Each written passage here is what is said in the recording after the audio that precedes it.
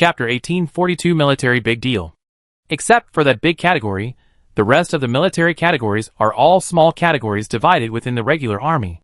There are categories based on the direction of the arms, and categories based on the stationed and guarded areas. The Northern Territory Legion mentioned by the staff officer Wang in front of us is actually classified according to the stationed and guarded areas. They guard the northern part of mankind, and are considered one of the 5 major regional legions. And the Yiming realm where the Yin city is located happens to be in the Northern Territory. It is considered the territory guarded by the Northern Territory Army. This time, Gonglingyu held a red dress display conference, and the Northern Territory Army sent people to watch the ceremony. This is as it should be. But they did not expect that they would encounter such a good thing when they just came here for a routine ceremony. Now everyone's attention is on Gonglingyu. The level 60 bosses want to grab the binding right of the luck balance. But for the military, they value it more. What they want is the 1,000-year luck that falls into the hands of Gonglingyu and Gushi.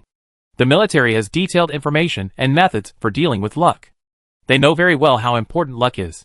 However, among human players, there are few professions that play with luck, and there are not many equipment that can collect luck. Most of the luck is obtained through game tasks, and the quantity is small and not very pure. The 1,000-year luck in Gonglingyu and Gushi's hands is considered to be top quality.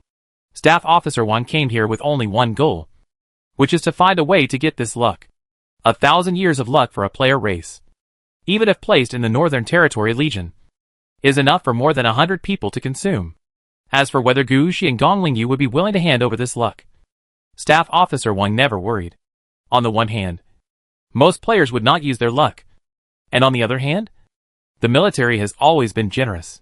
Although luck is valuable, they can give more. Gushi listened to Staff Officer Wang's explanation while playing with the light ball in his hand. As for the military's situation, Gushi just listened to it for fun. He couldn't join the military anyway. At most, he would be a private soldier. The military had nothing to do with him. As for the military's need for a large number of mobile buildings, Gushi couldn't do anything about it. He had handed over the matter of the mobile buildings to Gonglingyu, and he just had to wait for the money. So when Staff Officer Wang came here on behalf of the military, the things he said didn't mean much to him. Gushi just listened. But as he listened, Gushi's movements stopped. Wait. Say it again. I was distracted just now. I didn't hear you clearly. Oh. It's like this. We want to use some supplies to exchange for the nearly 500 years of luck in your hands. The resource we plan to give is a level 60 corpse. Staff Officer Wang immediately discovered the focus of Gushi's attention, and he started talking about some things that the military could use for exchange. Since he used the cursed eye to exchange a lot of benefits from Mr. Feng last time, Gushi asked Gonglingyu for the price of some supplies. He also knew the prices of some materials. At the same time, he also knew the value of some important materials, especially the value of red clothes and the like. At first, the things that Staff Officer Wang gave were not very attractive to Gushi.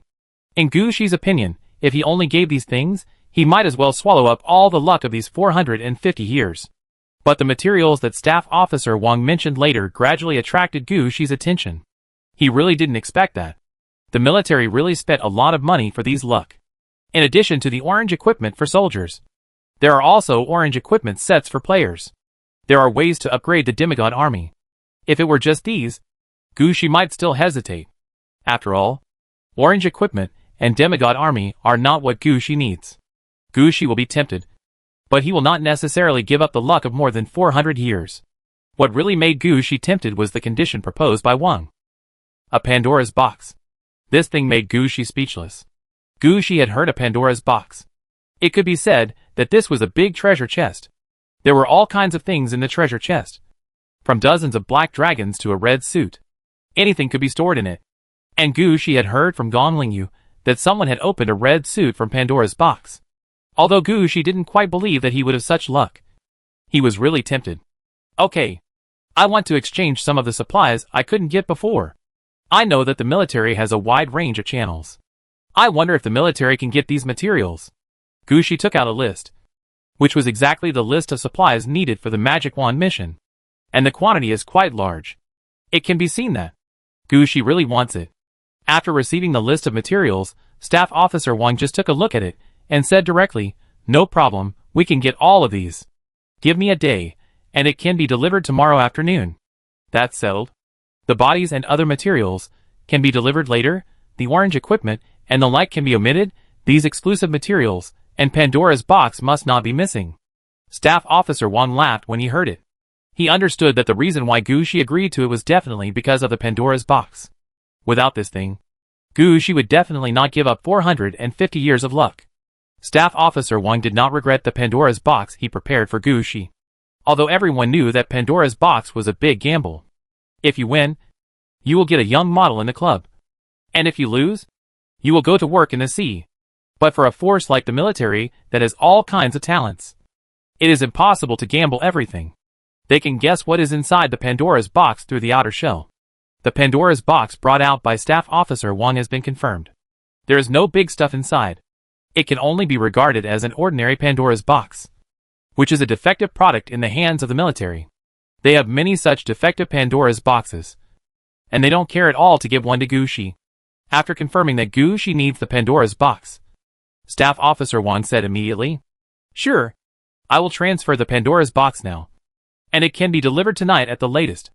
At this point, Staff Officer Wang glanced at Gu Shi. Gu Shi smiled and said, "Send it to the Hades University. I will arrange for people to receive the goods there." "Okay. We have a happy cooperation. If you need anything in the future, you can directly contact our military. In terms of materials, our military is the most generous." "I know. Happy cooperation." Chapter 1843. The conference ended.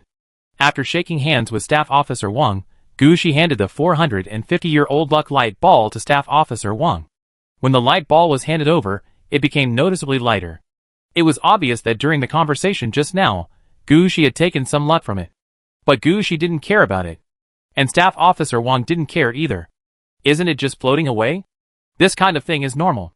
As long as the total amount is about the same, it's fine. This time, if he takes this luck light ball back, he will definitely be praised by his superiors.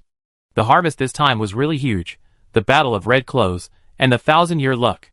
Even if he didn't get anything, he could brag louder than others when he went back. Smiling and putting away the light ball, Officer Wang turned his eyes to Gongling's direction. There was still 500 years of luck there, and he wanted to buy this part of luck before others could react. At this time, Gu Shi, who had handed over his luck in advance, no longer had his mind on Officer Wang. Gongling had already made everything clear at this time. She selected 2 level 60 bosses with relatively high bids as the binders of the luck balance. One of them will bind first. If the binding is successful, this boss will pay the corresponding resources to Gu Shi and Gongling Yu. If the binding fails, then the next level 60 boss will take over, and this binding bid will be paid by him. As for the one who failed to bind, he only needs to pay the ranking fee.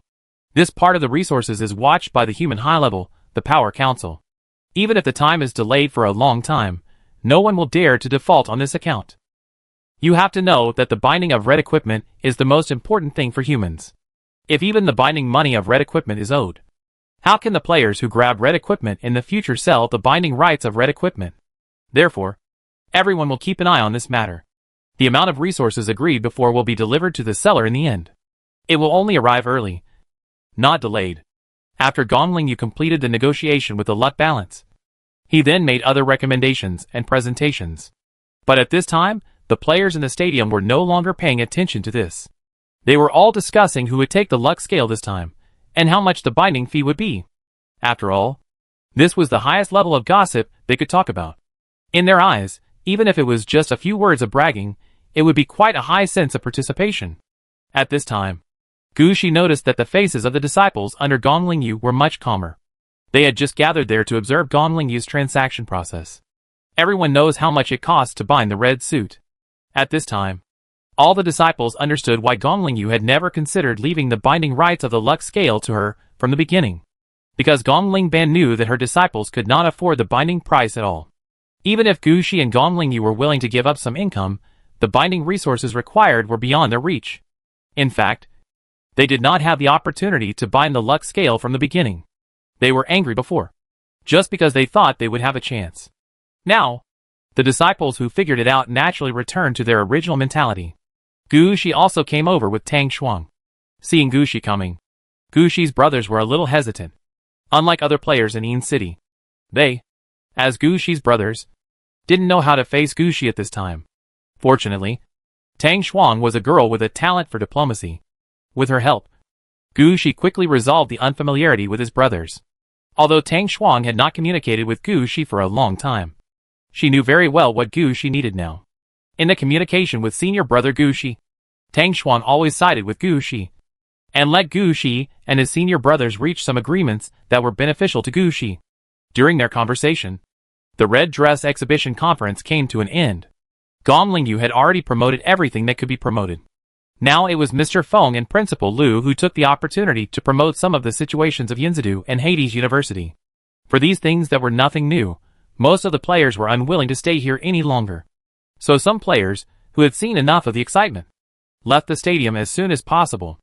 As for some people with higher status, they did not leave immediately. After this red costume exhibition, there was also a special dinner. After that, there was a 7-day exhibition of the red costume evil sword, and of course, the achievements of Yin City during this period were also displayed here. Of course, this kind of display is for ordinary players in Yin City. Unlike today, which is an event for players with tickets. This is just to allow players to come and feel the charm of red clothes up close. As the event here ended, Gu Shi did not stay here for long, and took Tang Xuang to the location of the dinner arrangement one step ahead. All this was arranged in advance, and the red clothes display conference was arranged in the stadium. Today's dinner was arranged in the largest hotel in Yin City, Yinchi Tower. There is still some distance from the stadium to the Yinchi building. Gu Shi now has a license plate, so he did not arrange for Gong Lingyu to use the temporary vehicle to transport guests. After leaving the stadium, Tang Xuang saw the Holy Silver Evil Coffin parked outside the stadium. Tang Xuang immediately said, "Your car seems to have changed. After this battle, I have some ideas." The Holy Silver Evil Coffin has already had a strengthening idea. At this time, the Holy Silver Evil Coffin was no longer full of holy light as before. A thick layer of yin qi shrouded the Holy Silver Evil Coffin. 12 liches stood beside the Holy Silver Evil Coffin. Before Gu Shi came, they had been setting up the dead witch force field. When they saw Gu Shi and Tang Xuang coming, they did not stop their arrangements. "That's great, then your car can reach orange quality? It's really possible." Gu Shi did not think of this possibility at first. He just got a new skill, and just had no place to use it, so he added it to his Holy Silver Evil Coffin. As a result, the Holy Silver Evil Coffin turned out to be like this. Gu Shi had been on his way before, and he didn't think much about it, but now he thought about it. The Holy Silver Evil Coffin seemed to be preparing to upgrade from the purple +3 quality to the orange quality level. Thinking of this, Gu Shi's eyes lit up. He turned his head and glanced at Tang Xuang. Tang Xuang immediately understood Gu Shi's idea. "If you don't want to attend the dinner, we can go somewhere else." "Okay, we won't go to the dinner. Let's go to my newly bought homestead. That's my new home in the future. You have to know the way."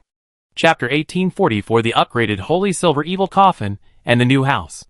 Gu Shi and Tang Xuang are both people who do what they want to do. Especially Gu Shi, with his current status, there is really no need to flatter someone.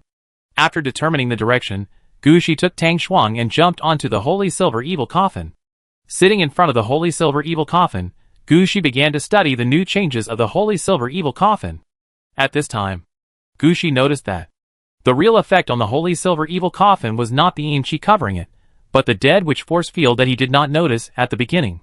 Since the death witch force field was activated, these 12 liches have merged with the Holy Silver Evil Coffin. The Holy Silver Evil Coffin is now running on the street at a very high speed, but these 12 liches can easily keep up, and have been maintaining the effect of the death witch force field. This is something Gu Shi had never thought of before. He always thought that the death witch force field would disappear after the Holy Silver Evil Coffin was activated. Now it seems that this is not the case. The effect of the death witch force field is much stronger than the yin qi. The Holy Silver Evil Coffin is now being strengthened by the dead witch force field, and has begun a new qualitative change. What Gu Shi needs to do now is to find a suitable place to bury the Holy Silver Evil Coffin, and then let a group of liches carry out a long-term dead witch force field treatment. Under such treatment, the Holy Silver Evil Coffin can slowly transform and complete this qualitative change. As for this slow progress, and the time of transformation, it is not so certain. However, one thing is certain. At most within 3 years, Gu Shi's Holy Silver Evil Coffin can be upgraded to orange quality. For Gushi, this time is not too long. You know, Gushi will stay in Een City for 20 years. In the next 10 years, Gushi's means of transportation will probably be flying carpets. The Holy Silver Evil Coffin may not be used for a long time.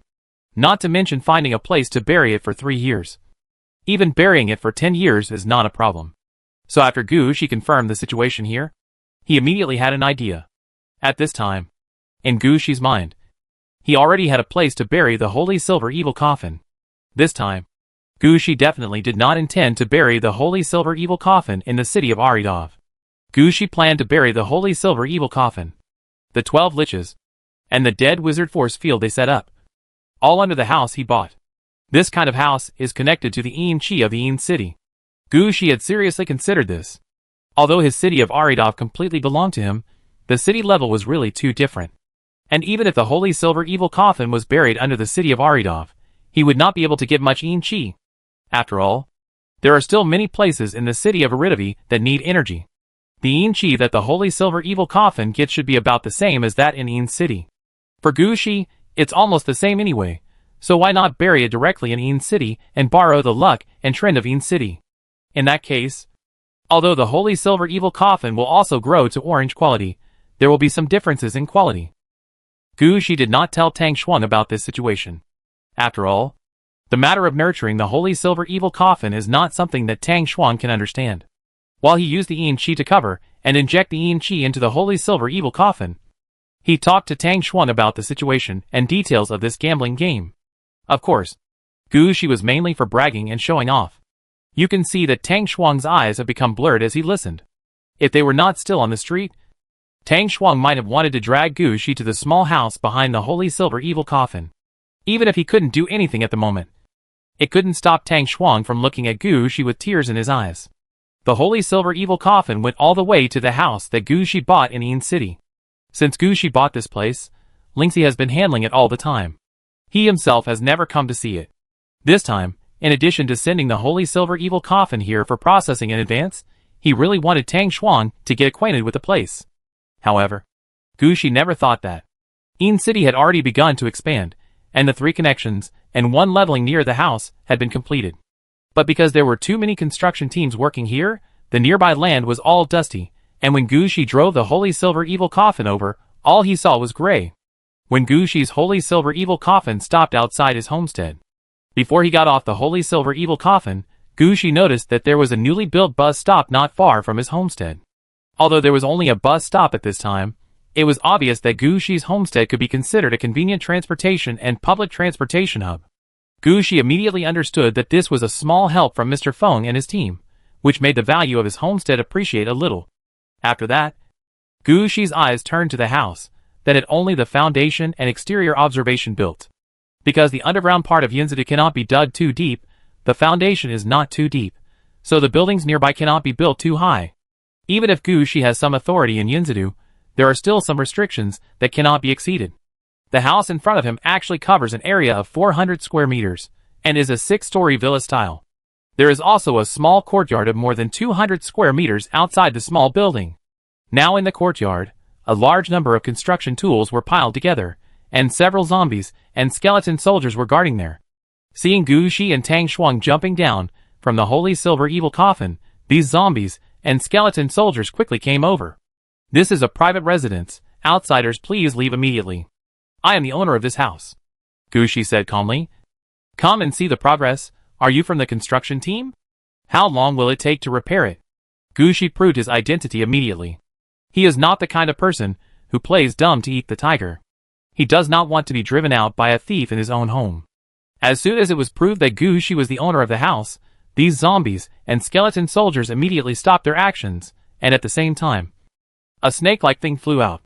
When Gushi was still wondering what was going on, there was a hurried sound of footsteps nearby. Mr. Gu, I'm sorry, we went to the red clothing exhibition today, and didn't expect you to come. Are you here to see my house?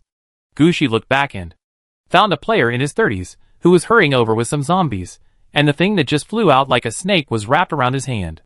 At the same time, his hands were full of khaki, brown, and gold rings. These rings were flashing with obvious elemental power. It seems that this necromancer is also practicing elemental power. Yes, I have been busy during this period, and I haven't come to see it. Now I come to see the progress. Chapter 1845 Construction of Private Land. Hearing Gushi's words, the player hurriedly said, "Of course, please follow me. I will explain the current situation to you.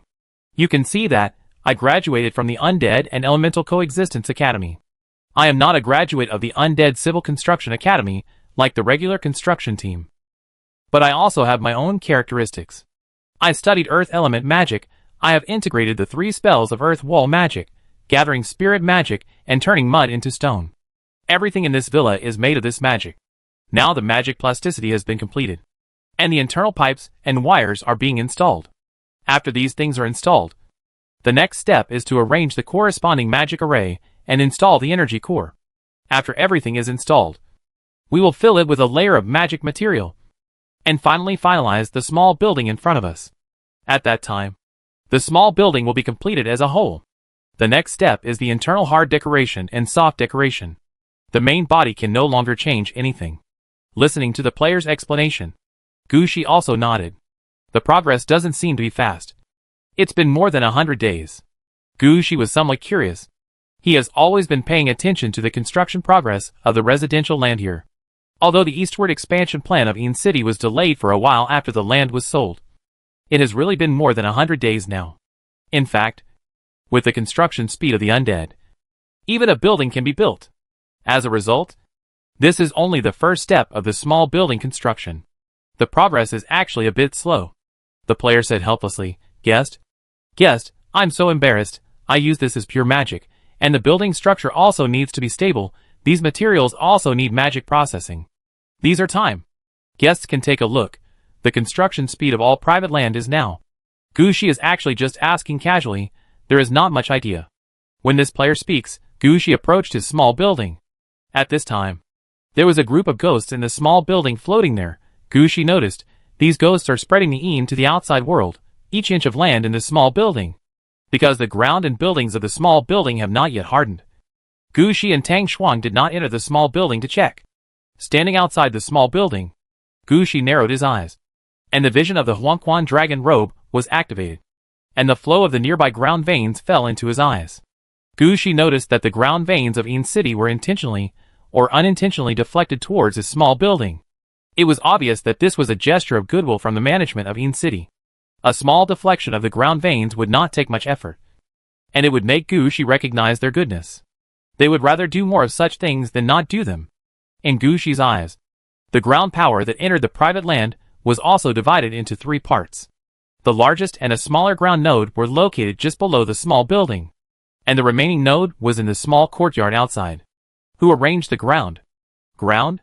The player asked, puzzled. Oh, I mean, who chose the location for the small building?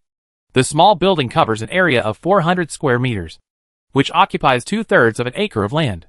It can cover most of the ground nodes. No one can find any reason for this. But Gushi found something different. Because the nodes of the small building are quite clever, the location of the largest node is in the middle of the small building, and the entrance to the small building is just stuck on the second small node. If no one arranged all this, Gushi would definitely not believe it. But looking at the reaction of the player in front of him, Gushi understood that. He really didn't understand these. Gushi shook his head helplessly, and was about to say forget it. Unexpectedly, this player thought of something. When the foundation of the small building was laid before, we invited a geomancer to come over. He said that this arrangement, we can use all the veins in this private plot. A geomancer with some skills, but not strong enough. Gushi muttered, and then pointed to the vein node that was not covered by the small building. Help me clean this up. I want to build a parking space. The player couldn't help but look at Gushi after hearing this. Parking space? This whole piece of land is your private land. Even if you drive your car into the small building, no one will care. What parking space do you need? But Gushi ignored all this. He pointed at the node and said, help me clean this up. According to the size of the bus. The player heard this, and had no objection. After all, this is Gushi's private land, and he is the owner here. Besides, building a parking space is not a big deal, as long as the ground is leveled, and a layer of cement is laid on it. So the player did not say much. But the following things made the player uneasy. The parking space that Gushi mentioned was not the same as the parking space he had in mind. The parking space that Gu Shi wanted was a grave pit, where the holy silver evil coffin could be buried. This was equivalent to burying a grave in Gu Shi's private land. Although Yinzadu was the territory of the necromancer, few people would make private land into a model where human graves coexisted. Private land is either used as a residential area for people to live in, or it is used as a mausoleum for burying people. There is really no one who does it like Gu Shi. But Gu Shi couldn't care less at this time. He didn't build a cemetery next to his small building to disgust himself. He just wanted to bury the holy silver evil coffin in it, and then arrange a dead wizard force field here to ensure the warmth and growth of the holy silver evil coffin. As for the coexistence of humans and ghosts, Gu Shi really doesn't care. After all, he sometimes lives in the city of Aridov. Isn't it also considered coexistence of humans and ghosts? Seeing Gu Shi's affirmation, the player didn't persuade him anymore. Anyway, this is Gu Shi's private land. He can do whatever he wants. So he quickly prepared magic in front of Gu Shi. Gu Shi noticed that, under the magic of this player, the ground began to collapse, and the color of the ground turned to earthy yellow. Then the zombies following this player quickly stepped forward, throwing various materials down, forming a deep pit that could park the holy silver evil coffin. Gu Shi kept directing on the side. Make the pit bigger, a little more to the east, leaving me 12 places for people to stand. Carve the magic circle directly for me. This is the magic circle diagram I want. Put these materials on the ground for me. Yes, lay a layer of coal here for me. Do you have any in stock? For Gu Shi's opinion, this player implemented it seriously. Finally, after more than an hour of processing, the parking space that Gu Shi needed was finally completed. Chapter 1846 Close Comrades. After the parking space was ready, the player took the initiative to apply a layer of light blue liquid on the newly built parking space. As the liquid was applied, Gu Shi clearly felt that the ground was hardening rapidly. At the same time, some materials and magic arrays buried underground were also activated. Gu Shi could clearly see through the Huangquan dragon robe that the parking space in front of him had begun to be filled with extremely pure yin qi. Park in. Under Gu Shi's command, the holy silver evil coffin took the initiative to enter the parking space. Because the player had arranged the parking space according to the size of the holy silver evil coffin from the beginning. When the holy silver evil coffin parked in, it just happened to block the parking space tightly. The 12 liches that had floated with the holy silver evil coffin before landed in the position just prepared for them.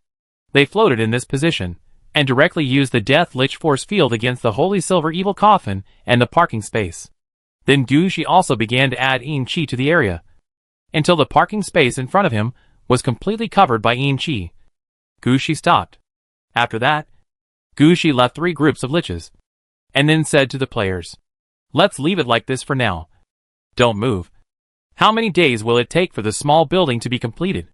Looking at the current weather, it will take about 20 days. After all, the small building needs to be painted layer by layer, and the upper layer can only be processed after the lower layer is dry." Gu Shi didn't say much about this time point. Tang Shuang was very curious about the small building in front of her. She leaned her head to look inside from the gate, and asked Gu Shi, "What do you plan to decorate it like? It's fine as long as it can be lived in. I don't have too many requirements for living, but I think I can arrange some people to work in the small building." Gu Shi thought about it, and finally said, "Then can you keep a room for me?" Tang Shuang turned to look at Gu Shi. Gu Shi hesitated for a moment, and finally nodded. Seeing Gu Shi's statement, Tang Shuang was very happy. She hugged Gu Shi tightly and twirled around him. After they hugged for a while, Gu Shi suddenly discovered something. His holy silver evil coffin had been buried in the parking space. He had not completed the promotion and was afraid that it could not be used. As for other means of transportation, one was not suitable for use in the sky of Yin City, and the other was not suitable for long-distance use. Gu Shi found that he had come here now, but he could not take Tang Shuang away with him. Seeing Gu Shi's somewhat embarrassed look, Tang Shuang laughed instead. "Don't worry. We can take the bus back. Isn't there a bus stop over there? Come on. Let me take you. Just like when I took you into Yin City." As Tang Shuang spoke, he took Gu Shi's hand and dragged Gu Shi out of his private land. At this time, a bus just stopped at the nearby bus stop. Before Gu Shi could react, Tang Shuang dragged Gu Shi onto the bus. When getting in the car, Tang Shuang was chattering, "Let's go to my house. Xiao Xiao has been saying that she has prepared a lot of new food for you to try." When being dragged away by Tang Shuang, Gu Shi was not angry, but just held Tang Shuang's little hand tightly and followed behind. Instead, he listened carefully to Tang Shuang's chattering. Gu Shi did not regret giving Tang Shuang the inheritance right of the Nether Spirit Flower. After all, in the Yin City, besides Gong Lingyu, Tang Shuang was the only one Gu Shi could trust. Although their relationship is a little unclear now, if Gu Shi really dies in battle one day, Tang Shuang will definitely be the one to collect his body. Similarly, if Tang Shuang dies in the game one day, Gu Shi will also find a way to bring Tang Shuang's body out of the game. There may be no love in this, nor any family affection or other feelings in it. But there is such a sense of trust between Gu Shi and Tang Shuang. At this time, Gu Shi and Tang Shuang are deepening this sense of trust. This went on for the whole night. The next morning, Lingxi took the initiative to find the new apartment where Tang Shuang temporarily rented. It was Tang Xiaoxiao, Tang Shuang's undead servant, who opened the door. Seeing Lingxi's appearance, Tang Xiaoxiao was also surprised. "Excuse me. Who are you?" "I am the contracted undead of Master Gu Shi. I came here today to look for Master. Pandora's box has been delivered. Do you plan to wait a few more days before opening it?" While Lingxi was talking, Gu Shi also walked out of Tang Shuang's room. At this time, he had changed into new clothes. This clothes was bought by Tang Shuang specifically for Gu Shi. Wearing this clothes, Gu Shi looked more like an ordinary young man on the street, but he looked more personal and flamboyant than ordinary young people. This style was not what Gu Shi wore before. Lingxi took note of this style as soon as she saw it, and prepared to prepare clothes for Gu Shi in this way after returning. "Lingxi, you are here." "Yes. Sir, I also brought breakfast. Would you like to have some?" Lingxi said, while taking out a food box. Before Gu Shi could speak, Tang Xiaoxiao said, "We have also prepared food for Master Gu Shi." Gu Shi smiled and took the food box from Lingxi. After all, one was Tang Shuang's subordinate, and the other was his contracted undead. Gu Shi knew who he was on the side of. "Has Pandora's box arrived?" Gu Shi asked while eating. After a night of relaxation, Gu Shi returned to his normal state. "It has been delivered and is now with teacher Gong Lingyu. However, the military transport convoy that delivered the food said that you must pick it up in person. And we don't count." Hearing this, Gu Shi nodded. This is the right thing to do. If the contracted undead under his command can help take away such an important thing, then things will be a mess. So Gu Shi turned around and said to Tang Shuang, "Tang Shuang, I'm leaving first. You must deal with what happened last night. Determine the inheritance rights of the Nether Spirit Flower." Tang Shuang also walked out of the room at this time. "Don't worry, I will go. This is a pie that God has sent directly to me. How can I throw it away?" "That's good." Gu Shi patted Tang Shuang's shoulder. "I will come often when I have time." After saying that, Gu Shi turned around and took Lingxi out of the apartment building rented by Tang Shuang. When we got downstairs, Gu Shi found a car waiting there. Gu Shi asked curiously, "Where did it come from?" "It's a military vehicle. Sometimes they have to follow the rules. And sometimes they will think of other ways. When they knew I was coming to inform the adults, they specially dispatched a car from the transport fleet." Chapter 1847 Magic Box? Holy Grail? Wonder? In front of the office courtyard of Lingyu of Hades University Palace, Gu Shi took Lingxi out of the military vehicle. As soon as he got off the car, Gu Shi saw a level 60 boss sitting outside the gate of the courtyard. Beside him was a pure gold box emitting white light at his feet. This box was a bit like the holy cloth box carried on the back of the Saint Seiya. Under the white light, the patterns on the treasure chest could be clearly seen. These patterns were quite fine and quite obvious. From Gu Shi's perspective, he could even see some breakpoints on the patterns of the box. Gu Shi counted carefully, and there were 7 breakpoints that could be pointed out. Gu Shi curled his lips at this time. No wonder the military was so generous. It seemed that they themselves were not optimistic about the contents of Pandora's box. In the real world, all players knew that although Pandora's box was a blind box, the pattern on the outside of the box was also the key. If it was a perfect pattern without any breakpoints, the probability of Pandora's box producing red equipment was 1%. As long as a breakpoint appeared, the probability of producing red equipment would decrease by 0.5%. And for each additional breakpoint thereafter, the probability would decrease by 0.1%. Generally, a Pandora's box with more than 5 breakpoints cannot produce red equipment. The treasure chest in front of me has 7 breakpoints. It is obvious that the military saw that it could not produce red equipment, so they just took it out as a favor. But for Gu Shi, it is good to have a Pandora's box. You can't say that a Pandora's box that can't produce red equipment is worthless. So Gucci stepped forward and said to the level 60 boss, "Hello, I am Gucci. Is this the Pandora's box for me?" The level 60 boss glanced at Gucci and then nodded in response. "Yes, this is the Pandora's box that Staff Officer 1 promised you.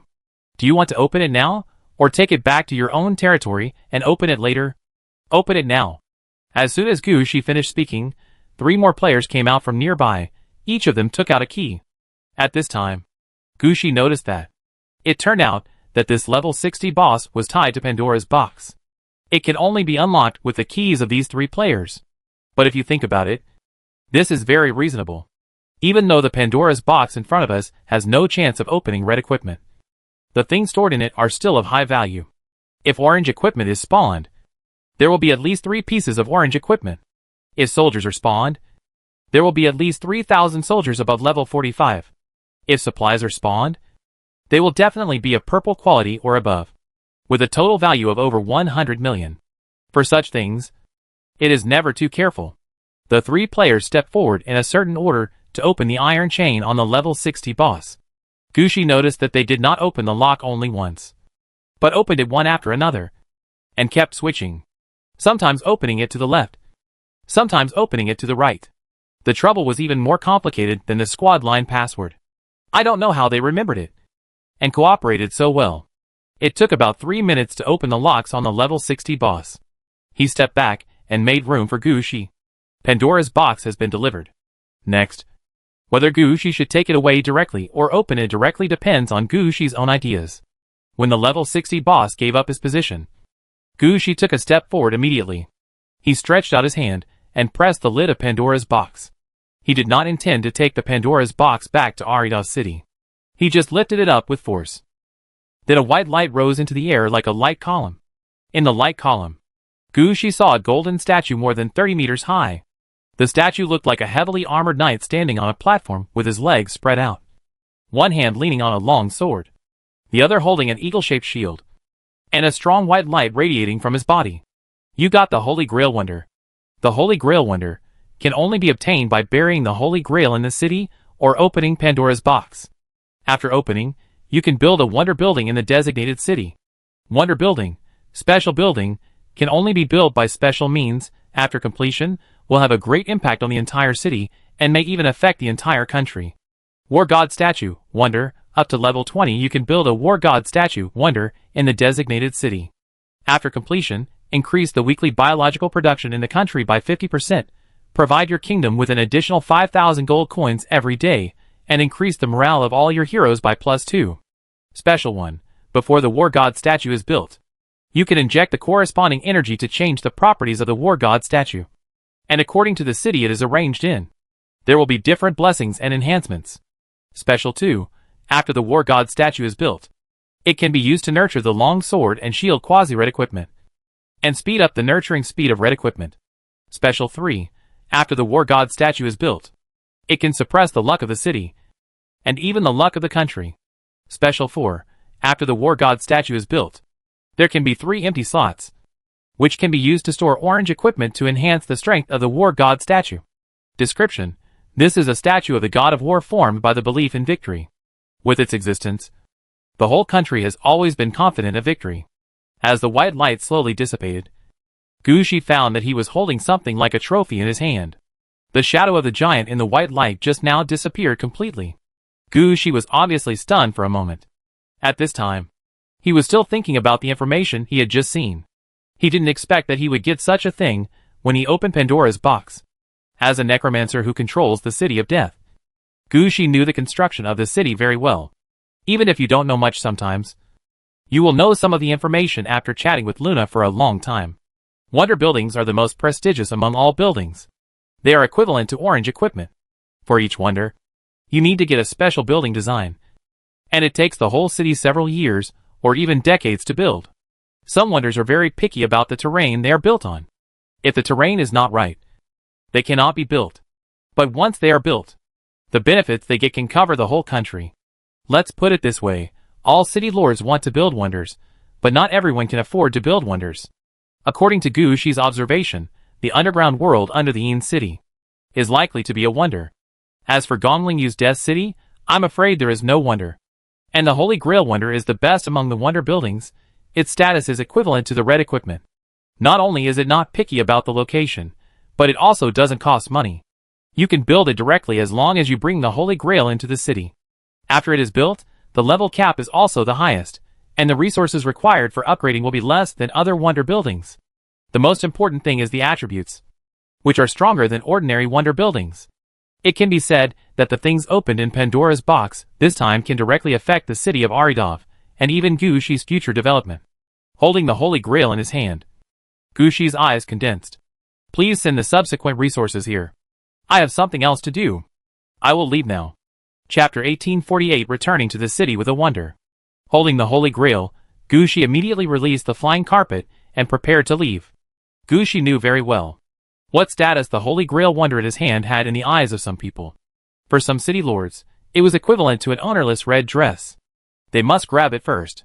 If it weren't for the fact that this thing couldn't be put into the backpack, and the city of Een didn't allow the necromancer who controlled the city of death to open the city gate at will in public, Gu Shi would have wanted to open the city gate and return to the city directly. How could it be like now, returning on a flying carpet? After Gu Shi flew away for a long time, the level 60 boss, who came with Pandora's box, finally reacted. The appraisers in the Legion must have made a mistake. Although that thing is not a red suit, it is not worse than a red suit. But it is not a red suit anyway. The players following behind finally said. As long as it is not a red suit, the Legion's appraisers are right. Yes, that's it. Gu Shi didn't care about these things at this time. Although there was no way to open the door, it didn't mean that Gu Shi didn't dare to activate the effects of various orange equipment in the Een city. When he jumped onto the flying carpet with the Holy Grail, Gu Shi immediately released his own equipment holder. Let his equipment holder protect himself. At the same time, Gu Shi was also ready to release his wyvern. If he really encountered an attack, Gu Shi would definitely jump on the wyvern and rush back to the apartment building at the fastest speed. Now it didn't work. Gu Shi really had to open the city gate and leave. Fortunately, this matter was not spread. Although some people noticed the white light that shone through the sky when Pandora's box was opened. Few people would think of the Holy Grail. At most, they thought that some treasures were found here. However, the location of the white light was in front of Gongling Yu's courtyard. That was the territory of the red dress boss. Isn't it normal for some treasures to appear? No one came to check for a while. This gave Gu Shi an opportunity to quickly return to the community where he lived and return to the apartment. After entering the apartment, Gu Shi finally breathed a sigh of relief. He turned to Ling Shi, who had been following him, and said, "You stay here. I won't see anyone today. Stop all visitors." Ling Shi also understood that Gu Shi had the most important thing now. At this time, he must build the Holy Grail Wonder first and wait for it to land. Nothing is more important than the Holy Grail Wonder. So Ling Shi agreed immediately. Gu Shi also quickly entered the fireplace and returned to the city of Aridov through the hearthstone. As soon as he entered the city of Aridov, a voice came to Gu Shi's ears. "I found that you have the Holy Grail Wonder. Would you like to build a wonder in this city?" Gu Shi did not answer directly, but shouted loudly, "Luna!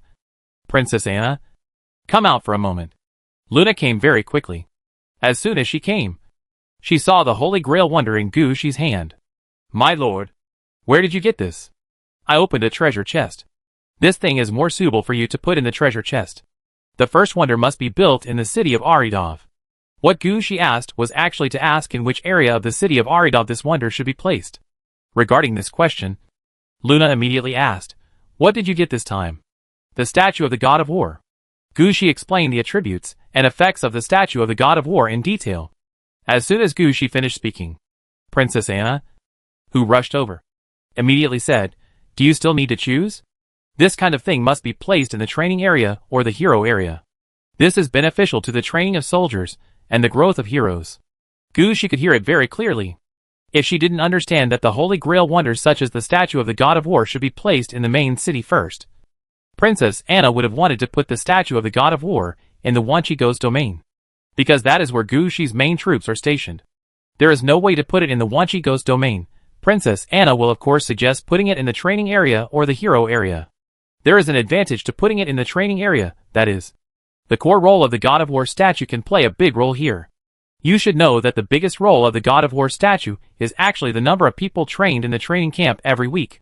For the necromancers who control the City of Death, the troops that are automatically produced every week, this is their foundation.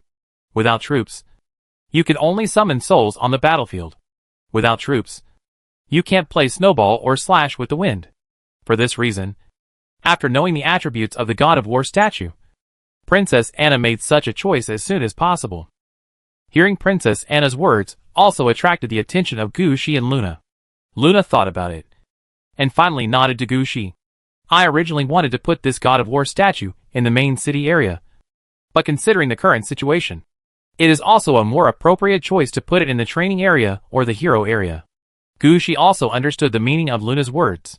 Putting the statue of the God of War in the main city area, on the one hand, cannot fully play the role of the statue of the God of War. At least the main city area is not very useful. On the other hand, Luna and Princess Anna also have confidence in Gu Shi. This time, a wonder building can appear, then Gu Shi can also get other wonder buildings in the future. Gu Shi also accepted it. Okay, I understand, then it's settled, put it in the training area. I have seen it before, during this period, new training buildings have not been delivered, plus most of our troops have come from battlefield transfers, double death, and undead transformation and other means. On the contrary, we didn't pay attention to the most important things in the city. Now it is a good opportunity. We can take this opportunity to develop the training area. Most importantly, we can take this opportunity to upgrade the training camp in the training area, at least to increase the number of troops produced and the level of the troops produced. Gu Shi made a decision quickly. Hearing Gu Shi's words, Luna immediately stepped forward and held up the Holy Grail Wonder, while Princess Anna went out. Both of them are people who can't stay still. With such an opportunity now, they don't want to delay any longer. When they headed towards the training area, Luna was still sighing there. This time, I'm really lucky. I got a Holy Grail Wonder directly. This saves a lot of trouble. Yes, but the statue of the God of War needs us to transform it. I have asked people to mobilize the essence of Yin Qi and some Yin Qi resources. When we go there, we will transform the statue of the God of War into the attribute of the undead first.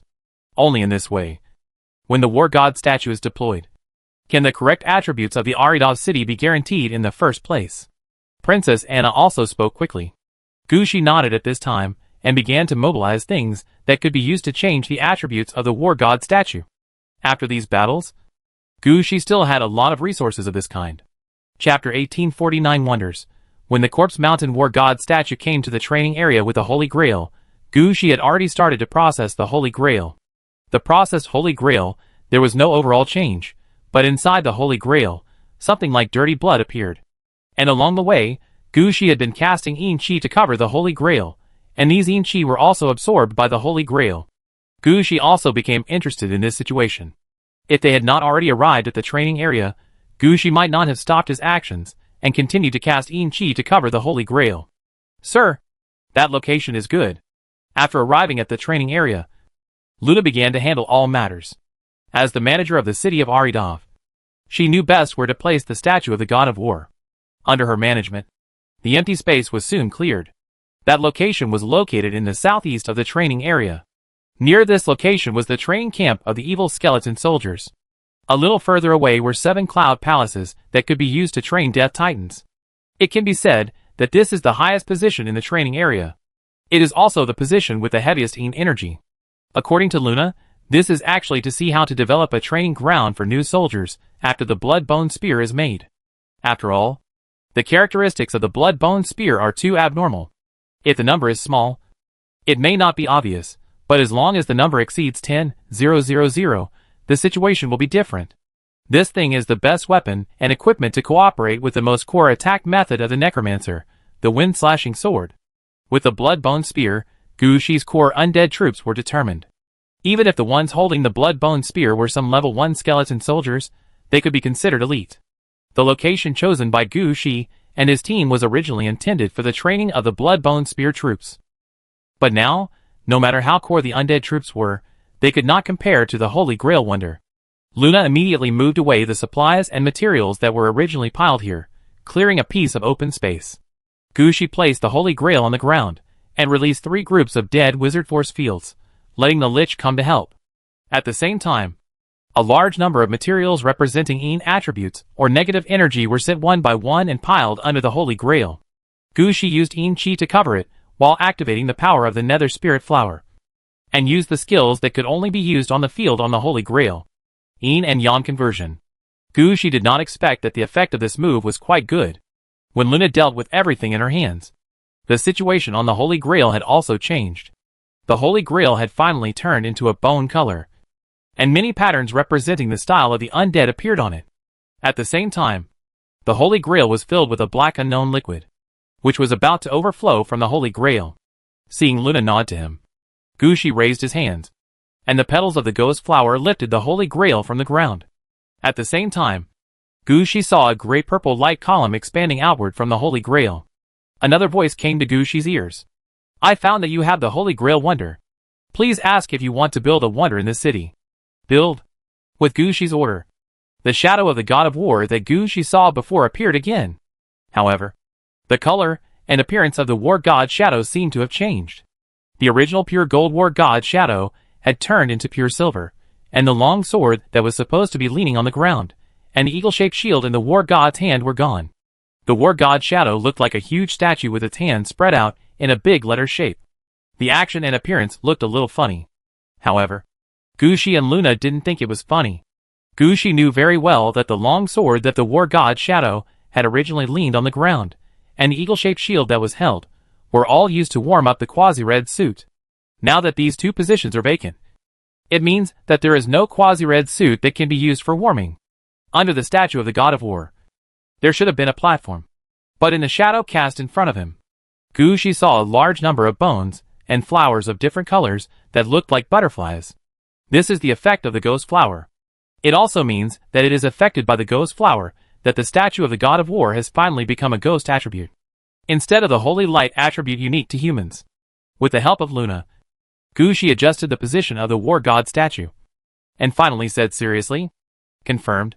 In the next moment, the Holy Grail originally placed in the middle of the open space suddenly exploded, and the black liquid inside gushed out.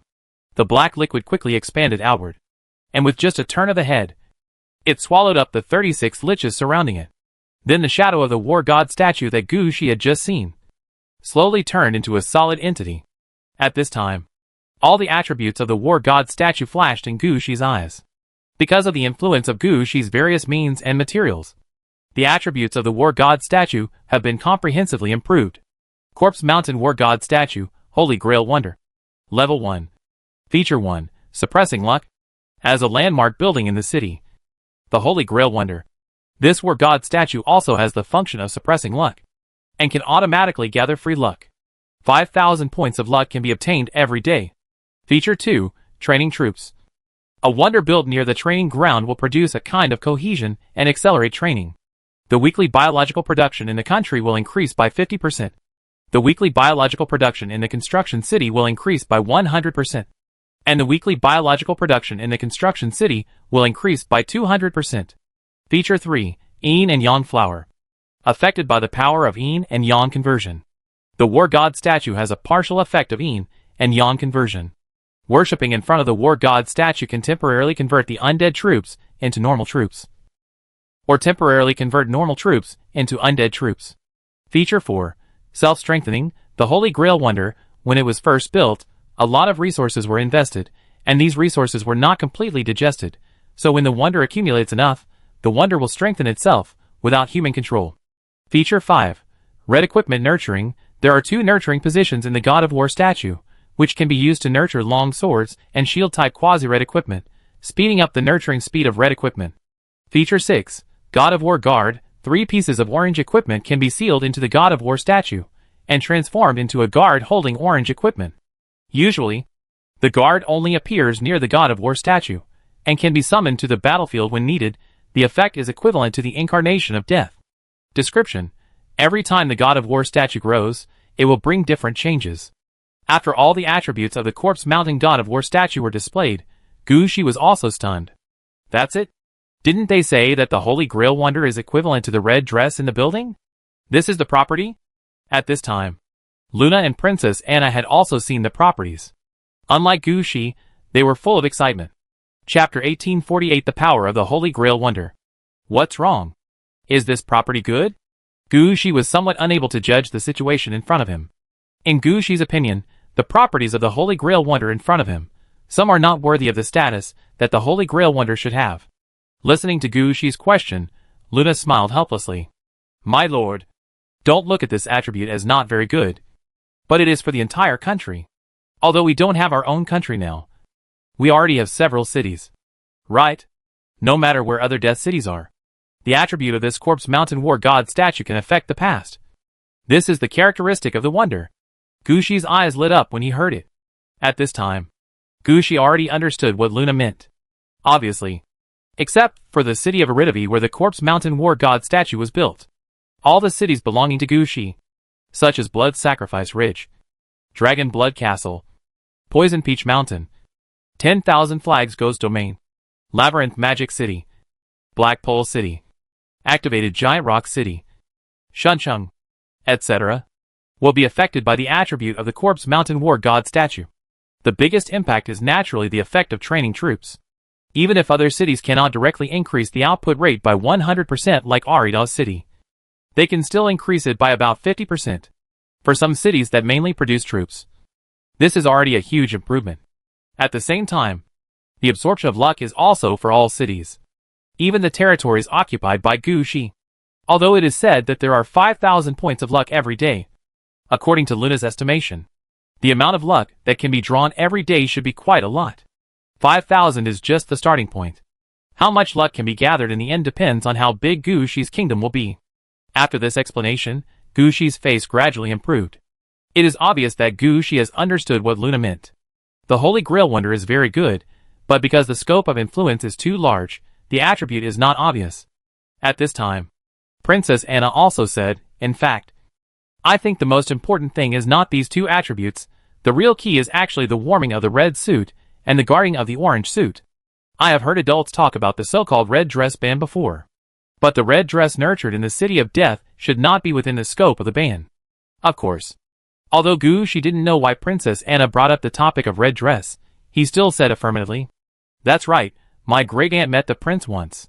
According to the memory of that battle, we found that there was a long sword behind the prince. However, my great-aunt never saw the prince take out the long sword. She only felt that the long sword brought great pressure to people. At first, I thought it was orange equipment. After all, in our game world, the upper limit of the level is affected, and the upper limit of the equipment is also affected. We have only seen purple equipment at most, and no orange equipment. So I didn't care much. Even if I thought about it later, I thought that what my great-aunt encountered was orange equipment. After all, the level of the prince is 45. It is reasonable for him to have an orange equipment. Even if I think about it sometimes, I don't care much. But now that I think about it, Sir, there is something wrong here. You mean, the long sword behind the prince is a red suit? How could it be a red suit? If it was a red suit, the prince should have broken through the barrier left by the axe of creation and charged directly into Dragon City, instead of just stationing troops at the barrier like now. I suspect that it is a quasi-red suit that is being nurtured. Although I don't know how long the quasi-red suit has been nurtured, one thing is certain, if we can snatch the thing back and put it on the statue of the God of War, then the nurturing speed of the quasi-red suit will be greatly improved. Maybe it won't be long before we can get a new red outfit in a short time. Gu Shi was about to say that he couldn't use the long sword red outfit. But thinking about Gong Lingyu also using a long sword, Gu Shi took back his words. At this time, Gu Shi's idea was that Principal Li used gloves. And his nether spirit flower was also a glove. Gong Lingyu used a long sword. So his next red outfit would be a long sword. Isn't it also natural? That's right.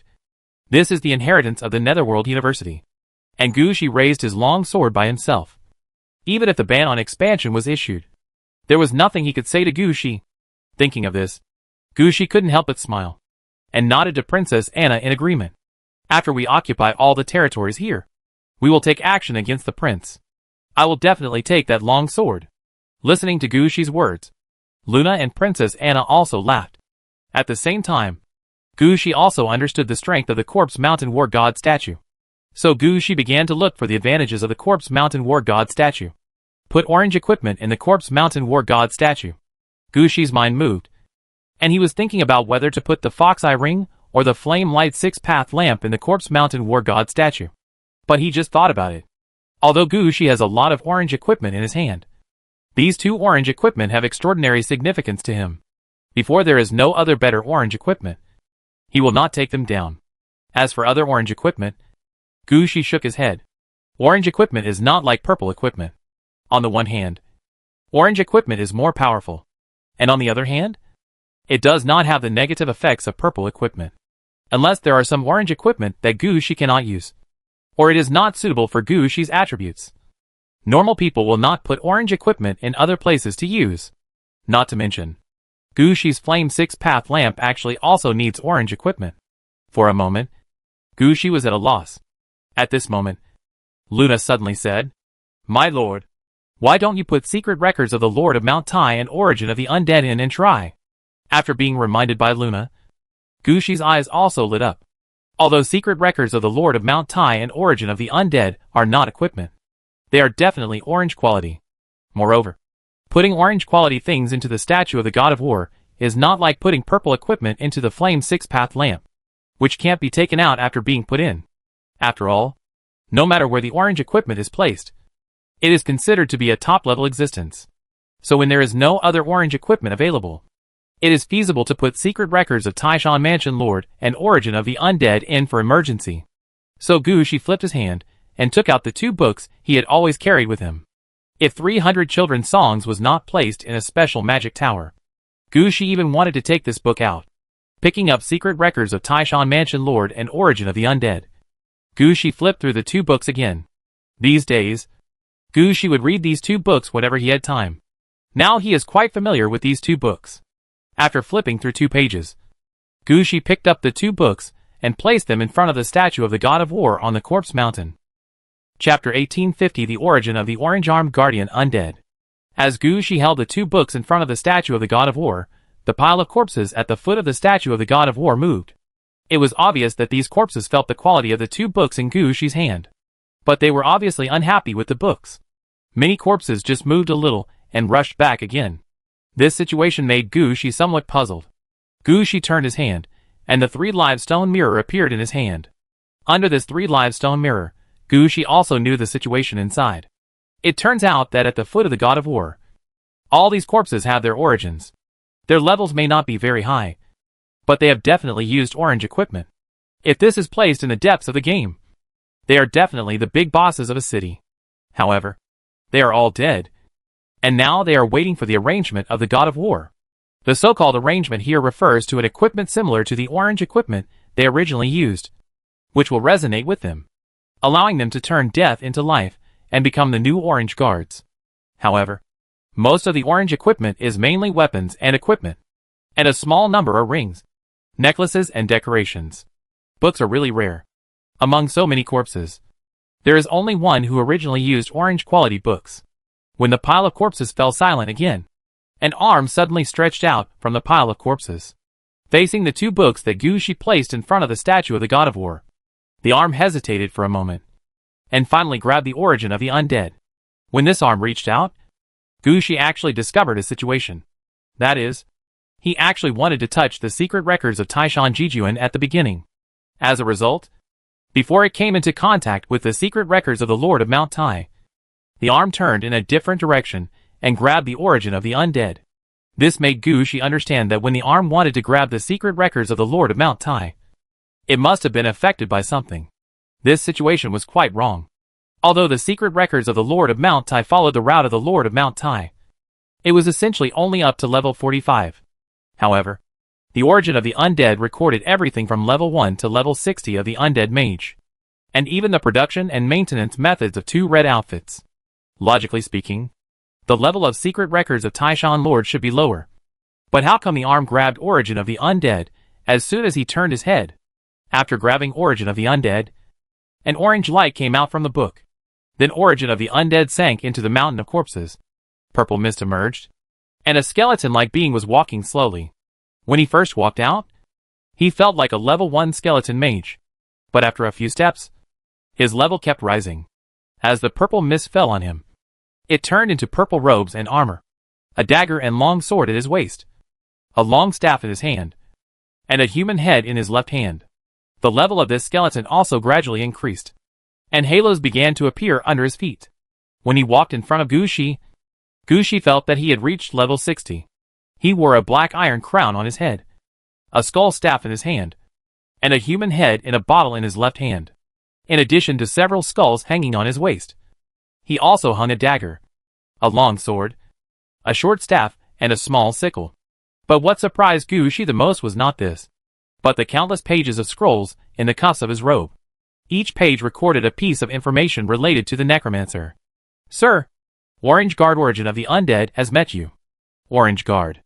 Gushi immediately understood the situation of the man in front of him. He looked a bit like the incarnation of death. But he was not the incarnation of death. Gushi could summon them to his side at any time. And as for the consumption, it was just all his mana. Of course, for Gushi, he doesn't care about his total mana. He has more than 4,000 total mana, so he is not afraid of these. In addition, the orange-clad guard can fully exert the role of the orange-clad. This is unlike the person who is placed in the Flame Light 6 Paths lamp. Although some of the people who hold the orange-clad people in the Flame Light 6 Paths lamp are also holding orange-clad. These people can only be regarded as activating the orange-clad, and cannot be regarded as fully mastering the power of the orange-clad. Not to mention that the orange-clad guard in front of him is obviously level 60. And he is the purest necromancer. Gushi suspected that he had learned everything that a necromancer needed to learn, and had mastered it to a very high level. Even if he was sent to deal with the Grand Lord, he would be able to handle it easily. Unexpectedly, before Gushi opened his mouth, the orange-clad guard, the origin of the undead, shook his head. My lord, I don't have much fighting power. Can you hear my voice? Is it a mind magic? I should be immune to the effects of mind magic. It's not mind magic. I don't know anything except undead magic. But the adult's expression is too easy to guess. The adult's muscles and eyes can be read by studying flesh and blood, and by whispering souls. Most importantly, the adult's expression is too easy to understand. The orange guard origin of the undead said lightly. Gushi heard it at once. This person really raised all the skills of the necromancer in Guansua to a very high level. And he turned these skills into his instincts. No. It should be said that he himself is the book origin of the undead. After taking a look at the orange-clad guard origin of the undead, Gushi asked again, you don't have much combat power. So what can you do? Summoning the dead? Transformation of the dead? Resurrection? I know them all. Poison? Ice? Bone? Corpse? Ghost? Blood? Curse? All the skills of the necromancer. I have mastered them all. The 3 magic skills of death. Various targeted strengthening methods. I can use them easily. The most important thing is, in terms of the skills of the undead, if there is any problem, I can see it at the first time. As long as I am by your side, it will be quite easy for you to learn undead skills. Gushi blinked after hearing this. Can you still play like this? But Gushi reacted immediately. This orange-clad guard got the origin of the undead, which is the most basic and in-depth textbook for the necromancer. He has no combat power, but has a lot of experience with the necromancer, and has rich teaching experience. Isn't this normal? Gushi immediately understood the situation of the orange-clad guard, the origin of the undead. However, Gushi still asked a question that he had never figured out. I feel that you wanted to get the secret records of Taishan Mansion Lord at first. But why did you turn to the origin of the undead in the end? Chapter 1851. What? A guard of the quasi-red level? For this question, the orange guard origin of the undead was obviously stunned for a moment. Finally, he said helplessly, I also wanted to take that book at first, but when I touched the book, I felt a lot of pressure. It seemed that as long as I picked it up, I would not be myself, but a very terrifying existence would come. Sir, this book is not complete. Right? Yes, this book is the first volume. Gushi said affirmatively. I've been saying it. Sir, if you can, you'd better take this book as the main one, and the one I have now as a supplement, and follow the path of the predecessors, and develop your own style. The orange guard origin of the undead understood the situation as soon as he heard it, and he immediately raised his opinion to Gushi. Gushi nodded, and finally, he had a teacher under his command, and a teacher who could give advice. This was something that other undead could not do. After all, most of Gushi's subordinates were not of high level, and they did not master a comprehensive range of things. As for the planning of Gushi's future direction, there are not many ideas. Gushi can only learn from Gong Lingyu. But there is a problem here. Gong Lingyu's direction is different from Gushi's. Or in other words, since the time of Lord Huangquan, Gu Shi and Gongling Yu are not on the same path. Gu Shi can learn other things from Gongling Yu, but from Lord Huangquan to the last Lord Taishan, Gu Shi can only learn by himself. Now with the existence of the Orange Guard origin of the undead, Gu Shi can relax a little. On the one hand, Gu Shi has someone to ask for advice on some things related to the necromancer route. On the other hand, Orange Guardian Undead Origin can also give Gu Shi some advice on some ideas for the future. He can also help Gu Shi with some skills of the necromancer. For example, the magic circle of undead transformation, and Gu Shi's current skills in boiling poison. If Gu Shi learns by himself, he will not be able to learn it all even if he studies for more than 10 years. But now with Orange Guardian Undead Origin, the situation is different. Gu Shi does not need to learn it all, as long as he knows what he wants. The rest of the things will be left to the Orange Guard, the origin of the dead. After knowing that the Orange Guard, the origin of the dead, has such an ability, Gu Shi suddenly thought of something. Origin of the dead? I want to ask, can you make the way of the earth and the throne of the dead? And I really want to know what the vampire cloak can be made into in the end. By the way, do you know what will be combined if 3 red clothes are combined together? In response to Gu Shi's question, the Orange Guard, the origin of the dead, could only shake his head. Gu Shi couldn't answer any of these questions. He had the methods to make and nurture the way of earth and the throne of the dead. But the problem was that he had no materials, no suitable place, no enough time, and no enough luck. Gu Shi wanted to make the way of earth and the throne of the dead, but he didn't even have the possibility to start. As for the vampire cloak, it was actually recorded in the book Origin of the Undead, but the final record only recorded the orange level, and it was not known whether the red level was not successful, or it was successful but not recorded. Anyway, the orange-clad guard origin of the undead didn't know all this. Finally, what would happen if the 3 red suits were combined together? What did this make the orange-clad guard origin of the undead feel? He was just a piece of data, and he didn't directly master the 2 red suits. Even if he mastered the 2 red suits at the same time, he still needed 1 more. So at this time, the orange-clad guard origin of the undead could only shake his head constantly, and really had no way to answer Gu Shi's question. Seeing this situation, Gu Shi also realized that he couldn't get anything out of asking any more questions, so he could only ask the orange-clad guard origin of the undead one last question. There are 2 positions for orange-equipped guards now. What kind of orange-equipped guards do you think would be better for me to place? Gu Shi's idea was that the orange-equipped guards, the origin of the undead, were formed from corpses in the Corpse Mountain. When they were buried in the Corpse Mountain, he should have communicated with the corpses in the Corpse Mountain and knew which kind of orange-equipped corpses had the most orange-equipped ones, and which orange-equipped guards were most suitable to be placed here. After all, Gu Shi didn't want to be like this time, taking out 2 orange-quality books, and finally recruiting such an orange-equipped guard. Before Gu Shi finished asking the question, the Orange Guardian origin of the undead looked at Gu Shi with curiosity. Ah? Why are there only 2? Aren't there 4? Gu Shi looked puzzled. The attribute I see here is that 3 pieces of orange equipment can be put in to form an orange guard. Wait, sir, you don't think that the quasi-red equipment that is being nurtured here cannot be used? Right. The Orange Guardian origin of the undead understood what Gu Shi meant by hearing this. Hearing this, Gu Shi jumped up directly. Can a quasi-red suit also form a red suit guard?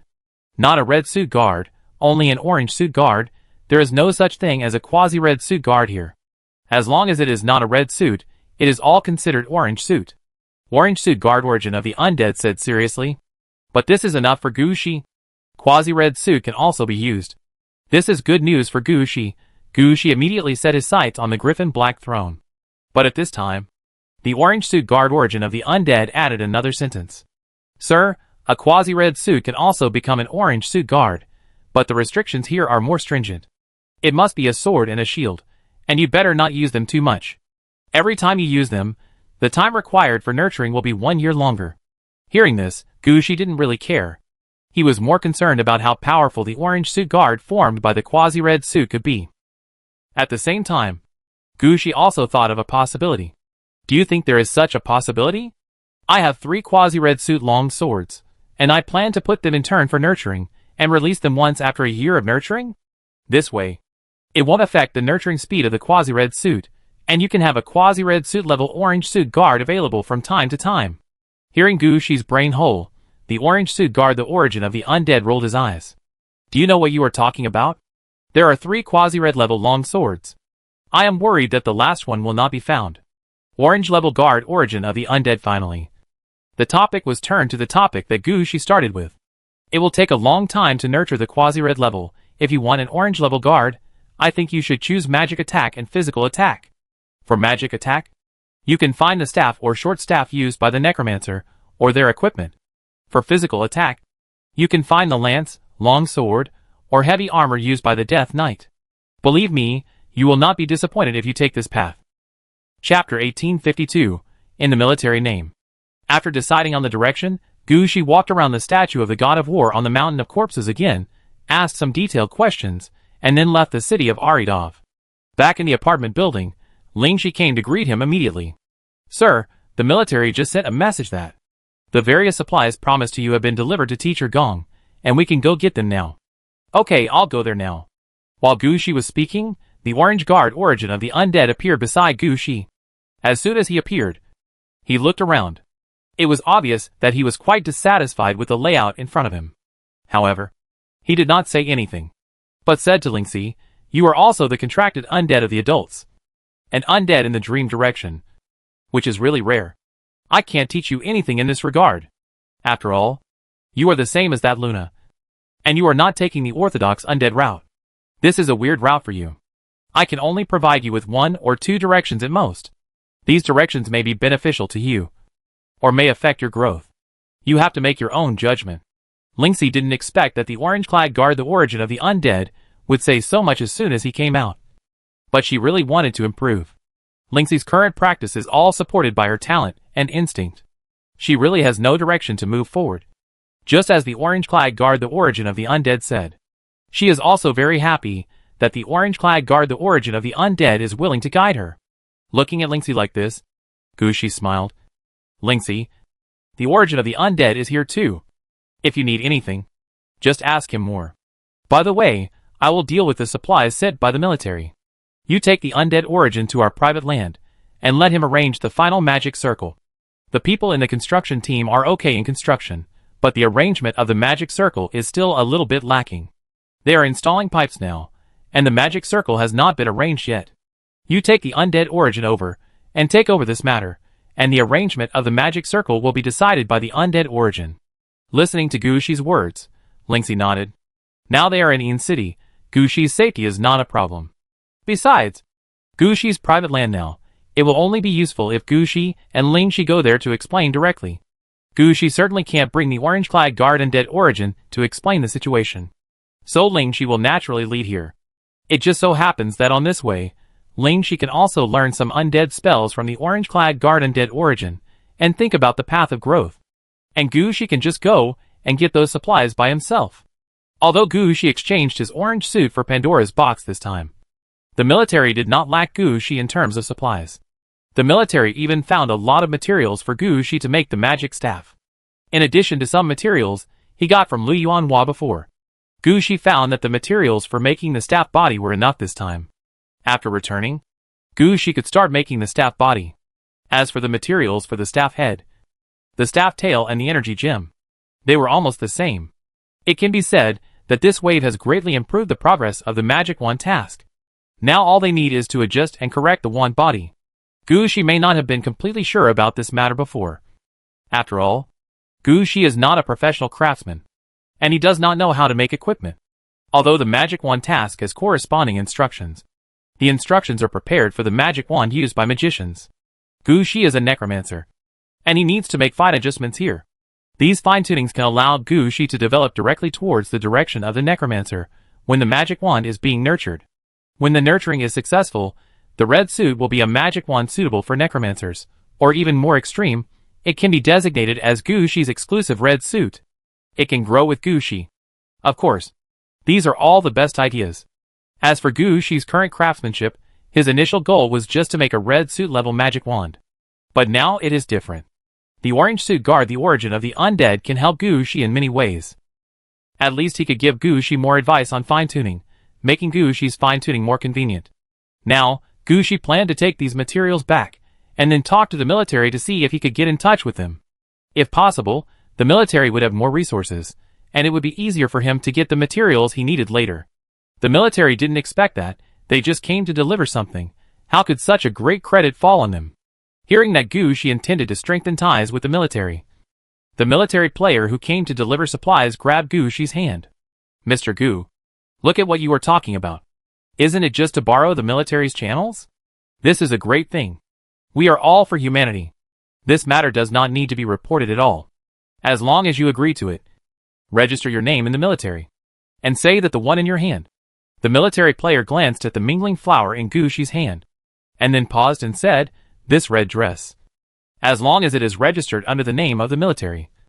Not only can you use the military's channels, but you can also receive the military's offerings every year. Gushi was somewhat tempted when he heard it. But he shook his head in the end. Forget it. I know that being listed as a figurehead is not just about publicity. If you want to get as much benefit as possible, you have to make as much effort as possible. I know this. If I just put my name on your side, you don't have to pay such a high price. If I put my name on your side, I will definitely participate in some battles.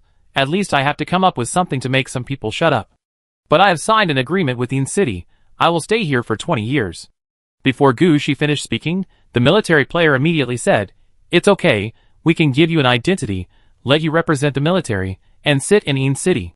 In this way, we can transfer back some of the high-level players, who are assigned to guard the town here. Those players can go to other places to fight. And their tasks can be handled by Mr. Gu. Listening to the military player's statement, Gushi was obviously stunned for a moment. He glanced at the player. Is it still possible? Yes, the military can guarantee this. There is absolutely no problem, and it will not embarrass Mr. Gu.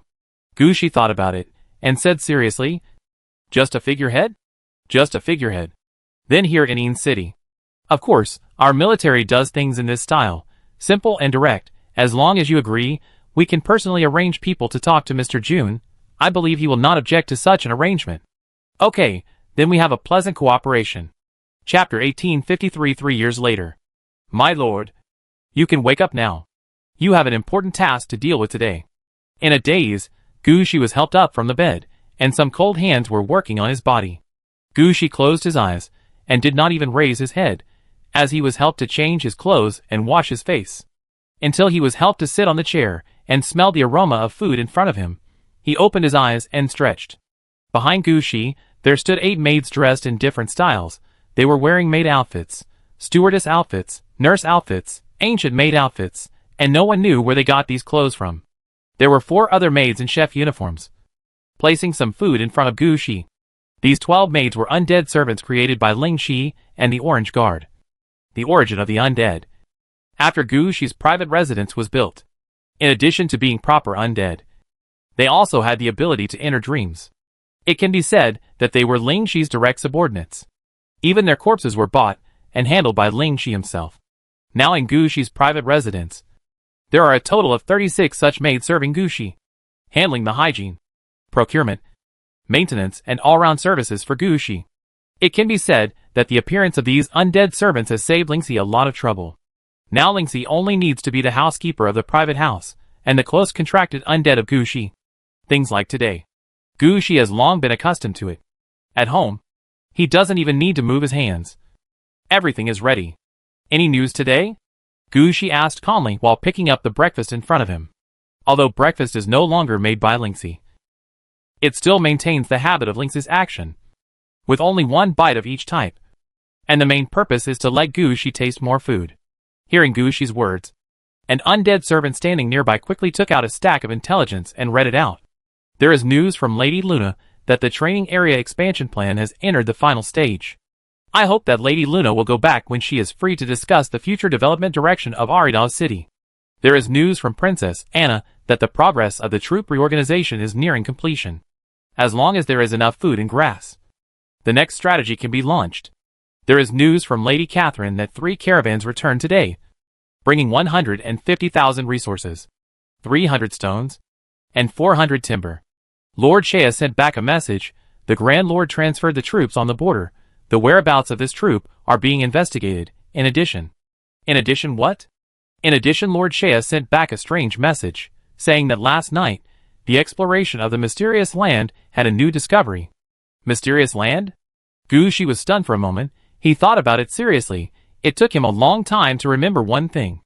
3 years ago, at the Gonglingyu Red Dress exhibition, the Nida people used the scale of fortune to drag Gonglingyu to the gambling table. Gu Shi, regardless of everything, took the initiative to help his teacher. When he finally retired, he was accidentally brought to a mysterious place by the axe of creation. The spiritual energy there was so dense that it condensed into dewdrops. However, no matter how many people Gu Shi sent to explore, there was no useful news. In the end, this place was called the Mysterious Place, and became a resource point for the city of Aridov to extract spiritual energy resources. If it weren't for the new information sent by Shea, he would have almost forgotten about the mysterious place. Gu Shi raised his hand, stopping the undead maid from continuing to recite, stood up, turned around and asked, "Lingxi, do I have any important work today?" "Yes, from today on, the Lord will conduct a 3-day inspection of the underworld, which was decided at the beginning." Gu Shi patted his head helplessly. "It's really troublesome. I wouldn't have relied on the military if I had known." Gu Shi muttered, but he didn't say much. He had enjoyed the benefits of relying on the military for the past 3 years, and naturally he had to fulfill his due obligations. A small patrol in Yin City once a month, and a big patrol in Yin and Ming Realm once a quarter. These are the rules. Even if you don't pay attention, you have to go, in order to squeeze out enough time for patrols. Gu Shi compressed the rest of his time, just like getting up and taking care of small things. Gu Shi chose to let his subordinates help him, and he took the opportunity to sleep more. Of course, there are also benefits of being affiliated with the military. At least it is much more convenient for Gu Shi to act in Yin City. The most important thing is that no one comes to disturb Gu Shi. After all, in the past 3 years, Yin City has been in the limelight, attracting the attention of all mankind with one major event every year. After Gonglingyu's red costume exhibition, the binder recommended by Mr. Feng successfully bound the cursed eye the following year. And a year later, a new red costume exhibition was held again. This time, there was nothing wrong with the red costume exhibition. However, Gu Shi, who was invited to visit, always felt that the fate of the player who got the cursed eye seemed a bit bumpy, as if he was being targeted by someone. It seems that the things snatched from the Blood Skull clan are not so useful. Although this player has bound the cursed eye, he cannot fully master it. Moreover, behind him, there are really troubles. With this person's presence in the future, Injidu is afraid that he will be targeted by others. However, no matter what Gu Shi guessed, this time's Red Clothes Exhibition Conference was much smoother than Gonglingyu's Red Clothes Exhibition Conference. At least no one came to disrupt the Red Clothes Exhibition Conference. This made the Red Clothes Exhibition Conference completed quite smoothly. Later, less than half a year later, the latest news came out. The luck scale that was bought from Gonglingyu and Gu Shi last time was finally bound to someone. Although the player who bound the luck scale was not a player from Yin City, but because he took the luck scale from Yin City, this player took the initiative to contact Yin City after holding a Red Clothes Exhibition Conference in his own territory. Said to hold a tour exhibition here, to express gratitude to Yinzidu. Now Yinzidu is preparing for this red costume tour exhibition. In the words of Mr. Jun, this is a good thing. It proves that Yinzidu is a blessed land, and red costumes are born here every year. As long as it attracts the attention of human players, it will be easier for Yinzidu to develop in the future. And because of this reason, many non-undead players have also entered Yinzidu, which has also brought some chaos to the originally peaceful Yinzidu. Ordinary players Gu Shi can ignore, but those who come over at level 60, Gu Shi has to consider how to deal with them. And the military identity is a protective umbrella for Gu Shi. At least when Gu Shi says he doesn't want to see people, no one will come to block him forcefully. Chapter 1854 Gu Shi's private residence. Then let's inspect first. You take notes. Let Shay intensify the exploration of the mysterious land. If you find anything, just save it. Everything will wait until I come back from the inspection. No, everything will be dealt with after I complete the task of advancing to level 15. Gu Shi thought for a while, confirmed the importance of the things on his hands, and finally said, during these 3 years, because of the help of the Orange Guard Undead Origin, Gu Shi had a professional teacher to teach him all the knowledge needed by the Undead Mage. Gu Shi's growth rate in various passive skills and undead skills obviously exceeds the normal level. Now his skills have surpassed the level of normal graduates from Hades University. Even Gonglingyu and teacher Jun think that Gu Shi's level should not be suppressed anymore. He should improve his level, and pass the threshold of level 15 first. Because of this judgment, and the fact that the number of red-clad people in Een City has increased by one more, Gu Shi's pressure is not that great. Gu Shi applied for the time to complete the promotion mission. He originally planned to complete the patrol mission this time, before starting the promotion mission. Gu Shi didn't want to cause trouble at this time.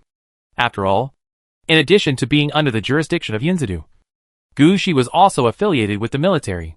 Before the affiliation was lifted, if he wanted to leave Yinzadu or Yinning for a long time, he would need to apply to the military. Anyway, it would be very troublesome without a legitimate reason. For the time to be promoted to level 15 this time, Gu Shi applied 6 months in advance, and it was only approved last month. If you missed this opportunity, if you want to apply again, you may have to wait for another half a year. Gu Shi doesn't care about that time. Who doesn't want to complete their growth quickly? Not to mention that after reaching level 15, Gu Shi can be considered a graduate student of the Hades University. At that time, he is no longer just a learner, but a researcher, and can be involved in some more advanced research. Don't think that Origin of the Undead is a university of necromancer skills.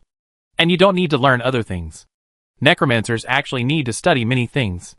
After all, necromancers also keep pace with the times. Just like in the past 3 years, there are 2 new necromancer professions in Een City. One is a less common shooter profession, and the military is actively recruiting people with this profession. For a time, many people with agility-oriented necromancer talents have a direction for development, no longer just focusing on Death Knights. The other is related to mobile building clusters. Although the research on mobile building clusters has just started, many mobile building clusters have not been studied yet. A new necromancer profession has already appeared. Scourge Mage. This is what they call themselves, as if they have a mobile base, which is equivalent to bringing the Scourge of Undead with them. In fact, in the system, they are called the commanders of the Undead base, a profession that is rarely pursued by people, such as the leading nobles. And from this, we can see that the profession of the necromancer has actually been growing. Perhaps a study that many people inadvertently do will become a new profession at some point. For Gu Shi, he can now move from a learner to a researcher.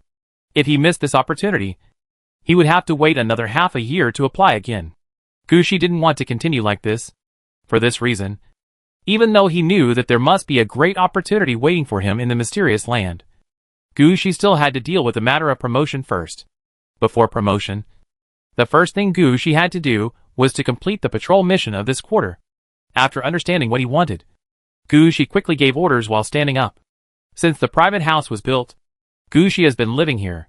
His entire private house has been handled by Lingxi, and the Orange Guard, the Origin of the Undead, and various undead servants and maids, and has become Gu Shi's main residence. The 6-story villa for one person has its own arrangement on each floor. Gu Shi rests on the 6th floor, which is also the top floor. Apart from Gu Shi's bedroom and bathroom, there is only a large terrace of about 100 square meters. There is no other arrangement. There is no special partition in his bedroom. It is just a large room of more than 100 square meters. The layout inside is mainly based on Gu Shi's preferences, and the main feature is emptiness. It is no wonder that when Gu Shi gets up, he needs a maid to serve him. If he gets up by himself, it will take him a minute to walk from the bedside to the bathroom. Counting down from the 6th floor, the 5th floor is Gu Shi's cloakroom, study, and the maids who serve Gu Shi every night will also stay here. When Gu Shi needs them, they can rush to Gu Shi's side at the first time. It can be said that this floor is mainly for Gu Shi to provide some personal services. The 4th floor is relatively larger. There are Gu Shi's arsenal, equipment room, and entertainment room here. This floor is mainly for leisure. The 3rd floor is even bigger, with a total of 6 guest rooms, which can be used by outsiders. The 2nd floor is the location for external communication. In addition to the Hearthstone room that connects to the city of Aridov, there is also a small portal that can directly return to the apartment building. Gu Shi spent a lot of time to get this thing. Usually, when Gu Shi goes to school, he directly enters the apartment building from here, and then takes the flying carpet to the Hades University. This round trip saves a lot of time. In addition, there are intelligence rooms and various mobile rooms. It can be said that the 2nd floor is directly connected to all of Gu Shi's death cities, allowing Gu Shi to quickly travel to where he wants to go. The most important thing is that on the 2nd floor, there is a huge platform of 50 square meters, where Gu Shi's wyvern lies. If necessary, Gushi can ride on the wyvern and fly away immediately. With the speed of the wyvern, no matter where he goes in the city, he can get there in the shortest time. Finally, there is the first floor. In addition to the main hall and living room, there are 2 kitchens and 2 dining rooms. The kitchen is kept on fire 24 hours a day, preparing all kinds of food for Gushi, and one of the dining rooms is where Gushi usually eats, and the other is where banquets are held. Further out is Gushi's courtyard.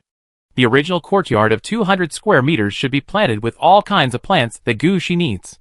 But because of the incident of the Holy Silver Evil Coffin, only more than 100 square meters of the courtyard are left, and with the passage and other things, there is not much space to grow plants. Gushi simply transplanted a plant of grass from the magic planting area, and did not plant anything else. On the wall outside the courtyard, Gushi arranged 6 groups of dead wizard force fields. Every day, a lich would introduce the breath of the undead into the courtyard, and even Gushi's private house. The magic array in the courtyard was all arranged by the Orange Guard Undead origin. They were all arranged in the most suitable way for the situation in the courtyard. It can be said that as long as Gushi is given enough time, this place will become a ghost land exclusively for Gushi. Chapter 1855 Orange Mount Evil Coffin. After giving all the orders, Gushi walked out of the small building from the side door on the first floor. From this side door, you can just walk to the parking space in the courtyard. Just as Gushi estimated, the Holy Silver Evil Coffin was buried here for a while, and was affected by the Inchi of City, the Dead Witch Force Field, and the Inchi Shroud and other magic, and finally underwent a qualitative change half a year ago. From the original purple quality, it became the current orange quality. At the same time, the appearance of the Holy Silver Evil Coffin also changed. At this time, the Holy Silver Evil Coffin, from the original unmanned one, became a coffin carried by 36 liches. What made Gushi speechless the most was that the coffin in front of him was obviously Eastern style, but the way it was carried was Western style. That is, the way of carrying the coffin directly on the shoulders without a bracket. The only difference was that the black people were dancing there. Although the Holy Silver Evil Coffin was obviously the size of a bus, but the 36 liches, 18 on each side, really lifted it up in one go. All the liches tilted their heads, lifted the Holy Silver Evil Coffin and floated up. At the same time, the iron chains on the liches were tightly wrapped around the coffin, merging themselves with the coffin. Gushi knew the situation of these liches. At first, Gushi only arranged for the liches to set up the Dead Wizard Force Field here. Unexpectedly, during the arrangement, these liches condensed by mana became part of the Holy Silver Evil Coffin, forcing Gushi to send out another group of Dead Wizard Force Fields. After 3 times in a row, the Holy Silver Evil Coffin became like this. On the surface of the Holy Silver Evil Coffin, there are amulets of various sizes pasted all over. There are also a large number of magic circles directly engraved. These amulets and magic circles all come from the Orange Guard, the origin of the undead. In his words, the things that Gushi originally engraved on the surface of the Holy Silver Evil Coffin were completely unnecessary. Although the necromancer does not have to be pure, he cannot use things randomly on his mount. In recent years, the Holy Silver Evil Coffin has not been able to break through the purple quality. A large part of the reason is in this aspect. Therefore, under the treatment of the Orange Guard, the origin of the dead, the Holy Silver Evil Coffin has changed except for its size. Even the hut on top of the Holy Silver Evil Coffin was directly demolished, leaving only a part of the coffin lid on the Holy Silver Evil Coffin that can be opened and closed. Some things inside the Holy Silver Evil Coffin have also been processed, except for the most core movement of the Holy Silver Evil Coffin at the bottom. That is, the evil coffin that sprays black mist. The remaining part can still allow a person to live and rest normally in this Holy Silver Evil Coffin. Of course, because the hut on top of the Holy Silver Evil Coffin was dealt with. Living inside the coffin was definitely not as comfortable as living directly on it. But the speed of the Holy Silver Evil Coffin was improved to a certain extent. In addition, after the arrangement of the Orange Guard, the origin of the undead, and the addition of various energy, the Holy Silver Evil Coffin was finally strengthened. The current Holy Silver Evil Coffin naturally changed its name, and it was not related to the Holy and Silver at all. At this time, this orange quality mount returned to its original name. The Evil Coffin. Evil Coffin, Orange, Mount Undead Player and Hero Mount, movement speed between 1350 km/h and 8575.56 km/h, can temporarily increase speed to 24,501 kilometers per hour, limited to 3 minutes. Can automatically find the way, automatically identify the map, can move on the water, can ignore strong winds. Can carry one person, 1/1, with a RV living area, 1/1. With a dead witch force field, can automatically absorb chi to replenish energy when parked. 12 purple equipment, 12 twelfths, can be placed in the evil coffin. All the properties of the purple equipment are transferred to the evil coffin. 6 corpses, June 6th, can be placed in the evil coffin to be made into evil coffin guards to fight for the evil coffin. As long as the evil coffin exists, the evil coffin guards will always survive. 9 different magic arrays, 9 ninths, can be arranged outside the evil coffin. When the external magic array encounters a situation, it will automatically operate. Explanation 1. After the evil coffin is strengthened by the undead spell, it is not important what is suppressed in the evil coffin itself. What is important is that the evil coffin is returned to the undead. For this property, Gushi is not sure whether it is good or bad. Anyway, after driving the evil coffin out for 2 rounds, Gushi knew that, just looking at the speed, this evil coffin actually reached the orange equipment standard. What does 1,350 kilometers per hour mean? 1 Mach. That is, it has reached the speed of sound. And 8575 kilometers, that is 7 Mach. That is, 7 times the speed of sound. If you really want to calculate, the current speed of the evil coffin has exceeded Gushi's flying dragon. It's just that Gushi has never reached the maximum speed. And the matter of the 12 pieces of purple equipment and the 6 corpses, it is actually a more interesting situation. The evil coffin can amplify the characteristics of the purple equipment, whether it is a special effect or a negative effect. As long as Gushi wants, all of them can be used. This situation made Gushi speechless. He had seen the orange equipment erase the negative effects of the purple equipment before, and he had also seen the negative effects of the enemy activated. But it was rare to amplify the negative effects on oneself. But the problem is that this evil coffin not only did it, but the effect was quite outstanding. This made Gushi speechless. Fortunately, the evil coffin was still under Gushi's control. Gushi could only strengthen the positive effects of the purple equipment and ignore the negative effects. Finally, nothing serious happened. As time went by, Gushi gradually stopped taking this situation to heart. As for the 6 corpses, it was an accident. Gushi never thought that this evil coffin could steal the work of the soul summoning tower. The corpses put into the evil coffin. It doesn't matter Gushi's level of soul summoning or undead transformation, nor Gushi's level of undead strengthening. The level of corpses put in, the level of undead that comes out directly. And it's the kind that can't be killed. With such a good thing, Gushi certainly won't let it go. He got 6 level 60 corpses from the military, equipped them with complete equipment, and put them into the evil coffin. After that, a new group of evil coffin guards were formed, with a level of 60, and they were only responsible for protecting the evil coffin and responding to attacks on the evil coffin. It can be said that because of them, the safety of the evil coffin was maximized. Of course, now these evil coffin guards are all staying in the evil coffin, except for the lich carrying the coffin below. No one else can see that there are such things hidden in the evil coffin. When coming out of the side door of the small building, the lich carrying the evil coffin noticed Gushi at the first time. They quickly carried the evil coffin to Gushi. Gushi jumped and landed on the evil coffin.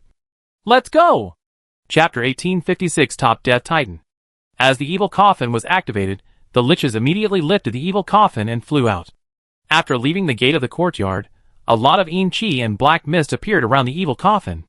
At this time, the evil coffin and Gushi turned into ghosts. This is somewhat similar to the effect of the Secret Realm sword staff, but the effect comes from a purple equipment. Originally, this purple equipment, like the Secret Realm sword staff, can turn the wearer into a ghost, but now it is used by Gushi on the evil coffin. After turning into a ghost, the evil coffin will not hit other people when running on the road.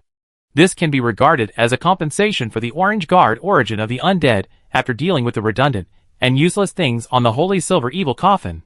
After all, if nothing is adjusted, the evil coffin will go on the road like this. If it is at a normal speed, it will be fine, as long as the speed exceeds the speed of sound. The evil coffin will be the most destructive attack on the street. It does not need to hit anyone. As long as it appears, it will directly cause great damage to the surrounding area. Only by turning on the ghost mode can the safety of the surrounding area be guaranteed. Otherwise, this evil coffin cannot be driven to the street. After reaching the street, the liches adjusted their direction and ran out of the city. Gushi is now in the new east expansion area of Een City. It was originally considered the edge of Een City, but now the edge has been pushed outward for a long distance. Going east from here, you can quickly leave Een City and enter the wilderness outside Een City. When the evil coffin left Een City, 2 Death Titans quickly appeared behind the evil coffin. These 2 were the 2 level 60 Death Titans that Gu Shi had originally sent to Xianglongzu. Now they were guards used by Gu Shi to decorate the facade. In the eyes of ordinary people, these 2 level 60 Death Titans were the facades that Gu Shi brought with him. But only some level 60 big guys would know that. The combat power of these 2 Death Titans was not weak. In addition to reaching level 60, they were also equipped with 2 orange soldiers' outfits. One was naturally the purple lightning spear, which Gu Shi had long ago specially prepared for the Death Titans. The other one is another set of orange soldier equipment that Gu Shi got from Xianglongzu in exchange for a lightning spear. The Thunder Helmet. Thunder Helmet, orange. Helmet. Mass production. After equipping, soldier level +1, upper limit 60 levels. Soldier defense +10. Equipment requirements, soldier level 8. Must master lightning resistance. Special 1, electrostatic force field. When there are more than 2 similar equipment nearby, an electrostatic force field can be automatically formed, and all long-range physical attacks will lose power after entering the electrostatic force field. The more similar equipment there are, the larger the range of the electrostatic force field. Special 2, lightning immunity. Immune to all lightning attacks, except the attack effects of red equipment. Special 3, observe the Thunder World, increases the power of lightning attacks by 5%. For each additional user using the same equipment, the power of lightning attacks increases by another 1%. Special 4, Thunder Tribulation, self-destructs itself, and the Thunder Observing Helmet, transforming into a Thunder Tribulation covering a radius of 100 meters under the Thunder Tribulation, unless you are willing to consume an orange quality equipment to escape, or your level is 20 levels higher than the self-destructor. Otherwise, everything will turn to ashes, self-destructs with the purple lightning spear, and the power doubles. Explanation 1. The purple lightning spear, wind and thunder chariot, transformed into thunder god armor. The thunder observing helmet is a set of soldier equipment. When all 4 pieces of equipment are collected, there will be a special effect. With the thunder observing helmet and the purple lightning spear, plus Xianglongzu really personally instructed these 2 Death Titans, and the original effect of the soldier's level increase after the equipment, because these 2 reached level 60, it was transferred to other directions. This makes their combat power exceed that of ordinary Death Titans. Usually they act as Gu Shi's facade outside, following behind Gu Shi. Wherever Gu Shi goes, they follow. When Gu Shi is resting, they will return to the city of Aridavi to train the undead Titans under Gu Shi. After all, these 2 have learned a lot of good things from Xianglongzu. Now is a good time to pass it on to the Death Titans. At the same time, these 2 Death Titans can be regarded as the contact between the city of Aridavi and the Kingdom of Dragons. The Golden Man and other means from the Dragon Country also have a strong enough strengthening effect on the Death Titans. So they usually go to the Dragon Country to learn the means there, and then come back to teach the Death Titans. It can be said that during this period, the strength of the Death Titans under Gu Shi has improved a lot. With the appearance of these 2 Death Titans, Gu Shi also saw the personnel sent by the military to patrol with him at the first time, because they have been cooperating for quite a long time. When Gu Shi appeared, a player of about level 45 came out of this patrol team. As soon as he saw Gu Shi, he shouted, "Major Gu, you are here." That's right. Since he was listed in the military, Gu Shi also got a military rank. The colonel level officer was given because Gu Shi had the red suit. Otherwise, with his level 14, he would normally only be given the warrant officer level. However, although Gu Shi's military rank was only major, everyone in the military knew Gu Shi's status, especially since Gu Shi had the red suit. No matter what level he was, he would have a place in the Power Council. Therefore, the military members who came to patrol with Gu Shi were very polite to Gu Shi. As long as it didn't affect the patrol too much, they would turn a blind eye. Gu Shi was not the kind of person who didn't understand things. Whether it was a small patrol in Een City or a big patrol in Een Ming Realm, he did a very good job. He didn't even miss the first patrol time. Now that he was so familiar with it, Gu Shi would naturally not mess around. seeing the military player coming towards him. Gushi also said with a smile, "Major Liu, after this inspection, you will go back to participate in the military game. It seems that your path to level 50 has been opened."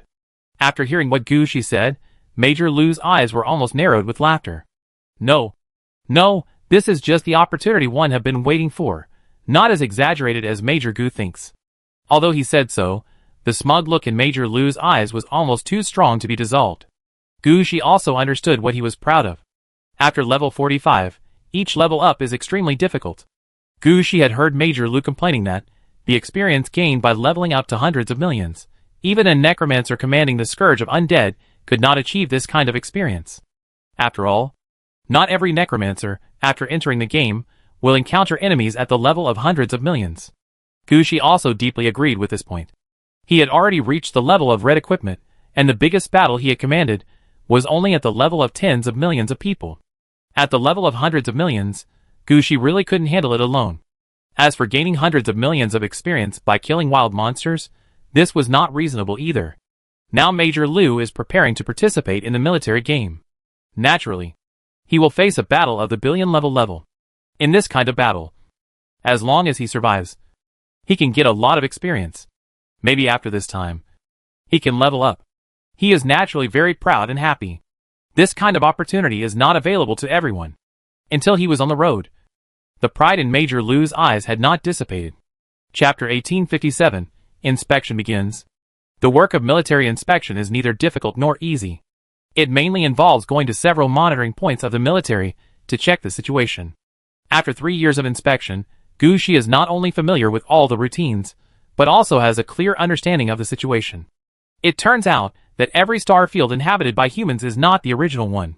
It has been moved or adjusted through various means. The purpose is to make the entire star field closer to the existing style of the star field. As for how to adjust, that is the business of the star domain bosses. Anyway, no matter how Gushi inquired, he could not find out. Even if Gushi said that he would build a similar star domain in the future, Gushi could only judge some things by himself through each patrol. However, one thing is certain. The Yiming realm is a star domain that has undergone major adjustments. Because compared with the normal galaxy-type star domain, the situation of the Yiming realm is simply speechless. Gushi has experienced 2 galaxy-type star domains, one of which is the Fengtu domain where Chiefang City is located. There is a star with the style of 7 planets. By Shiyuan, where Chiefang City belongs, is a huge planet. The other is the Blood Forbidden Zone that Gushi has been to. The forbidden area of the Blood Skull clan is on a planet. As a result, the planet directly became a star, and all the Blood Skull clan members on it did not escape. But the situation in the Yiming realm is different. The Yiming realm belongs to the style of the flat Earth theory. It feels like many planets are flattened and pieced together to form a huge disk.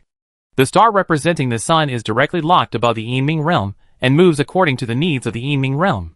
The most important thing is that this disk-like Yiming realm is still expanding every year. From this point, it can be seen that not all star fields are of the same style. What Gushi and his team have to do is to inspect the monitoring points in Yinzadu once a month. Check all the monitoring points in Yiming realm once a quarter. The purpose is to check if there are any problems in these places. After several years of research, Gushi also knows that most of these monitoring points are weak positions in the splicing of star fields, or they suppress some powerful existence. Their daily patrols are to see if there are any problems with the monitoring points. If there are any problems, they need to clean them up and then suppress them. And the quarterly patrols will encounter such problems from time to time. So when the military sends troops, usually there are 2 major level players, plus a communications soldier and an engineer. When something happens, the communications soldier can quickly mobilize people, and the engineer can finish and rearrange the monitoring points. While Major Liu was talking, Gushi also waved to the other 2 players. Okay, come up. We still have a lot of places to check today. Hearing Gushi's words, the 2 military players also came over with a smile and said, Okay, it's just right for us to take advantage. After that, the signalman and the engineer jumped onto Gushi's evil coffin. The level of these 2 military players has not reached level 20 yet, and they are all warrant officers. But they have a good skill. And with the characteristics of the military, they are doing pretty well. Sitting on the lid of the evil coffin, the signalman took out a bottle of wine and placed it in front of Gushi.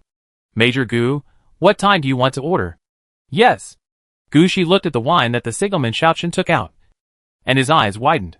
After working with them for so long, Gu Shi knew very well that although Xiao Chen's level was not high, only level 19, and he didn't have any good stuff on him.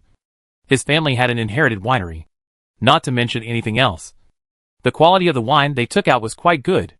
Of course, Gu Shi is not the kind of person who loves wine. It's just that Xiao Chen is from the Chen family, and the wine he gets is of better quality. Plus, he likes to add some things to it. This kind of wine is very beneficial to fitness. In the 3 years of hanging out with Xiao Chen, Gu Shi's fitness has improved by more than 5 levels. From this, we can see how good this wine is. In fact, it's not just Gu Shi, but also Major Lu and the engineer Xiao Wu. When they heard this, their eyes lit up and their mouths watered.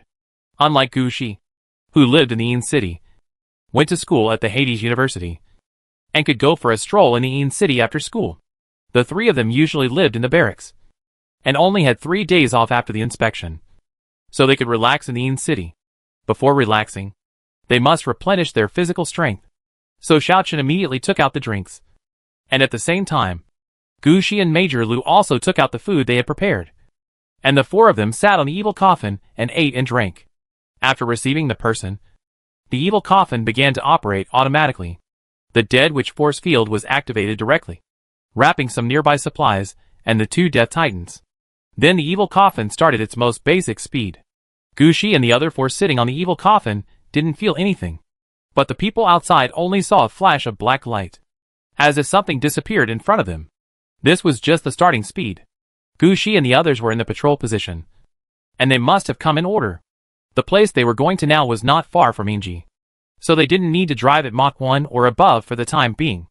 After all, if the speed exceeded Mach 1, they might arrive before reaching the highest level. So a speed of around Mach 1 was relatively good. After all, the speed of the evil coffin was this speed, and it didn't need to slow down or anything to stop. It could be done easily. So when Gu Shi was at a relatively close distance, he always used this speed. As the evil coffin started, Gu Shi also said seriously, "Okay, we still have half an hour to eat and drink, and in half an hour, we will reach the end of the field. Everyone should cheer up by then. I have applied for promotion, and Major Lu will also participate in the military game. It would be bad if something happened during our last patrol." Listening to Gu Shi's words, Engineer Xiao Wu laughed. How could anything go wrong? Everyone knows that Major Gu is a big boss. As long as Major Gu is here, who dares to jump out and mess around? Listening to Engineer Xiao Wu's words, Communication Soldier Xiao Chen also nodded. That's right. These days of patrol are the most relaxing days since I started patrolling. Sometimes even if there is a problem, I don't need to call for help.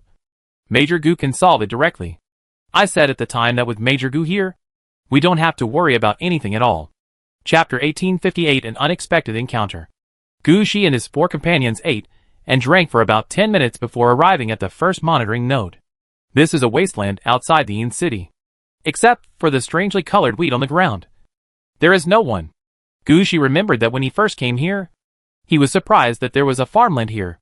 After that, Gu Shi realized that the strangely colored wheat in front of him was not suitable for consumption. It can be said that after this kind of wheat is grown, even ghosts will not eat it. But here they grow in large areas, and there is no way to clean them up. As long as you want to destroy the wheat here, a new batch will grow soon. Gu Shi was a little curious about this place at first, and wanted to find out what the situation was with these wheats. But soon Gu Shi gave up this idea, because these wheats really have nothing to do with the undead. It can be said that this is directly a background board. These wheats are like sand on the ground, and no one will care at all. Not only can we not do anything with it after transporting it back, we can't even soak it in water or bury it in the soil as fertilizer. It's not as good as ordinary wood for lighting a fire. When Gu Shi came here for the second time, he gave up the research on these wheat directly, and did everything as usual. We are here. When Major Lu heard this, he jumped off the evil coffin, he took out a drone-like instrument, and threw it directly into the sky. Gu Shi also released 5 mobile buildings at the first time. The signal men and engineers, who were waiting for news on the evil coffins, couldn't help laughing when they saw it. Look! Major Gu has made a big move. The dump truck is starting. Listening to them, Gu Shi was speechless. He never thought that the mobile building complex, which was honest, would have such a nickname. And it's not just the military that calls it that. Even the civilians in Ean City sometimes call it that. If this continues, in a few years, I'm afraid that few people will know the name of the mobile building complex. Those necromancers who mainly use mobile building complexes, do they still want to be called natural disaster mages? They are overthinking. Their final fate is to be called dump truck mages. While thinking, Gushi still followed the previous arrangements, letting the mobile building spread out to prevent any unexpected events. At the same time, 2 death titans stood behind him, staring at everything in front of him. Gushi stood beside the evil coffin, looking at everything around him. Although he knew that this place was the closest to the Ean City, and there was no possibility of any problems, Gushi still had to pretend. He couldn't do nothing. Otherwise the military would take advantage of him. Just as Gushi was waiting for Major Lu to finish work and go to the next place, he suddenly felt something was wrong. Gushi looked up in the direction where the strange feeling came from, and his eyes froze. Gushi's actions immediately attracted the attention of Major Lu and the other two. They didn't bother Gushi. They all knew that although Gushi's level was not high, his strength was not weak. Even a level 60 enemy might not be able to get away with Gushi. It can be said that Gushi is the combat power here. As expected, they didn't need to move, and the 2 death titans quickly went in the direction Gushi was looking at. At the same time, Gushi also pulled out the secret realm sword staff, jumped onto the evil coffin, and looked at the position that he felt was strange. At this time, Gushi didn't need to release the person holding the equipment. He could easily move the vision of the yellow spring dragon robe and the soul spirit. With the fate vision of the soul flower, Gushi could easily see various different situations in the distance. He just didn't pay attention before, but it was different now. Gushi immediately saw a player who was half lying in the wheat field and preparing to retreat. Don't move. If you move again, I will attack you. Gushi stared at the player and said loudly, I didn't do anything. I just passed by here accidentally. I really didn't do anything. Knowing that he was discovered, the player stood up immediately. Hearing this, the signal soldiers and engineers were obviously relieved. After all, they often encountered such things when they were patrolling. The place in front of them was equivalent to the checkpoint of the National Defense optical cable buried underground. Normally, people would not be stopped from passing by here. In fact, Gushi's previous patrols did not stop others from watching. As long as they were outside his alert range, Gushi would not care about them at all. The reason why Gushi noticed this player was entirely because he was half lying down not far away, and his movements clearly showed that he was afraid of something. Moreover, when Gushi did not find him, he used wheat to hide himself. Now that Gushi found him, he said that he passed by accidentally, which made Gushi alert. Not to mention that Gushi had noticed just now that when he was half lying down, his attention actually swept over the 4 of Gushi. Such a situation would have to make Gushi alert. That's why he sent someone to deal with it. I didn't expect him to react like this. This made Gushi's eyes flash with a trace of solemnity. This guy's situation is not right. His reaction is very wrong. Gushi raised his hand, but he was a little hesitant in his heart. After all, the other party is a player, not an ordinary undead. Gushi is now in the real world, and he now has the dual identities of Ean City and the military. In this case, Gushi can't do whatever he wants like before. He couldn't just attack a player without any reason. If that happened, Gushi had to make sure he handled the situation cleanly. At least not let anyone know that he was the one who did it. Or he had to find a reasonable reason for the attack. Otherwise, the matter would be unclear. Gushi shouting just now was actually giving himself a reason. If this person didn't answer anything and chose to run away directly, then Gushi would have a reason to attack. But now, he was obviously saying that he didn't do anything, and the matter was kicked back to Gushi. Gushi could either pretend that he didn't see this guy and let him go, or he would stop and check carefully. If he didn't find any problems, he would let this guy go, unless he was a serious suspect. Gushi couldn't do anything to this player. Facing such an unlucky thing, Gushi was somewhat unhappy. But thinking about it, he still had many places to inspect today. So Gushi decided to let this player go and not make trouble for himself. With that time, Gushi might as well finish his inspection task quickly and go back to concentrate on upgrading.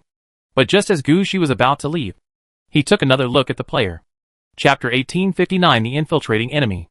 At this sight, Gushi was frightened. What the hell is going on? Gu Shi wanted to hold his head to see if there was a dark cloud over his head. It was obviously the last patrol. How could such a thing happen? Seeing Gu Shi's micro-expression, Major Lu immediately understood that something was wrong. He raised the drone-like device calmly and looked at the signalman. The communication soldier Xiaochen knew what he had to do at the first moment. He secretly took out the external communication device and pressed it directly. Now was not the time to worry about whether they had made a wrong judgment. If he did not act quickly at this time, when something really happened, it would take a long time for the military to receive the news and come back. Maybe the things here were over and the reinforcements had not arrived yet.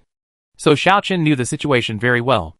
When he needed to contact the outside world, he would never wait, but would act directly after receiving the order. At the moment when Xiaochen made his move, Gu Shi also made his move. Corpse explosion. He raised the secret realm sword staff and pointed at the player in the distance. Gu Shi released a corpse explosion at the opponent. When this attack was launched, Major Lu was speechless. This was a corpse explosion against a living person. Although we all admit that the corpse explosion of the necromancer is very powerful, the opponent is a living person and cannot explode by himself. Major Lu was still complaining there, and the player, who was obviously a living person, actually exploded on the spot. In the explosion, a fist-sized moth flew out of the explosion at the first moment. As soon as he saw this moth, Major Lu screamed, "Damn it! The Lurking Clan has infiltrated." The Lurking Clan, which is the moth race, is a kind of player. Although they are not big, they are definitely not lacking in player level. Moreover, they have a difference from normal people. They can shrink themselves a little bit, hide in other players' bodies, and control other players to fight. Because of this reason, the people of the Lurking Killer Clan are hard to find and hard to deal with. At the same time, they are also hostile to the various player races. After all, no one wants to accidentally become a meat puppet of the Lurking Killer Clan while walking. Therefore, when ordinary people encounter the Lurking Killer Clan, they will directly attack. However, Gu Shi is a little confused. The Lurking Killer Clan does not have much conflict with humans. On the one hand, the territories of both sides are far away.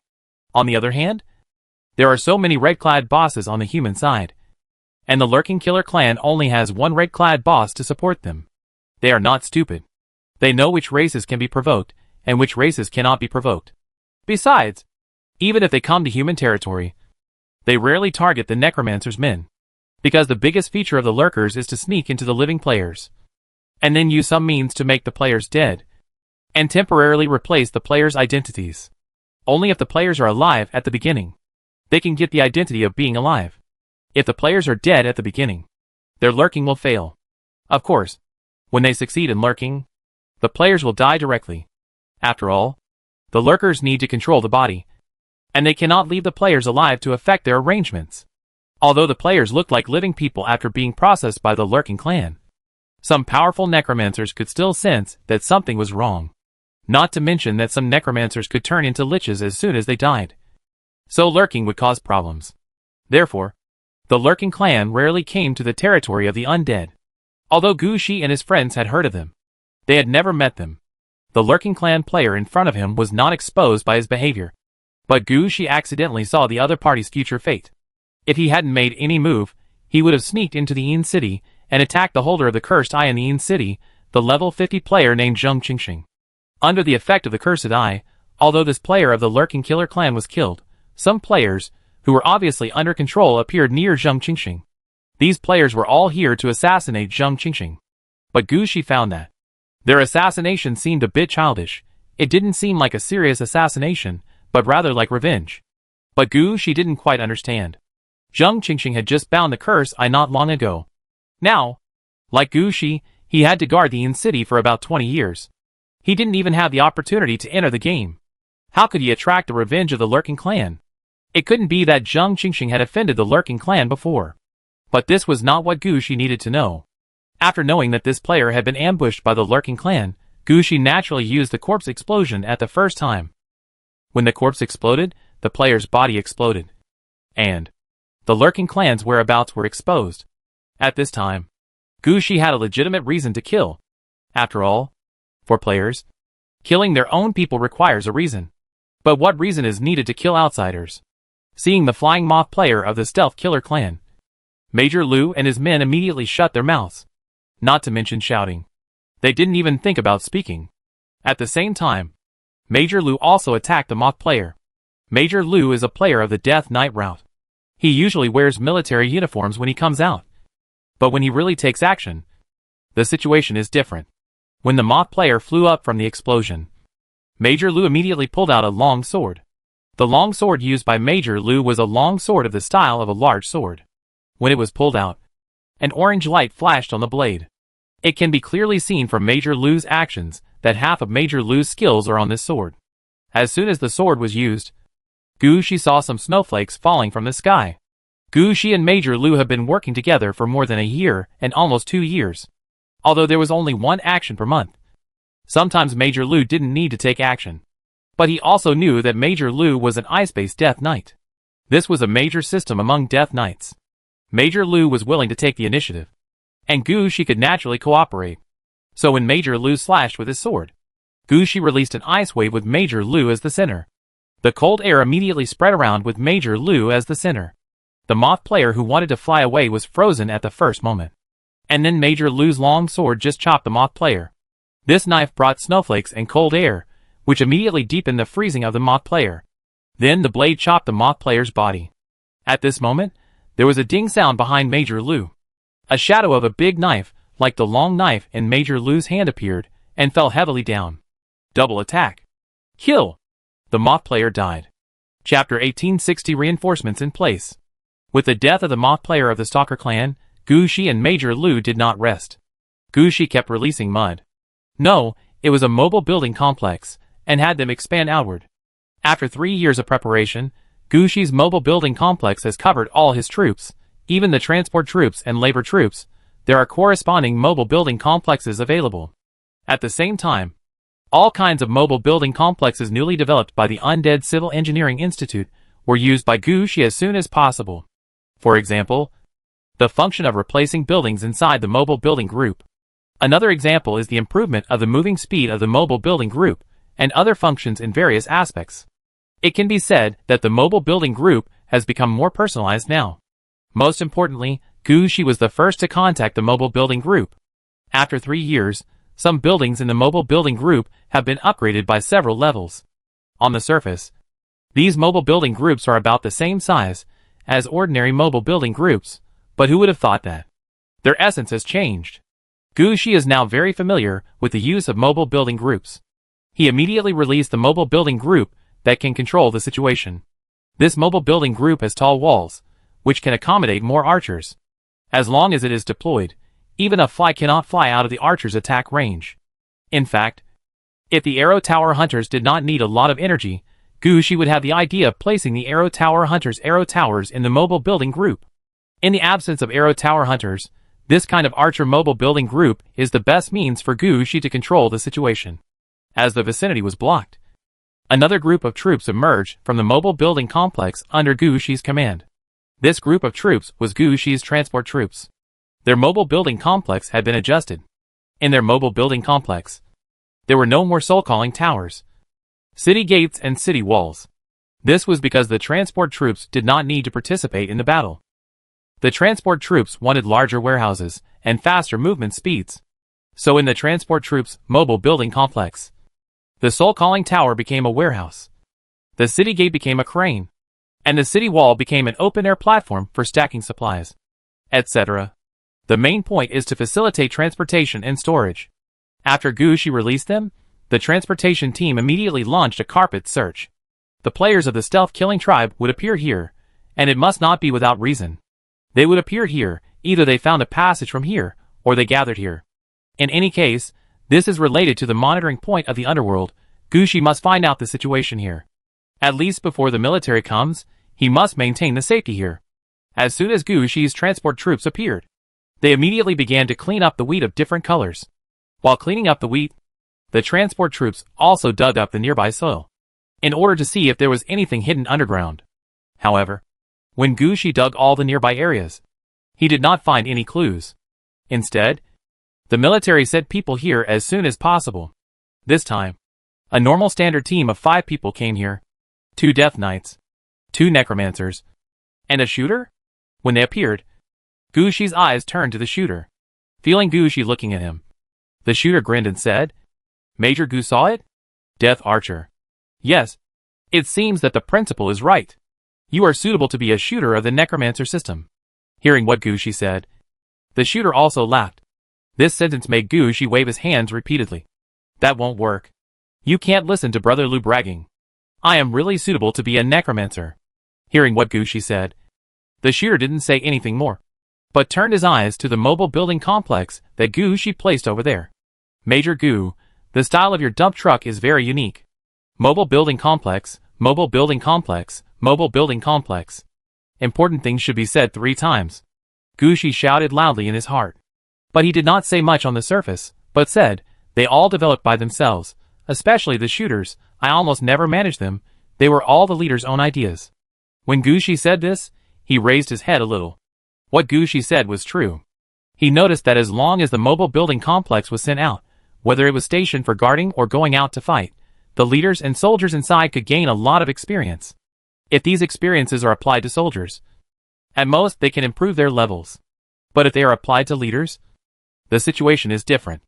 The leader's wisdom is obviously activated, and they even have the opportunity to impact the hero level. Although some leaders have not become so strong, their wisdom can guarantee their absolute control over the mobile building groups. The personalized changes of these mobile building groups in front of them are made by them. Gu Shi does not need to know in detail what kind of changes there are, as long as he knows what kind of effect he wants to create on the battlefield. As for why these mobile buildings became like this, Gu Shi really didn't care. Fortunately, the shooter player was just talking casually. After they checked the body of the moth player of the lurking clan, their faces became a little ugly. It's really a lurking clan player, and his level is around level 35. A necromancer player was performing an autopsy there, and another necromancer player was recording the situation here. According to the combat habits of the lurking clan, when we find a lurking clan player, it means that there are 8 other lurking clan players nearby. Moreover, they don't know who the other party is hiding in, nor do they know whether the other party is dead or alive. It would be difficult to find the members of the lurking clan. The 2 Death Knights also nodded. They all knew how difficult it was to deal with lurking clan players. If they really wanted to find them, it would take a lot of time. The most important thing is that the population of Een City is too large. If they really wanted to find 8 lurking clan players who were hiding in such a large number of people, it would be more difficult than fishing a needle in the sea. Then what should we do next? Let the people of the Hidden Killer clan stay in Een City. Although this matter had nothing to do with him, Gu Shi still asked. No, we will ask cities that have experience with Hidden Killer clan, and ask them to send us the response plan, and we will also communicate with Hidden Killer clan. If they are unwilling to communicate, I believe the enemies of Hidden Killer clan will be willing to communicate. Chapter 1861, the second monitoring point. Seeing that the military personnel said it so simply, Gu Shi did not bother about it anymore. Anyway, this matter had no direct connection with him. He just discovered this by accident. Now he still has to conduct the inspection of this quarter. This is his last inspection before his promotion. He does not want to drag it on here any longer. Okay, then I'll leave this matter to you. We still have inspection tasks, so we'll go ahead.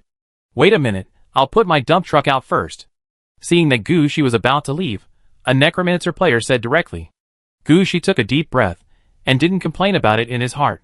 He didn't plan to get angry about it now. They can say whatever they want.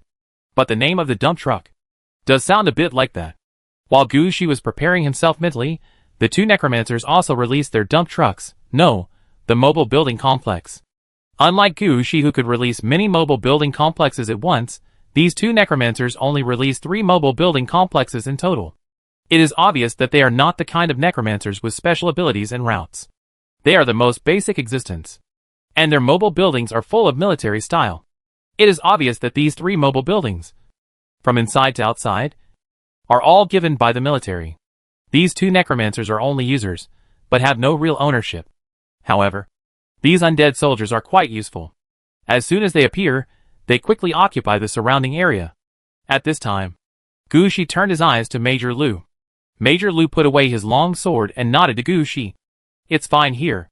There's no problem with the monitoring point. Okay, then let's leave first. There are still several monitoring points to deal with. If we don't deal with some monitoring points as planned today, we may have to continue on the road tonight. As for Gushi and his friends' desire to leave, the 5 players who rushed over had no intention of stopping them. After all, Gushi also had his own things to do. They just found the players of the lurking clan, and they didn't come here specifically for this matter. Now they are in place, Gushi leave is more reasonable. After the evil coffin, Xiao Lu asked. I said, Gu brother, how did you find that player is wrong? Nothing, when he found him at first, I just feel that he is staring at me, it's like preventing me. Although I did not publicize it outside, but everyone in the Yin capital knows that I have the underworld flowers. So many years have passed. Note that you have noticed it for a long time. I won't be like him, staring at me all the time. Gushi didn't want to explain the fate that the dark spirit flower saw, but just pushed the situation to the dark spirit lamp. Fortunately, Major Lu was not the kind of person who would get entangled. He asked Gushi this question, just to bring up a topic. Soon they talked about what the Hidden Killer Clan was doing when they sent people here. What do you think the Hidden Killer Clan is thinking? They have no direct connection or conflict with humans. Why are they sending people here at this time? Do they want to provoke humans? Gushi smiled. What he saw from the picture of fate was the picture of the Hidden Killer Clan attacking Zheng Qingxing at a certain time. It is obvious that Zheng Qingxing must have offended the Hidden Killer Clan. After the Hidden Killer Clan takes action this time, it will not be long before the Hidden Killer Clan's diplomatic announcement will come out. In any case, the story behind this matter will be revealed. It is useless for them to say so much now. Instead of guessing there, it is better to eat something well. After all, the place they are going to next, even if they take the evil coffin to move at a speed faster than the speed of sound, it will take more than half an hour. Seeing that Gushi was unwilling to talk about this matter, Major Lu did not force him.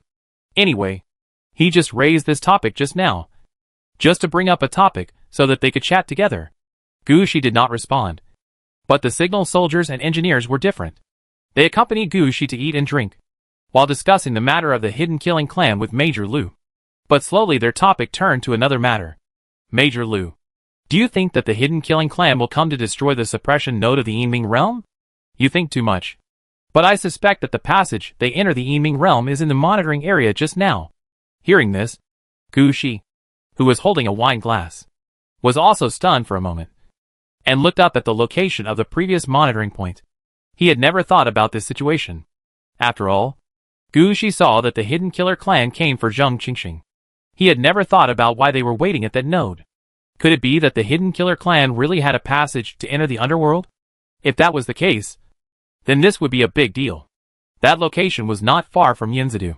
If it was controlled by someone, then the situation would not be good. While Gushi was thinking about this, he came to the second patrol monitoring point. Unlike the endless wheat fields before, this is a high mountain. This mountain seems to be pulled out of the ground directly. It is more than 700 meters high, straight around, and slightly pointed at the top. On the mountainside, there is a circle of statues that look like human heads. Gushi has also inquired about the situation here. He heard that a very powerful game world is sealed below. However, that game world has been affected and has become a world that even the undead are unwilling to enter. The most speechless thing is that this game world will expand outward and want to actively cut into the real world. In order to ensure that the Yin world was not affected, several big guys moved a mountain over, suppressed the game world under the mountain, and used the human head-like statue in the mountain to suppress the game world. When Gushi and his friends came over, Gushi immediately released the mobile building complex to surround the area. Major Lu released a drone-like instrument to check if there was any problem with the hill in front of him, whether the seal was broken, etc. When the drone flew out, Major Lu thought it was a routine inspection. After the drone flies around the mountain, they can leave. Gushi still leaned on the evil coffin as before, staring at the surroundings. As long as there is no problem in this inspection, they can go to the next place. As for the communication soldiers and engineers, they didn't even get off the evil coffin. In their opinion, this inspection will be simpler than the last time. Just take a closer look at a few key locations. The inspection will be completed in about 10 minutes, and they can leave for the next monitoring point. If they jump off the car at this time, wouldn't that be troublesome for themselves? They might as well stay on the evil coffin. But at this moment, Gushi, who was looking around, fixed his eyes again, as if he saw something. Chapter 1862 Another unexpected monitoring point. Gu Shi's action immediately attracted the attention of Xiao Chen, the communications soldier on the evil coffin. He instinctively took out the signal transmitter, ready to send a signal at any time. At this time, Gu Shi also raised his hand, and the two Death Titans immediately threw lightning spears in one direction. Under a flash of lightning, there was a bang from the nearby ground. In the explosion, a huge figure rushed out from the ground. This figure was covered in thick rock armor, and was about 4 meters tall. In addition to his normal arms, he also had a pair of arms behind his back. It was strange to say that he was wearing such thick armor, but he moved very flexibly. After he jumped out, he immediately rushed towards Gu Shi. The weapons he used were 4 long swords held in his 4 arms. When he rushed forward, he turned the 4 long swords into 4 propellers. Looking at the 2 battle halos under his feet, Gu Shi immediately made a judgment. Multi-armed bear players. Level 40 or above. What the hell? Why are all the foreign players running here? A strange thought flashed through Gu Shi's mind.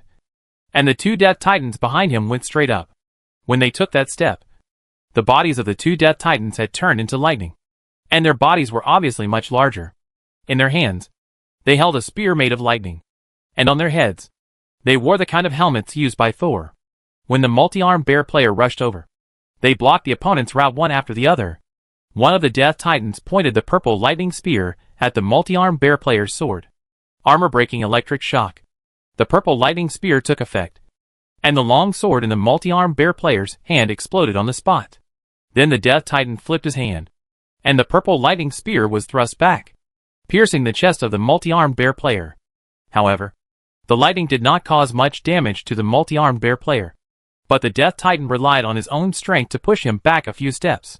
Such a situation naturally caught Gu Shi's attention.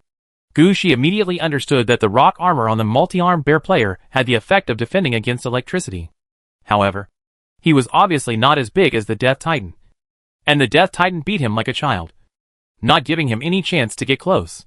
At the same time, the Death Titan who was behind him had also come behind the multi-armed bear player, and he raised his purple lightning spear and hit the multi-armed bear player on the back. Boom! The rock armor on the multi-armed bear player exploded on the spot. It was obvious that the Death Titan had activated the armor-breaking electric shock function. But strangely, this explosion did not blow up all his armor, but only blew off a part of his rock armor. The remaining part still blocked the attack. The situation in front of him shocked Gu Shi. This situation is not common for the purple lightning spear. Normally, every time the armor-breaking electric shock is used, it will always take away a piece of purple equipment. Equipment that can block the destructive power of armor-piercing electric shock is definitely not purple equipment. It seems that this rock armor is an orange equipment. Gu Shi's eyes moved slightly, and he was thinking whether to snatch it. In the past 3 years, Gu Shi got a total of 3 orange equipment from Yinzidu. All the orange equipment was specially customized and selected according to Gu Shi's requirements. At that time, Gu Shi did not consider completing his own equipment, but gave the opportunity to get orange equipment to Princess Anna, Shea, and Eve to improve their strength.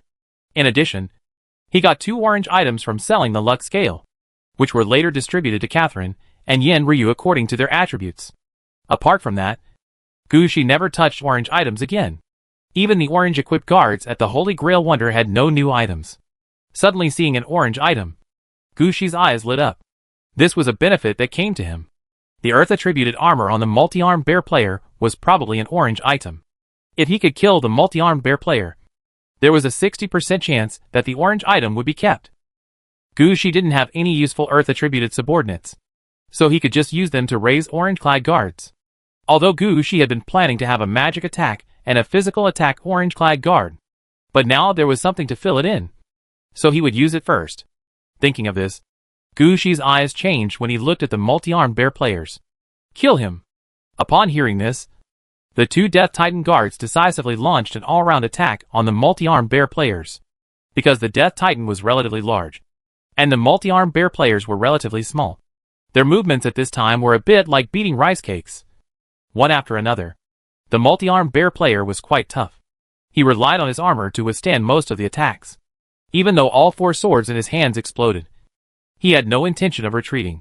Instead, he drew out a new sword and prepared to fight the Death Titan. However, he overestimated his strength. His level was only above level 40. and he only had one orange equipment. Facing two soldiers who were at the top of level 60. Facing the back and forth attacks of two sets of orange equipment. How could he have any hope of winning? He is still alive now, all thanks to the strong vitality brought by the orange equipment on his body, which allows him to survive. But as the fight went on, Gushi felt something was wrong.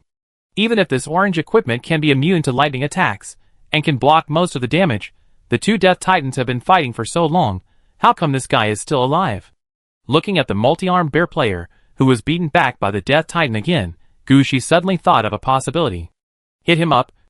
Hit him off the ground. After hearing Gushi's order, the two Death Titans immediately did it. One of the Death Titans lifted the multi-armed bear player from the ground with a single move. When he just lifted him up, Gushi felt that the Death Titan had used a lot of strength, and it felt like pulling a big tree out of the ground.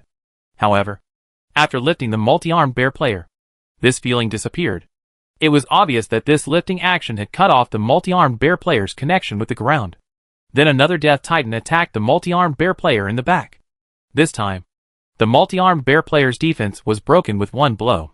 However, Gushi obviously didn't notice that the color of the multi-armed bear player's rock armor had obviously faded a lot. It seemed that his idea was right.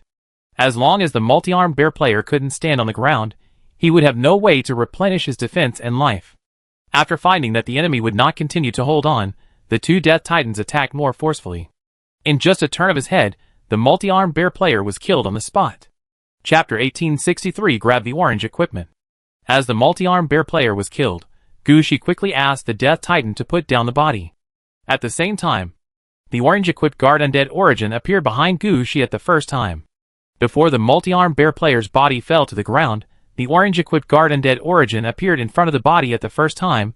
He quickly took action and dealt with the body. The body on the ground seemed to be still alive. This is the highest level of corpse preservation. Gushi had learned some from the orange guard Undead Origin. However, this was not a required skill, so the level he had mastered was not very strong. If Gushi took action, at most he would keep the corpse in a state of just dying. Being an undead chef could use this method. But compared to the orange guard Undead Origin, he was still a little naive. The reason why Gushi asked the orange guard Undead Origin to deal with the corpse was not because he wanted the corpse of this multi-armed bear player. Gushi no longer cares about this level 40 corpse. He now has top level 60 soldiers with him.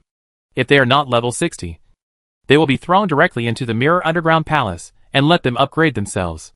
Even the core leaders, heroes and epics under Gushi are constantly upgrading their levels. They are just to keep up with Gushi. At the moment, this corpse is really not in Gushi's eyes. The orange guard Undead Origin took action, just to maintain the original state of the corpse, so that Gushi can see if he can get the armor off him. After all, Gushi guessed that the armor on this multi-armed bear player was probably an orange suit. After laying the body flat, Gushi first turned his head and looked at the signalman. I will wait here for about 15 minutes. You inform the military of the situation here, and say that we have encountered foreign invading players again. After saying that, Gushi no longer considered anything else and directly began to deal with the armor on the multi-armed bear player. However, as Gushi removed the armor bit by bit, he found that his guess seemed to be wrong. The armor on the multi-armed bear player was all made of mud and rock. When it was removed, Gushi didn't even have a chance to check its properties. It just turned into mud and scattered all over the ground. This situation made Gushi's eyes condense. Could it be that this armor was not orange? Or maybe he was beaten too hard just now, and it was broken. Gushi was somewhat unconvinced, and his hands moved faster and quickly pulled off all the armor on the multi-armed bear player. After all the armor was taken off, Gushi realized that the multi-armed bear player was actually a woman. This made Gushi speechless. He didn't look down on women, but the chest hair all over her body made her look worse than a man's. He looked away, and spent about a minute calming down, before he began to search the multi-armed bear player. Finally, Gushi found that after breaking all the rock armor, the player really had nothing on him, except for a pair of rings on both hands, and the only equipment that could be considered was a necklace around her neck. I don't know if it was all broken by the purple lightning spear during the battle just now, or if she didn't wear anything. Gushi pulled a pair of rings off with force, and found that the rings were all purple quality, mainly used to increase movement speed and attack speed, and did not improve combat power much. They were the kind of purple rings that were dispensable. Not to mention now, Gucci was not willing to introduce the properties of these purple equipment 3 years ago. After putting away the 2 remaining rings, Gucci reached out and pulled off the necklace on the neck of the multi-armed bear player. When he got the necklace, Gucci's eyes also flashed with a hint of joy. It was this orange suit that saved the multi-armed bear player. Earth fruit, orange. Necklace. Roy Candace. Dead. Not untied. After equipping, defense plus 300. Vitality increased by 50. Equipment requirements, strength 20. Constitution 20. Special 1, rooted in the earth. As long as you stand on the earth, you will not be affected by the instant kill effects such as beheading, death eye, etc. And you will recover 300 points of life per second. At the same time, you can disperse all attacks underground. And you will only receive 30% of the damage of normal attacks. Special 2, Earth Rock Armor. Absorbs soil and transforms it into rock armor. The armor has no weight. Can resist most elemental attacks. Is immune to lightning, fire, and earth element attacks. And does not affect activities. As long as you stand on the ground, the armor will not be broken. Special 3, Tolerant Earth. Can equip double purple equipment and erase all negative effects on purple equipment. When purple equipment has problems, can automatically change to new purple equipment to fight. Special 4, Breathing of the Earth. Can move freely underground and lurk in the earth. As long as you don't take action, you won't be discovered. Explanation 1. The earth is the most powerful and the weakest, but as long as you stand on the earth is the most tolerant to you.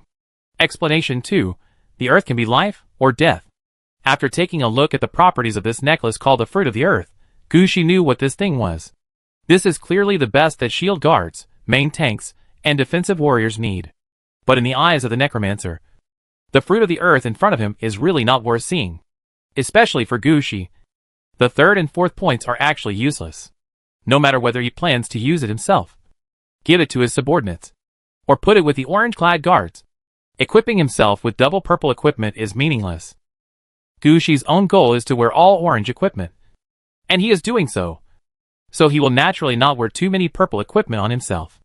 As for his subordinates, Gucci's subordinates did not choose the shield guard, the main tank route. As for the orange-equipped guards, they could not equip purple equipment except orange equipment. So the 3rd point, that is, the effect of double purple equipment, is really useless. And the skill of earth breathing, Gucci knew at a glance that it was a means of sneaking underground. You can even move underground and lurk underground. Before Gucci made a move, this guy buried himself underground by this means. It's just that Gucci doesn't look at people through their eyes. Sometimes he can see some fate, which is how he finds out the enemy. But who would seriously think about it? Is this method really for the main tank? Which good main tank would choose to dive underground and hide himself? So although underground movement is good, it is really not very useful. In Gucci's eyes, it can only be regarded as a useless thing, used as a transitional orange guard. Chapter 1864 New Method to Unbind Orange Equipment. Giving the earth fruit to the orange guardian origin of the undead, Gucci casually said, "What do you think of this thing?" "General, a useless thing. If you insist, you might as well put it in the evil coffin." Orange Guardian Origin of the Undead just picked up the earth fruit and made a judgment. As the first Orange Guardian of the Corpse Mountain War God statue, Orange Guardian Origin of the Undead did not want anything to become an Orange Guardian, even if it was used for transition. Put it in the evil coffin? Gucci also understood what the orange-clad guard origin of the undead meant. He was asking Gucci to use orange-clad equipment to replace the purple-clad equipment in the evil coffin. Gucci thought about this suggestion and found that this was indeed a way to deal with the fruit of the earth. Not to mention that the space in the evil coffin that can be used to store 9 purple-clad equipment did not say that orange-clad equipment could not be placed. After the fruit of the earth was placed in it, the 3rd and 4th effects that originally seemed useless could be used. The 1st and 2nd effects can be transferred to the evil coffin and the evil coffin guard. This is the most beneficial way to deal with it. Seeing that Gucci seriously considered his proposal, the orange guard origin of the undead did not stay here for long, and disappeared directly in front of Gucci. Gucci also came to the evil coffin and pressed the front of the evil coffin. As Gucci pressed this, the lid of the outer coffin of the evil coffin automatically disintegrated, revealing everything inside. The inside of the evil coffin is divided into 3 parts. The most central position is the platform for the evil coffin. Surrounding the evil coffin are 6 smaller coffins, which contain level 60 corpses. As long as the corpse is placed inside, it will immediately become the evil coffin guard of the evil coffin. The top layer is the living area inside the evil coffin, which is also divided into several rooms. Each room has a large number of daily necessities. In the middle of the coffin platform and the living area is the location for storing purple equipment. At this time, on this layer, there are already 12 purple equipments, including weapons, armor, and decorations. All these purple equipment were discussed by Gu Shi and the Orange Guard Origin of the Undead. Each piece of purple equipment was chosen after careful selection. The purpose is to ensure the properties of these purple equipment, so that they can bring greater benefits to the evil coffin. It can be said that each purple equipment has its own meaning. Now Gu Shi walked to one of the purple equipment, pushed it with his hand, and took it off. Then he put the earth fruit he just got in a bottle full of blood, and then put the bottle in the place where the purple equipment was stored before. Major Lu and the others were somewhat puzzled by Gu Shi's actions. They did not know what Gu Shi was doing. In fact, the bottle full of blood that Gu Shi took out was the blood sacrifice ritual stripping that Gu Shi and the Orange Guardian Undead Origin had adjusted together. Although it was a small bottle, the technical content inside was quite high. If there was no help from the Orange Guardian Undead Origin, Gu Shi would not be able to reduce the blood sacrifice ritual and make it into a prop. Gu Shi had never used this kind of bottle for publicity or experimentation. In addition, the Genesis Bridge had not yet opened the channel between the depths of the game and the real world, and the news from the depths of the game had not yet arrived, so no one knew that Gu Shi had such a method. Major Lu and the others just looked at Gu Shi's actions in confusion, but did not think much about it. In their eyes, Gu Shi just got a good thing, and put it in his evil coffin first, and prepared to take it away. They would never have thought that. If the earth fruit soaked in the blood in the small bottle was kept for 49 days, the binding information on it could be washed off, and it would become ownerless. They did not even look at the evil coffin. At this time, Gu Shi also put away the extra purple clothes and put them in the living area, planning to wait until the earth fruit was untied. After putting the evil coffin back in place, Gu Shi looked at Major Lu. Major Lu, this is the second time. I feel something is wrong. Hearing what Gu Shi said, Major Lu's face became solemn. Just as Gu Shi said, this is the second time. They have patrolled countless times before, and have never encountered such a situation. It seems that everything happened at the same time. But the situation is only the second time, and it cannot be used as an example to prove to the military. Major Lu thought for a while, and finally said, Major Gu, why don't we go to the next monitoring point to see if the same thing happened there? If so, we will notify the superiors. Gu Shi paused, nodded in agreement. After all, if Gu Shi hadn't encountered this kind of thing in person, he wouldn't believe it himself. Now, only 2 players of different races have infiltrated 2 monitoring points. If they report it directly, the military will still say it is a coincidence. But if such a thing happens again at the 3rd monitoring point, even the dumbest people will know that it is not a coincidence. So Gu Shi and the others who figured it out all became serious. Gu Shi, who returned to the evil coffin, did not think much, and directly activated the evil coffin, heading towards the 3rd monitoring point. At this time, everyone on the evil coffin had a serious face, no longer as relaxed as when they just came out. Signalman Xiaochen tried to bring up a topic several times, but he was the only one who spoke. The others kept their mouths shut, and no one knew what they were thinking. Sometimes, even if they opened their mouths, they didn't speak, but took a bite of the food on the lid of the evil coffin to relieve their depression. In such an atmosphere, even if Signalman Xiaochen had thousands of abilities, he couldn't bring up the topic again. Fortunately, the place they were going to this time was not too far from the 2nd monitoring point. After running in the wild for about 20 minutes, the evil coffin arrived at the 3rd monitoring point. Before arriving here, Major Lu stood up and looked at the monitoring point. He stared at the distance with a nervous look, muttering, "Nothing is wrong here. Nothing is wrong here." Seeing Major Lu's nervous look, Gu Shi was also speechless. This kind of thing is not something they can control. What's there to be nervous about? At most, they can inform the military of the news. This kind of thing is related to the player's race. Could it be that Major Lu is still thinking of resisting it by himself? Chapter 1865 Attack from the Sky.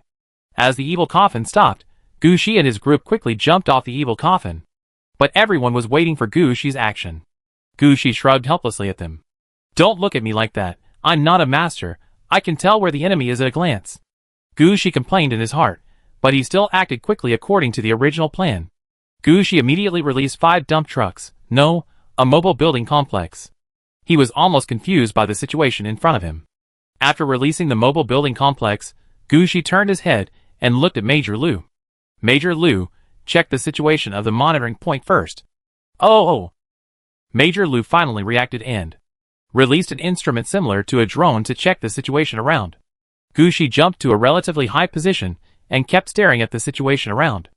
Unlike the previous 2 monitoring points, the monitoring points in front of him were obviously different. The monitoring points in front of him looked like large patches on the ground. Clearly, the scenery in front of me was tropical savanna style just now. But when I turned around, there was a swamp nearby, and beyond the swamp was a desert. And at one end of the desert was a glacier. This chaotic land style is completely because this is the location where the land of the underworld is pieced together. It can be said that this is the end point of the underworld land, which is also the thread end position of sewing clothes. If there is a problem here, the entire underworld will fall apart. Standing here, Gushi looked around with a serious expression.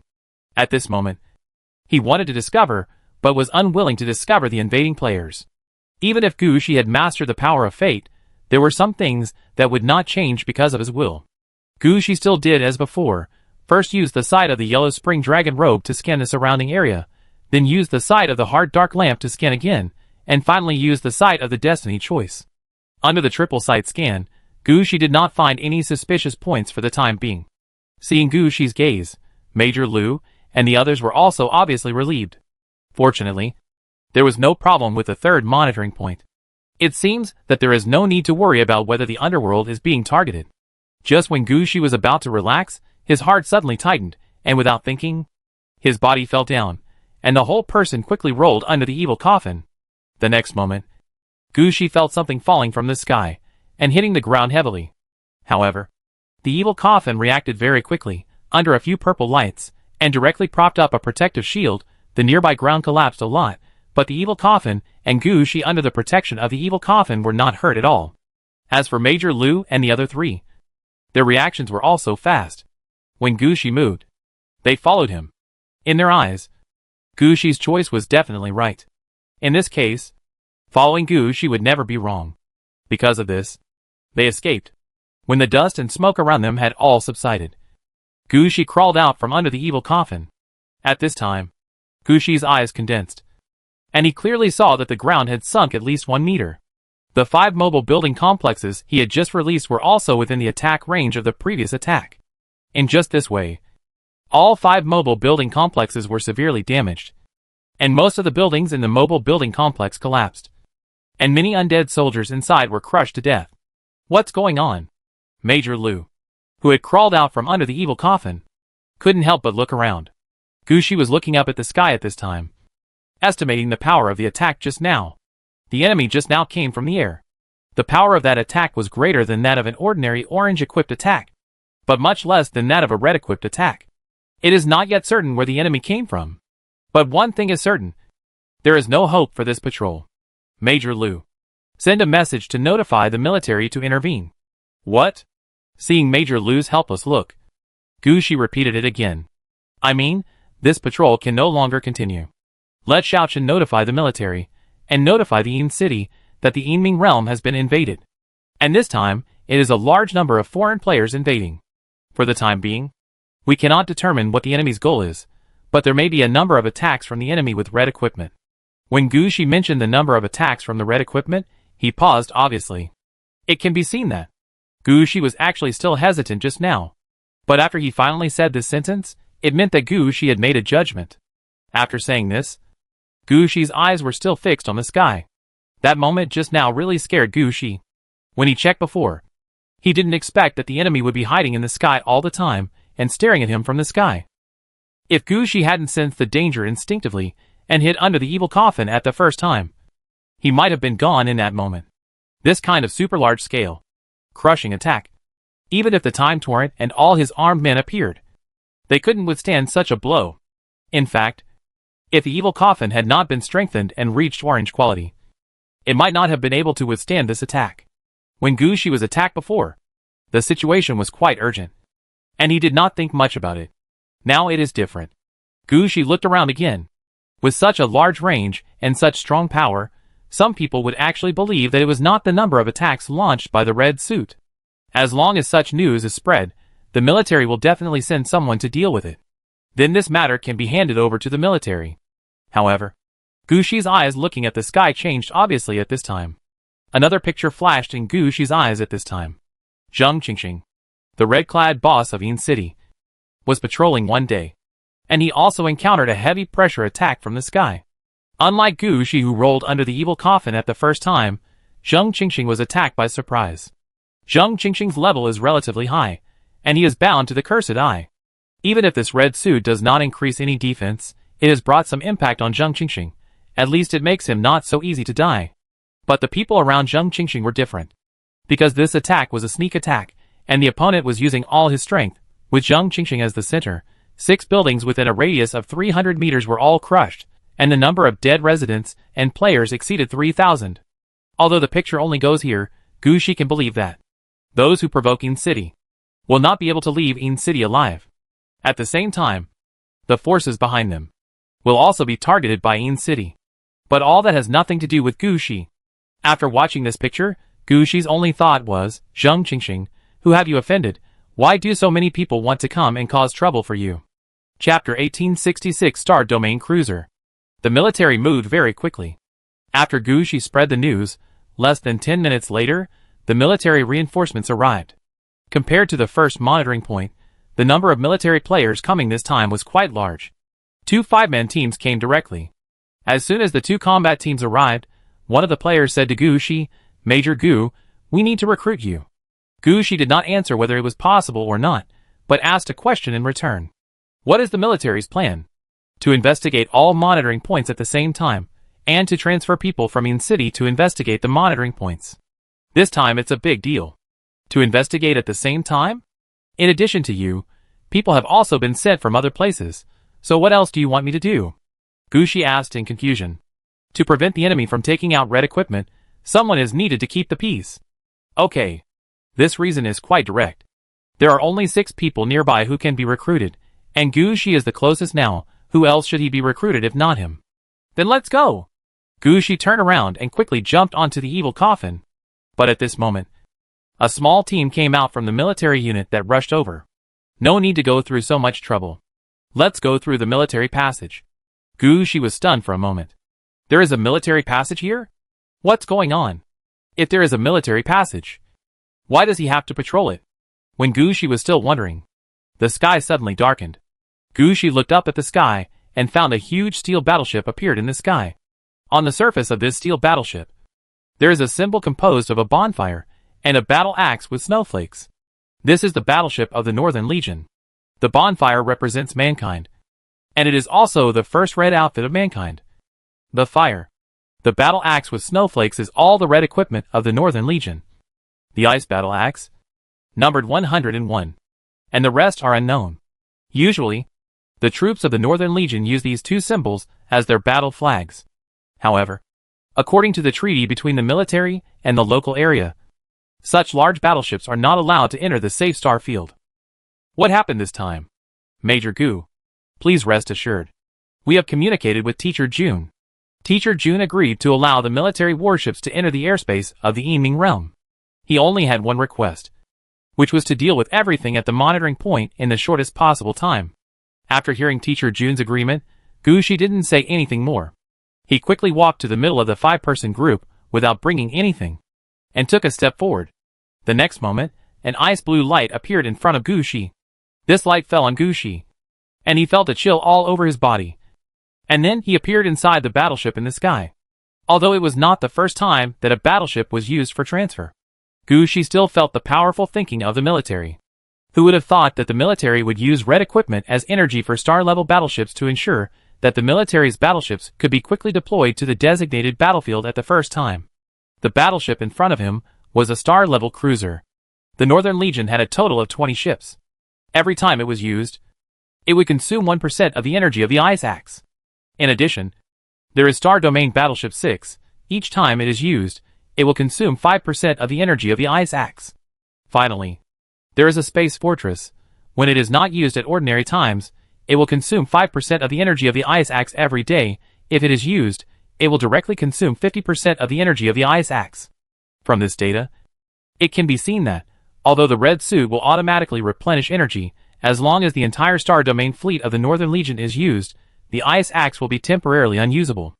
It can be said that the people of the Northern Legion would rather call on the troops stationed in various star domains than use this kind of Star Domain level fleet. The last time Gu Shi saw a star level battleship was when he was affiliated with the military. And the big boss, who controlled the ice battle axe, came to meet him in person. Even then, when such a big boss went out, he also used the star-level cruiser in front of him. I didn't expect that the military would use the star-level cruiser this time. When the light used for transmission disappeared, Gu Shi saw several players waiting for Gu Shi there. As soon as they saw Gu Shi appear, they pulled Gu Shi aside. Major Gu, I won't introduce myself. We still have 5 minutes. After 5 minutes, the cruiser's energy can be used again, and we will send you to the new monitoring point. Now we must ask clearly, what happened this time? The news we received was that you were patrolling the interior of the star field. As a result, you only patrolled 3 monitoring points, and encountered 3 foreign invasions. The enemies were from the Stalker clan, the multi-armed bear clan, and another uncertain race, right? Yes, I believe the signalman has transmitted the images to the military, Gu Shi said with certainty. After all, during each patrol, the signalman has the task of recording the situation, and most of the images and sounds can prove everything. So the military only asked a routine question. The situation they asked later was the key. According to the images sent back, you seem to have discovered the enemy's location. Can you explain how you found it? After all, the stealth clan itself is not so easy to find, and the player of the multi-armed bear clan obviously hid himself underground. If you hadn't taken the initiative to attack, he would not have been discovered at all. I saw their appearance through the observation of Fate by the Nether Spirit Flower. Fate? What did you see? After hearing what Gu Shi said, the people who asked questions immediately became nervous. You should know that the power of Fate is rare and strange. Among the more than 1,000 red suits of human beings, there are only 6 that are related to Fate. And each of the holders of those 6 red suits is a famous prophet or fortune teller. Even if they do not participate in the battle, they can live well just by fortune telling. Zhang Qingxing. I found out 3 times in a row that they came to ambush and kill Zhang Qingxing. Facing the military, Gu Shi naturally would not hide anything. He directly told what he saw. Hearing this, all the military personnel were shocked. Unlike Gu Shi, who hid himself, Zhang Qingxing officially publicized himself after binding the cursed eye and held a red dress exhibition. If he was ambushed and killed, it would be a big deal for humans. Are you sure? I'm sure. But I don't understand why Zhang Qingxing never left Yin City after getting the cursed eye. How could he offend so many players of different races? The military personnel looked at each other, and 2 of them quickly said, Wait a minute. Chapter 1867, why not catch someone alive and ask them questions? In less than a minute, the 2 military commanders came back. Major Gu, let's talk about other things first. Let's take control of a few monitoring points. You don't need to take action in the next battle. You just need to find the enemy's location. As long as you find the enemy, you can come back and go to the next place. Everything will be done after we have cleared up all the monitoring points. Gu Shi also knew the priorities of this matter. Now he must deal with all the monitoring nodes in the underworld first. If this matter is not handled properly, if there is a mess somewhere, the Yiming realm will be in trouble. After all, each of the points that Gu Shi patrolled is considered the most critical position in the Yiming realm. If there is a problem, it will affect the entire Yiming realm. At present, we must find the person first. So before Gu Shi could finish the discussion, he was sent back to the Yiming realm by the Star Domain cruiser. The location where he appeared was no longer the 3rd monitoring point, but another new monitoring point. At this monitoring point, there was already a team of 5 people waiting there. When Gu Shi landed, they looked unhappy, but when they saw Gu Shi, they immediately smiled. Although Gu Shi had been hiding his identity and studying in Yin City, but at Gongling Yu's red dress display conference, Gu Shi had personally taken action. At that time, Gu Shi took action for humanity, so many people remembered Gu Shi's face. When they saw Gu Shi coming, the combat team that was temporarily called over was convinced at the first time. One of the players even stepped forward and said, Mr. Gu, I am the captain of the Titanium Bear team. You can call me Xiong Tai. I know you. Wherever you say the enemy is, we will go there to fight. Gu Shi did not expect to encounter such a situation. He smiled and flew up by himself. At the same time, two Death Incarnations appeared beside him. These two were the Death Incarnation's Titans. As soon as they appeared, they quickly released a protective shield to protect themselves first. The attack just now still attracted Gu Shi's attention. Gu Shi now pays attention to his own safety. He doesn't want to be attacked by someone here again. At the same time, the person wearing the Time Torrent and the person wearing the White Bone Obelisk also appeared beside Gu Shi, and took the initiative to protect Gu Shi's safety. After doing all this, Gu Shi carefully checked the surroundings. He was still like before. First checking with the vision of the Yellow Spring Dragon Rope, then checking with the vision of the Soul Dark Lamp, and finally checking with the vision of Destiny. This time, the enemy didn't even need to reach the level of Destiny's vision. Just by using the vision of the Soul's Dark Lamp, Gu Shi saw several eyes falling on him. Gu Shi pointed at those locations while using the vision of Destiny. He had found the people, and now he had to confirm whether these people were the ones Gu Shi was looking for. However, these people were not as well hidden as Gu Shi thought. When Gu Shi pointed his finger at them, they jumped out immediately. When they jumped out, Gu Shi did not immediately recognize the origin of these players. After all, there are so many player races in the real world, and Gu Shi could not recognize them all. Gu Shi just felt that they looked like humans, and their fighting style was mainly lurking and long-range attacks. If they were lurking, no one would notice them. But once they appeared, their fighting power was not strong. After pointing out the location of these lurkers, Gu Shi sent a signal to the sky and returned to the Star Cruiser again. As for the battle here, Gu Shi didn't need to think about it, because he had already found the people. Back in the Star Domain Cruiser, Gu Shi immediately found that the officers who had surrounded him had all left, and now a Lieutenant Colonel officer was waiting for Gu Shi. "You're back. They are all busy with this matter. You take a rest. We will launch a new deployment in 5 minutes. It may be a bit busy today. You have to run all the monitoring points. We have made such a big deal. Won't those people run away?" Gu Shi was a little worried. "Can't run away. Our fighting habit is to cut off all connections first. And after a period of exploration just now, we found that although they appeared in the underworld at the same time and had the same goal, there was no corresponding connection between them. So they didn't know the situation here.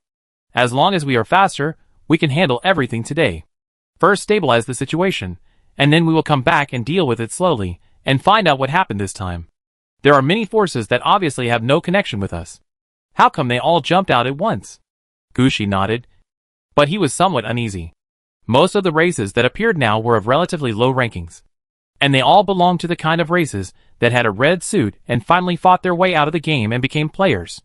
Generally speaking, these races would not take the initiative to provoke races that are much stronger than them, because they just got a red suit. They still can't feel much security. Only by fully developing the race, first piling up some level 60 players, and then finding a way to get 2 more red suits. This is the most appropriate route. To provoke a race of nearly 2,000 people, the brain must be very crazy to make such a decision. But these races have all said people, and they seem to have made an appointment. One occupied a position and lurked there. There must be a stronger force behind this. And there must be someone commanding. Otherwise, they would not appear at such a critical juncture. The military's current action is the most correct choice. No matter who is behind it, pull out the nail first. After the danger is cleared, they will come back to check what happened behind the scenes. At the same time, the officer also told Gu Shi that after receiving Gu Shi's news, they had sent someone to find Zheng Qingxing. They also hoped that Zheng Qingxing could think about what was going on, and whether there was a problem. At the same time, they also wanted Zheng Qingxing to stay alert, and not be ambushed on the road. Hearing this, Gu Shi also shook his head. "Brother Zheng, I'm afraid you are also confused." Yes, the brother who just went to find Zheng Qingxing said that he really couldn't think of where he had offended anyone. After all, he hasn't even left Yinzadu for more than a year. There is no sign that the curse eye has been used. Gu Shi didn't know what to say about this question. In the end, he could only say, "How about we find a way to catch someone alive and ask?" Chapter 1868 Locking the Target. There is no way to catch them alive. In the following period of time, Gu Shi appeared at various monitoring points in the underworld at a speed of 5 minutes to deploy and 5 minutes to return. After emergency treatment by Gu Shi and the military, all monitoring points were cleared. Almost as Gu Shi and his team guessed, most of the monitoring points had foreign invaders. Only a few monitoring points did not find any foreign invading players. I don't know whether they knew the news in advance and ran away, or whether they were discovered by Gu Shi and others before they could enter. Anyway, 3 hours later, when all the monitoring points in the underworld were cleared, the military did not catch a single person alive, but only corpses of different races. The races here are so chaotic that even the military needs to check the information to know who the other party is. For such things, Gu Shi can't care so much. At this time, Gu Shi was also on the Star Domain cruiser, talking in detail with several military officials about the situation. Listening to Gu Shi's description, and watching the various intelligence and images sent back, several senior military officials also understood that the situation this time was almost certain. It was definitely an invasion by foreign enemies. It was just that who was the foreign enemy, and who organized it, these had to be found out. Otherwise, they would be quite passive. After all, the military could not always send people to guard near each monitoring point. So they must deal with this matter from the root. But they still haven't figured out what's going on behind this. Just as Gu Shi was explaining the details, a white cold light came from the teleportation room of the Star Domain cruiser. A senior military official was walking out with a player of around level 50. This player of around level 50 had a neat short hair, and was wearing a black suit with a small vest, looking like a street vendor selling insurance. However, his left eye was replaced with a metal eyeball, which made him look a bit fierce. This person was Zhang Qingxing, who was bound to the cursed eye. After entering the Star Domain cruiser, Zhang Qingxing first took a look around, and then set his sights on Gu Shi. When he saw Gu Shi looking over, Zhang Qingxing nodded to Gu Shi. Okay, everyone is here. Let me talk about the situation this time. After the senior military officials brought by Zhang Qingxing had met almost everyone, he went up and talked about what happened this time. Zhang Qingxing, who was standing by, was getting more and more frightened the more he listened.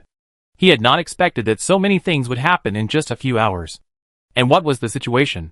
Why were all the clues tied to him? When the military leaders finished explaining the situation, Zhang Qingxing raised his hand and asked, "Wait a minute. Are you sure that so many players of races I have never heard of took great efforts to sneak in, just to attack me?" The situation was discovered by Major Gu. Through the power of fate, he saw the fate of those enemies. In fate, most of them died in the process of ambushing you. There are no other pictures besides this. But this is the influence of fate. Only Major Gu can see the pictures of fate, and we have no way to prove it to you. Zhang Qingxing turned his head and looked at Gu Shi when he heard it. In the Yin City, he and Gu Shi had some exchanges. After all, they would cooperate with each other in the subsequent battles, and there were some means that could be used, and no one hid it. Zhang Qingxing also knew that Gu Shi had some ability to see fate, and even influence fate. But the fate scenes he saw all pointed to him, saying that everyone was here to attack him. But Zhang Qingxing didn't quite believe it. Gu Shi had no way to prove anything about Zhang Qingxing's gaze. He didn't know how to use illusions, so he couldn't show the scenes he saw. And even if he showed the scenes, it would be useless, because illusions can be adjusted, and no one would use illusions or mental abilities as evidence. For a moment, the atmosphere on the scene became a little awkward, because they didn't catch the enemy. They couldn't ask even if they wanted to. Fortunately, at this time, another senior military official came back. He took a look at the atmosphere at the scene, frowned first, and then said, "What's wrong with you?" "Nothing. There are just some things that can't be proved." Mr. Zhang is not willing to believe. Hearing this, the senior military official looked at Zhang Qingxing, and then looked at Gu Shi. "It's okay. We have found evidence, and the matter has come to a conclusion." Gu Shi was stunned. Is the military's reaction speed so fast? But if you think about it, you can understand that there will be conflicts between the various military forces. But if something really happens, the military will definitely be the most united. This matter is not difficult. As long as the Northern Legion sends a letter, they can find what they want very quickly. Not to mention that the military has also cultivated many experts who master different methods. Divination, deduction, in the eyes of the military, those are trivial matters. When the military machine is in action, the speed is quite fast. In just 1 hour, they have passed on the information here, and received some feedback. It's just that they need to find out some of the information behind, which has delayed it until now. Otherwise, when the first message came back, Gu Shi should have known the situation. Hearing this, Gu Shi and Zhang Qingxing turned their heads, and looked over there at the same time. Gu Shi was just curious. But Zhang Qingxing was quite serious. After all, this was related to his life. It was not uncommon for the red dress boss to be ambushed and killed on the road. He didn't want to get up early one morning and go out to eat breakfast and be killed by someone. Looking at Gu Shi and Zhang Qingxing's eyes, the military leader said again, "Don't worry. We have found several prophets. And through various divinations and other means, we have found the cause of this incident and the black hand behind it. We have detailed records of all the divination and exploration images. And there are special explanations. You can take a look," the military leader said. While playing various images, Gu Shi and others focused their attention on these images. In these images, Gu Shi noticed that the military had found at least 20 prophets, or witch players. They used a variety of methods for divination, including tortoise shells, crystal balls, and tea leaves. There were even people who calculated birth dates or observed the stars. I don't know how they were found. But one thing is certain. According to their divination, Zhang Qingxing is the final target. Chapter 1869 Reasons for the Attack. If only Gu Shi said it, Zhang Qingxing might still be skeptical. But more than 20 prophets and fortune tellers all gave the same answer. Zhang Qingxing had to believe the fate that Gu Shi had seen before. At this time, Zhang Qingxing jumped up. "Who is messing with me? What's the reason? I haven't left Yin City for nearly 3 years. Why must you find me?" Gu Shi was also very curious about Zhang Qingxing's question, and he also wanted to know what happened to Zhang Qingxing. How did he offend someone? The next time he encounters such a thing, he also knows how to deal with it. The military will definitely not only verify whether what Gu Shi said is true, they will also follow what they have found. According to the information we have inquired, the mastermind behind this time is very likely Foster Bruce of the Liverpool tribe. Gu Shi and Zhang Qingxing were both confused. What is the Liverpool tribe? I have never heard of it. That's not right. The Liverpool tribe has this name, but it is obviously not familiar. It's like a normal person who learns geography, but can't know the names of all the countries. At most, they are relatively familiar with the countries that are ranked higher or have more contact with. How can anyone remember other countries all the time? The situation of Liverpool is the same. The ranking of this race is not high. Among the races with more than 200 but less than 300, they are ranked around 150. However, according to the latest news, Liverpool, who originally had 2 red clothes, just got the 3rd red clothes, and the ranking of the race may be improved. After finding out the information about the Liwu tribe, Gu Shi and the others were even more confused. This race, which had just obtained the 3rd red outfit, shouldn't it be fully considering the improvement of its own race ranking? Why would it take the initiative to provoke humans? Not to mention that they were only targeting Yin City.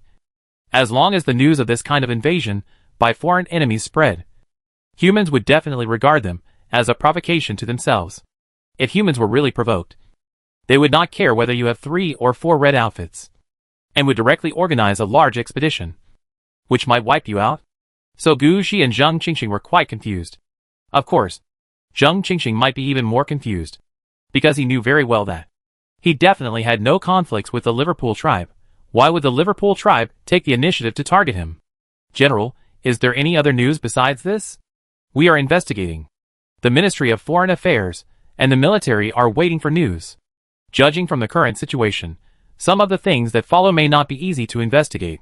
Before that, Zhang Qingxing, do you want to hide in the Northern Army first? It's okay. Now that I know there is danger, I will be more careful in doing things. And I believe the military should have a way to deal with the Liverpool tribe. I have some ideas, but I may not make a big move.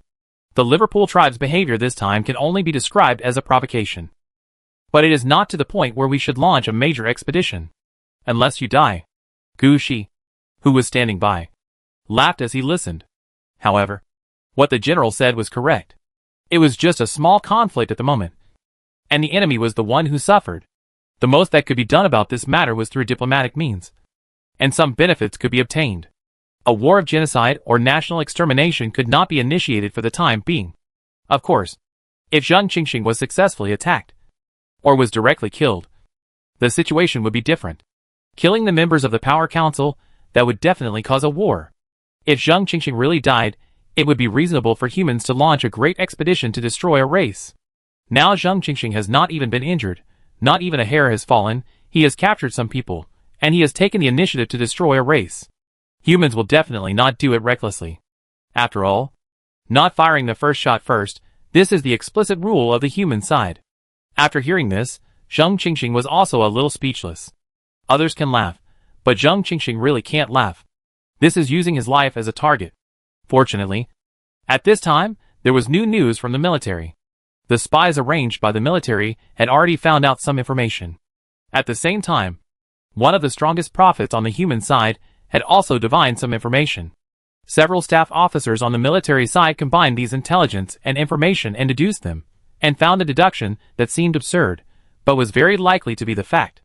After rededucing several times, and finding that this intelligence was the most likely, the military finally sent the intelligence over.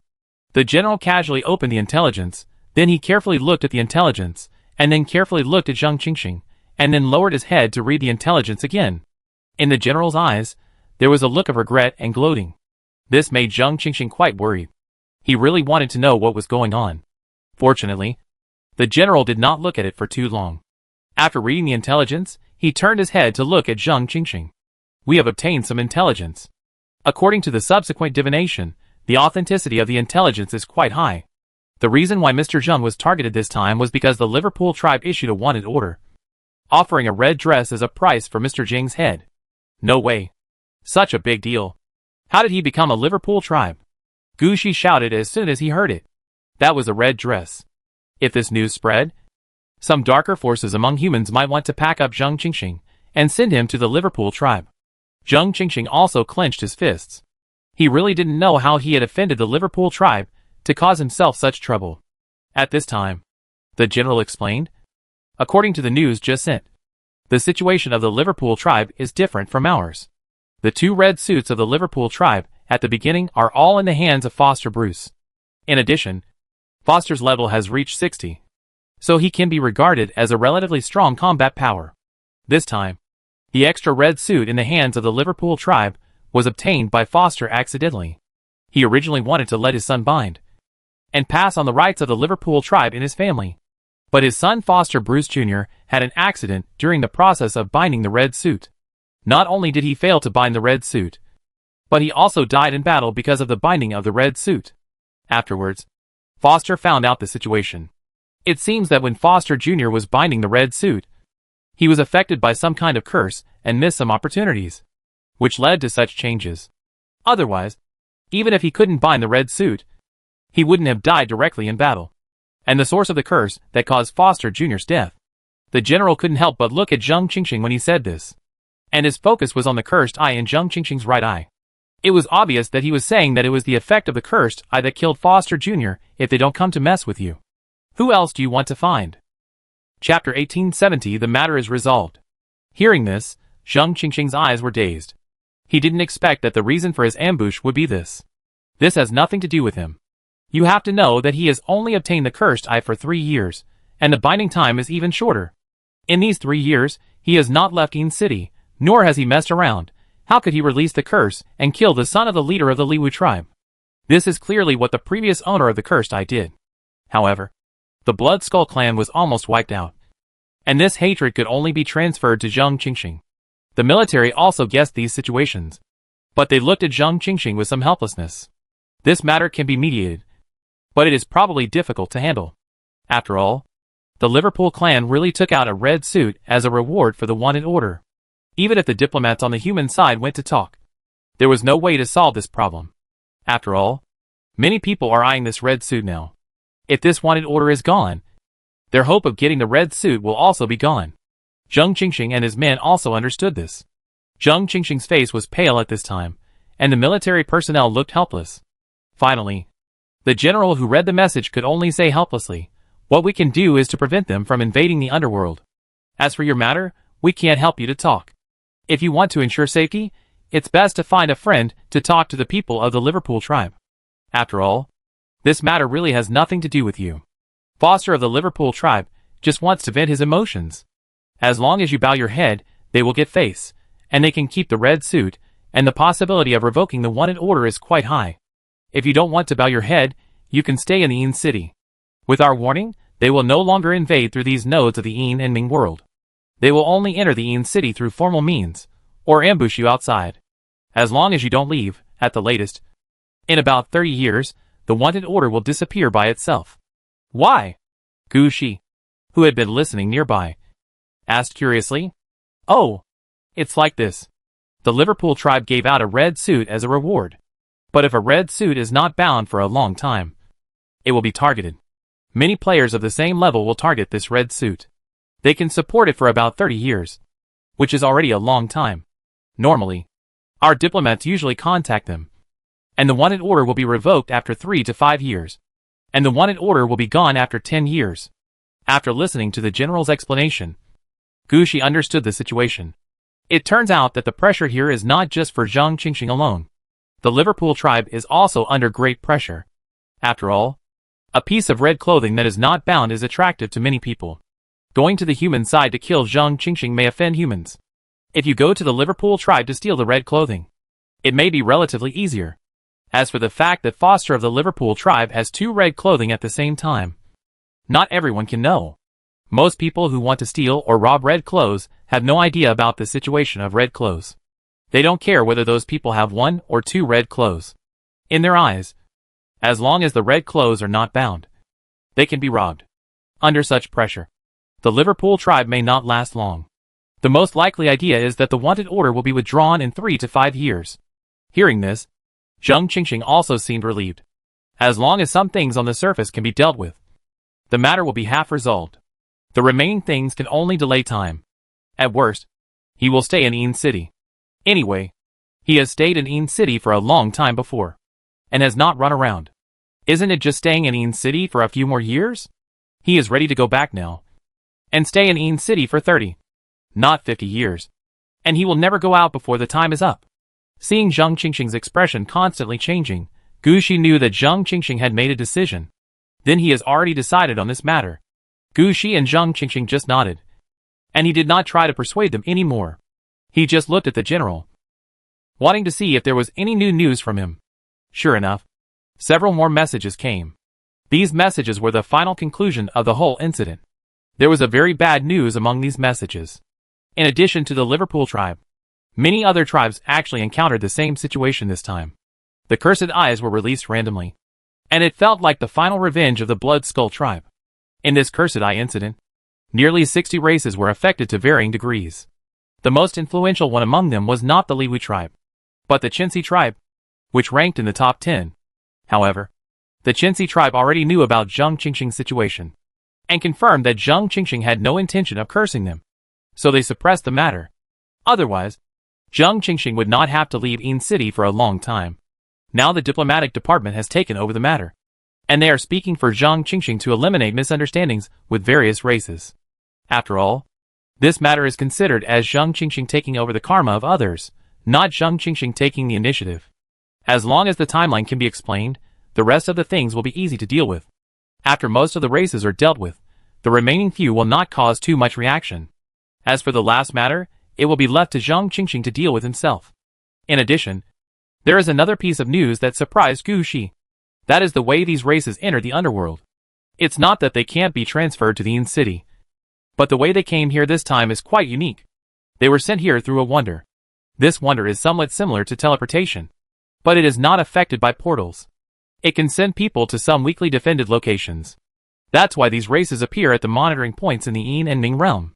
But as soon as this information appeared, a question flashed through Gu Shi's mind. What is this wonder? There is no explanation in the information. There are so many races that are obviously not together. How could they be sent here at the same time? There must be someone behind this who is secretly pushing it. It's just that the military only investigated the Liwi tribe, and didn't intend to investigate further. And Zhang Qingxing obviously accepted his fate, and didn't intend to fight anymore. Even if Gu Shi found this problem, he wouldn't ask more. He could only bury this matter in his heart, and not think about it too much. Anyway, this matter is good for pretending to obey, but secretly disobeying. At least his inspection mission is completed, and he can start his own promotion mission after returning. Chapter 1871, quickly return to the city. Gu Shi discussed with the military for a while in the Star Cruiser. After confirming that the matter had come to a conclusion, he immediately returned to the location where he was dragged to the Star Cruiser. That was the third monitoring point of Gu Shi's patrol this time. After arriving here, Major Liu and the others were still waiting here. When he saw Gu Shi, Major Lu immediately came to greet him. Major Gu, I heard that the patrol is over. Yes, it's over, other places have taken over, our mission this time is considered completed. Gu Shi said lightly. I didn't expect this to happen this time, but this matter is still good for us, at least we completed the patrol ahead of time, and all the things are counted as our achievements. Hearing Gu Shi's words, Major Lu's eyes also lit up. That's true. Then we can have a holiday starting today. No, this is something we need to celebrate. Today, right today, I'll change my clothes, and we'll go to Qingfenglu. I'll treat you tonight, and everyone will go. Major Lu smiled happily. When the signal soldiers and engineers heard this, their eyes lit up. Qingfenglu is a mid-range store in Yin City, but this store is quite unique. There are fewer undead inside, mainly to accommodate non-undead players stationed in Yin City. There are not many non-undead players in Yin City. They are mainly military or other key professions. So when the military inspects or sends people to Yin City, they often host dinner in Qifeng building. Even Gu Shi was affected. He went there several times and felt that the life there was not bad. At least it was a bit human. So when he heard someone treat him, Gu Shi laughed, because the inspection had been ended in advance. Zheng Qingxing's affairs had nothing to do with Gu Shi. The planned promotion to level 15 would start the day after tomorrow. Gu Shi still had more than a day to spare. Of course, he could find a place to relax. Come on, get on board, I'll drive. When Major Lu and the others heard this, they all jumped onto the evil coffin. And Gu Shi immediately determined the direction and ran wildly towards the Yin City. On the evil coffin, the signalman Xiao Chen immediately took a few bottles of wine and placed them in front of Gu Shi. Major Gu, come on, drink more, these wines are good for replenishing. Usually we don't dare to drink too much. It's rare that Major Lu is treating us today. I must drink a few more glasses to replenish myself. After hearing this, Gu Shi also took a look at the small bottle of amber wine in front of him. The amount of this wine is not much. At most there are 4 small wine glasses that can be divided into 3 tails. But after pouring this wine, Gu Shi doesn't need to drink it, just hold it in his hand. Gu Shi can feel the temperature brought by the wine. It's like holding magma in his hand. Don't rush to drink it, this stuff will take effect in 30 minutes. If you drink it now, and it takes effect later, we will still be on the evil coffin, that will be embarrassing. After pouring wine for everyone, the signalman Xiao Chen explained in detail how to use this wine. Hearing this, everyone on the evil coffin laughed. 30 minutes? Sure. I promise to get to Qifeng Tower within 30 minutes. Gu Shi patted the evil coffin, and the speed of the evil coffin increased. Although sitting on the evil coffin, Gu Shi and the others could still feel that the speed of the evil coffin was several times faster than the speed of sound. The nearby scenery could not be said to have retreated, but flashed in front of Gu Shi and the others. If they wanted to take a closer look, they would find that the previous scenery had passed by thousands of meters. Such a speed surprised Major Lu and his men. They had followed Gu Shi on patrols several times, but this was only the second time they had ridden the evil coffin. They had never expected that the evil coffin could run at such a speed. Major Lu, holding a wine glass, looked at Gu Shi. My God, how fast did you reach? The fastest speed is about Mach 7, but it has not reached the peak yet, Gu Shi said proudly. It's an orange mount, and it has the license plate of Yinzidu. There are few things in Yinzidu that are more powerful than this thing. Normally, he couldn't show it off, but this time, he had a rare opportunity, so he must show off his mount. It's so fast. It's almost as fast as some warships. What unit is Mach? Is it the speed of sound? Major Lu and his friends knew how to flatter. Suddenly, the atmosphere on the evil coffin became heated. Out of trust in Gu Shi, Major Lu and his friends drank the wine in advance.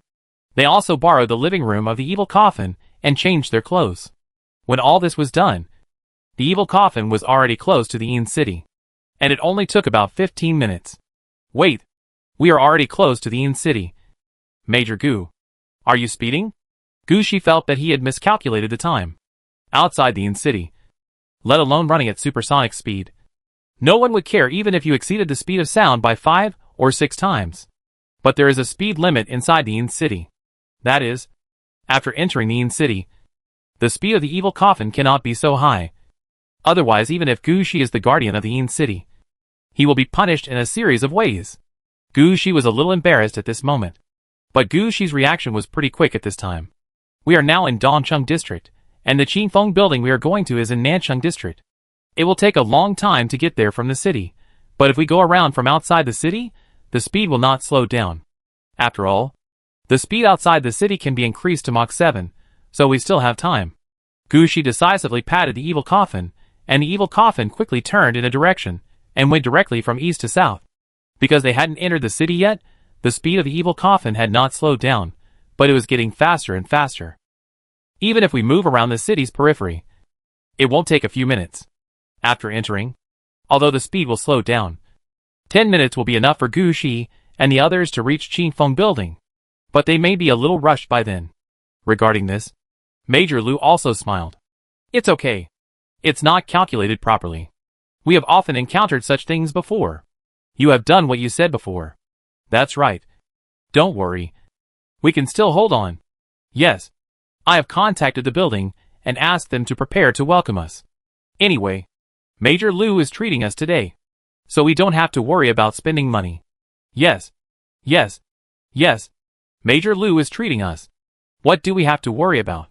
Listening to their words, Gushi also laughed. Don't worry. We will definitely arrive at Qingfeng Building on time today. Chapter 1872 Free Players. Downstairs of Qingfeng Building, the evil coffin had just stopped, and Gushi and the other four bent over and walked inside. Although Gushi calculated the time clearly, after entering the Yin City, there were always various things along the way, and in the end, they actually arrived at Qingfeng Building at 31 minutes. Because the time was delayed a little bit, the effect of the medicinal wine had already taken effect. Now the four of them had to bend over to hide their embarrassment. Fortunately, they had already booked some food in advance. Everything that Gushi and his friends wanted had already been prepared in the building. As soon as they entered, they could start eating. Yes, they were here to eat. But everyone had a separate room. Just like now, Gushi was helped to the room he had booked. After about a few hours, Gushi, who was drunk, came out holding his waist. When he pushed open the door of the room, Gushi paused for a moment. He found a man standing in front of him. At this time, he was holding something like a pocket watch in his hand. Although the pocket watch was not very eye-catching, Gushi clearly felt that the power of time was flowing on it. When Gushi shifted his attention away from the pocket watch, he found that the man was wearing a rather old-fashioned suit, a top hat, a civilized stick in his hand, and a monocle on his right eye. The overall style was incompatible with the style of Yin City. When Gushi looked up at the man's face, he found that his attention was attracted by the monocle on his right eye, and he could not notice what he looked like. This situation surprised Gushi. He opened his mouth and was about to speak, but he found that the surrounding environment seemed to have changed. At this time, the man standing opposite Gushi also put away his pocket watch and stretched out his hand to Gushi. Hello. Let me introduce myself. My name is Su Yoheng, a free player, and a holder of 2 red suits. Hearing this, Gushi's mind buzzed.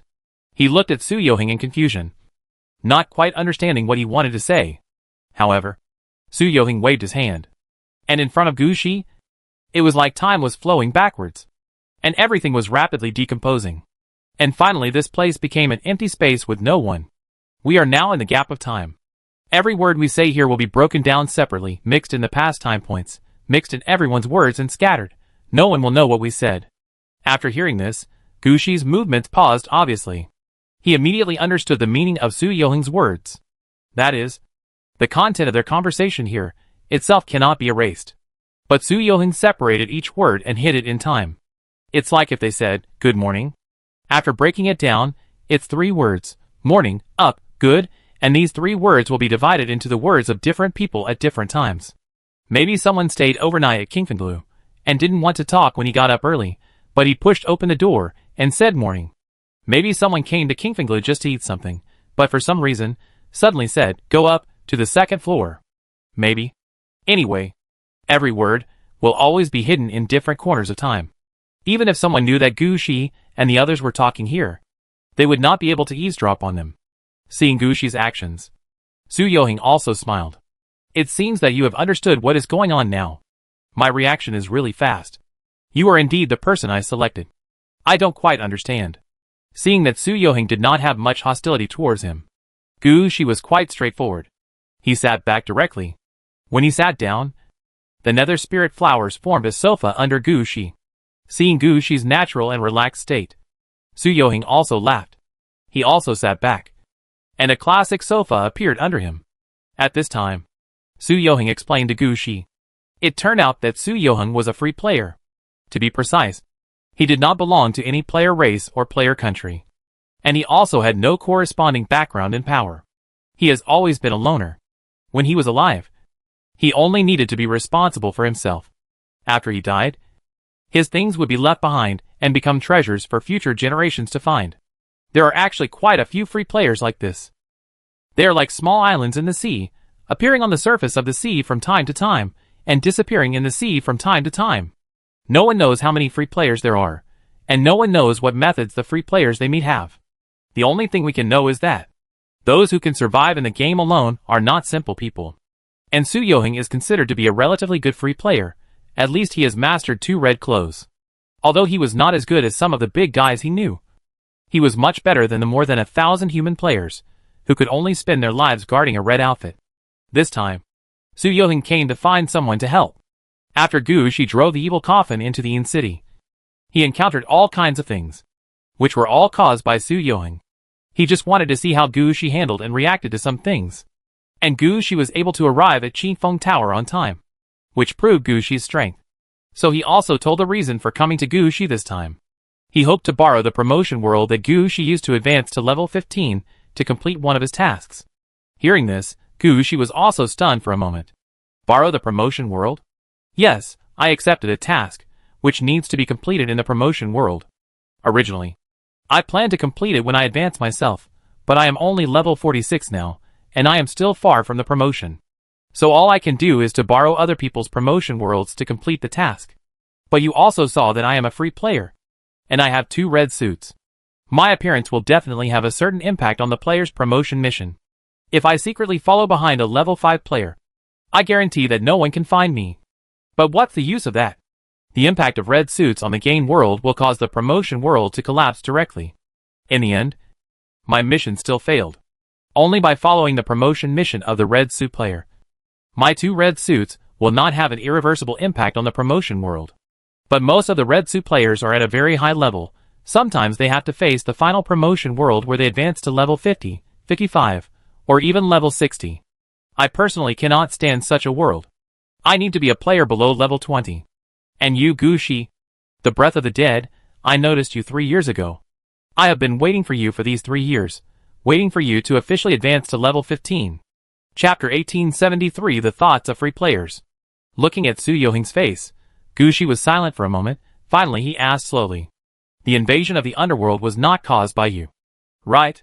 No, but if you want to know who it was, I can help you check it out.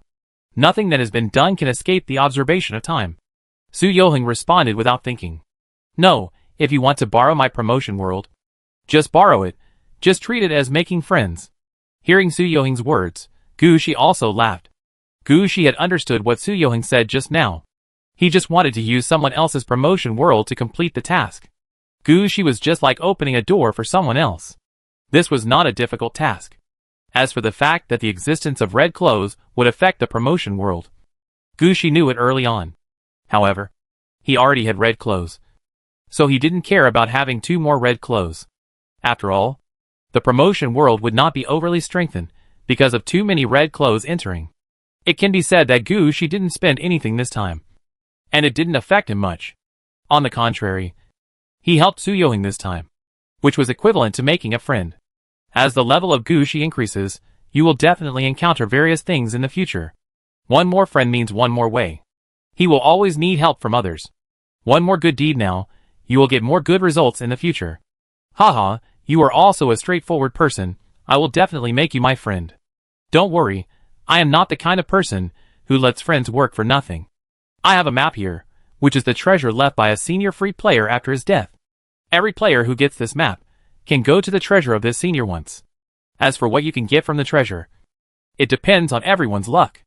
I have been to this senior's treasure once. There is no use for me to keep this map, so I will give it to you as a gift. Listening to Su Yoheng's words, Gu Shi also smiled and took it. It seems that Su Yoheng is not the kind of unreasonable person.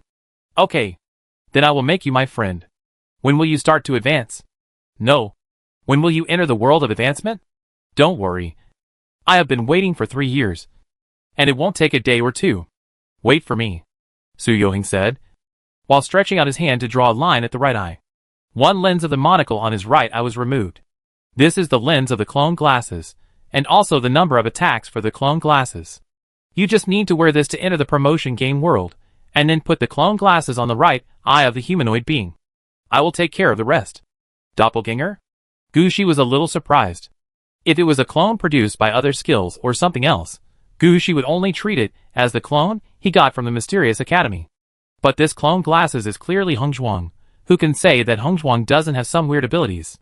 After taking the lenses of the clone glasses, Gushi said seriously, "It turns out that this is just a small matter. I thought it was a big deal. You can just say it directly. Why make it so mysterious?" It's not that I want to be so mysterious, but the identity of a free player is not welcomed in many places. If I don't pay more attention, many people can come and disrupt my actions. So this matter must not be known to anyone. I will not force you to start the promotion task at any time. As long as you start the promotion, you just need to bring my clone glasses in. After Su Yohing said this, Gushi also nodded. Okay, I understand. I don't have other skills, but I still have the ability to do what I say. That's good, thank you. By the way, there is one thing I want to remind you. You find that the bond between humans is too weak. It's as if you were not born and raised in the human world.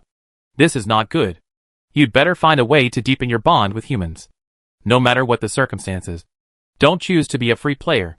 The life of a free player is too hard. Gushi was stunned for a moment. He didn't expect Su Yohing to say this.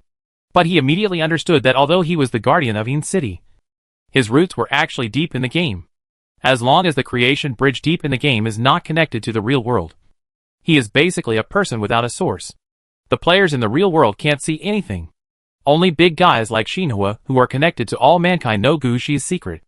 I didn't expect that Su Yohing in front of me could see it at a glance. From his tone, it can be heard that he is also a person who knows the story. Okay, everyone has their own story. Free players pursue freedom, not other people's stories. I don't want to ask about your affairs. It has nothing to do with me. I just reminded you that your situation is very easy to be tempted. So, don't ever become a free player. Gushi glanced at Su Yohing, was silent for a moment, and finally nodded. He would not become a free player. No matter how big the problem was, he would not become a free player. Seeing Gushi so determined, Su Yohing smiled. Okay, I'll go first. If you have anything, you can use the messenger to contact me. By the way, this is a small gift. I hope you like it. Su Yohing had just finished speaking when Gushi found that the time nearby seemed to have turned on the acceleration key, and it kept speeding up. Everything nearby changed from the originally deserted open space to a prosperous city. Everything around Gushi, naturally, turned into Kingfinglu again. Watching Su Yohing who slowly disappeared in front of him as time went by, Gushi found with some helplessness that the effect of the medicinal wine that had just been consumed after a few hours was back again. No wonder Su Yohing said he would give him a small gift. This gift was too much. How could his waist bear it? Bending over, covering his embarrassment, Gushi raised his hand. Waiter, don't cancel the private room I booked before. I'm hungry again. Bring up 2 more dishes. No, for dishes. Okay. Sir, I'll help you in now. Are they the same dishes? Bring the signature dishes. You know my taste. Be quick. Don't worry. Sir, the waiter said as he sent Gushi into the room he had just come out of. At this time, everything in the room has not been cleaned up yet. Seeing Gushi come in, the girls who were cleaning everything in the private room all turned their heads to look at Gushi. When they saw Gushi walking in with his back bent, they all blinked. What is going on? He just went out, and he turned around and came back. Gushi was a little embarrassed at this time, but he still smiled at them and said, "Why don't you take a break? I'll change your group." Chapter 1874. The Portal to the Promotion Area. This time, Gushi stayed in Qifeng Tower for a whole day and night. Even Gushi had to admit that Su Yohing's ability was too strong. He did not let Gushi return to his strongest state once, but once every 4 hours, and it lasted for 24 hours. This was the first time that Gushi felt refreshed and walked out of a restaurant like Qifeng Tower without holding his waist. When he went out, Gushi found that the signalman Xiao Chen was waiting outside Qifeng Tower. Brother Gu, you are really amazing. We finished a day ago. But when Major Lu checked out, he heard that you hadn't finished yet. We thought we would wait a little longer. We didn't expect that we would have to wait for a whole day. Hearing this, Gu Shi was a little embarrassed, and he immediately changed the subject. Where are they? Major Lu went to meet a friend. Xiao Wu and I are waiting here, Xiao Chen said mysteriously. Major Gu, can I ask you something? Sure. Gu Shi was curious. What was Xiao Chen going to ask? I want to ask, is the medicinal wine very effective? Gu Shi was stunned for a moment, and said quickly, it is very effective, but I took so long because I was affected by the red suit. Xiao Chen's eyes lit up when he heard it. The reason why he dragged Xiao Wu to stay and wait for Gu Shi was that he saw Gu Shi stayed in Qifeng building for a whole day and night. He thought he had contributed to the preparation of the medicinal wine. I didn't expect it could be played like this. This is a good idea. If his medicinal wine can affect the red suit, then he will be rich. So Xiao Chen kept asking Gu Shi all kinds of questions, as if he wanted to offer wine to the red suit boss. Seeing Xiao Chen's excited face, Gu Shi hurried forward to stop him. Don't mess around. Your medicinal wine will depend more on the person's physique as time goes by. Of course I know. Don't worry. I will definitely handle it well. And I really have to thank Brother Gu for the idea this time, Xiao Chen said as he turned around and left. From his appearance, he really wanted to deal with the medicinal wine as soon as possible. Gu Shi didn't know what to say to Xiao Chen's reaction. After Xiao Chen left, Gu Shi didn't stay for long. He went back to his private house first, sorted out the things he got this time, and then returned to Yaladowai City to explain some things clearly. After everything was settled, Gu Shi communicated with Gong Lingyu and teacher June, and then started the promotion task. Unlike the promotion to level 10, Gu Shi's promotion task to level 15 requires entering through a special portal located in the center of Yin City. In the Yin City, the portals to enter the game are actually hidden in various buildings. Most players who want to participate in the game can just find a game portal and report the game world number they applied for. It is safer and more reasonable than going deep into the game. Only some games that are exclusive to each school will be opened at a fixed time every month, which is a benefit for students and a guarantee of the school's rights. As for the portal for players to advance, it is even more special, and not everyone can enter directly. It can only be opened if there is an application from a unit. Of course, that is for ordinary people. For Gu Shi, no matter he is a big boss, a military officer, or a student of Hades University, he can easily apply for the transfer to the promotion game world. Now at this special transfer gate, Principal Lu and Gong Lingyu are waiting for Gu Shi. When seeing Gu Shi coming, Principal Lu did not say much, but just reached out and patted Gu Shi on the shoulder. Gong Lingyu said to Gu Shi, your goal for this promotion is to become the Lord of the Underworld. From this point on, the route you are taking will deviate from mine. I can't help you with anything. The only thing I can do is to give you this. This is the Underworld Spring. If you feel that you can't handle the promotion task, drink this Underworld Spring water immediately. This will allow you to switch to the route of the Lord of the Underworld. Although it will wash away some of your skills as the Lord of the Underworld, the road ahead is all my own, and you can make up for it later if you want. After saying that, Gong Lingyu handed a thumb-sized bottle to Gu Shi. Then she patted Gu Shi's hand and said, think it over carefully. You only have this one chance to change your route. After you become the Lord of the Underworld, it will be difficult to change your route again. Thank you, teacher. I will think it over carefully. I want to keep going on the route of the Lord of Mount Tai. After hearing what Gu Shi said, Gong Lingyu didn't say much. She would prepare a bottle of Underworld Spring for Gu Shi, mainly out of consideration for guiding her disciples. But Gu Shi had already made his choice, so she wouldn't say much. After all, Gu Shi's route and hers were actually different from the beginning. Okay. Stop dragging your feet, Master Gu Shi. You can get going. Just as Gong Lingyu was telling Gu Shi, the staff member who was responsible for guarding the special portal came over. Unlike other portals, it is quite troublesome to open this special portal that specifies the route and direction of advancement. The higher the level of advancement, the stronger the direction of the game. Some advancements require not only a special game world, but also to be opened at a special time. Although the current promotion world of level 15 is not a rare world, the promotion ideas of the Lord of the Underworld are relatively rare among the necromancers. The portal in front of you can only be opened during this period of time. If you miss it, you may have to wait for about 10 days. Therefore, the staff responsible for guarding the special portal is quite rude. In his eyes, if you don't enter the portal without urging you, you will really miss the opportunity. Hearing the words of the staff, Gushi also knew that he couldn't delay any longer. He put away the underworld spring set by Gonglingyu, and then walked to the portal. Compared with the requirement of the bone dragon for the necromancer to upgrade to level 10, the requirement for upgrading to level 15 is simpler, as long as the corresponding skills meet the standards. At this time, Gushi's level has reached level 14, and the experience required for upgrading is sufficient. The most important thing is that the various skills required by the necromancer have been pushed to a relatively high level by Gushi through learning methods. Now his promotion can be regarded as a natural result. At present, Gushi walked towards the special portal step by step. At this time, Gushi still chose the route of the Lord of the Underworld. Just as he approached the special portal, Gushi used the first spell. Chapter 1875. The promotion mission begins. The ghost gate opens.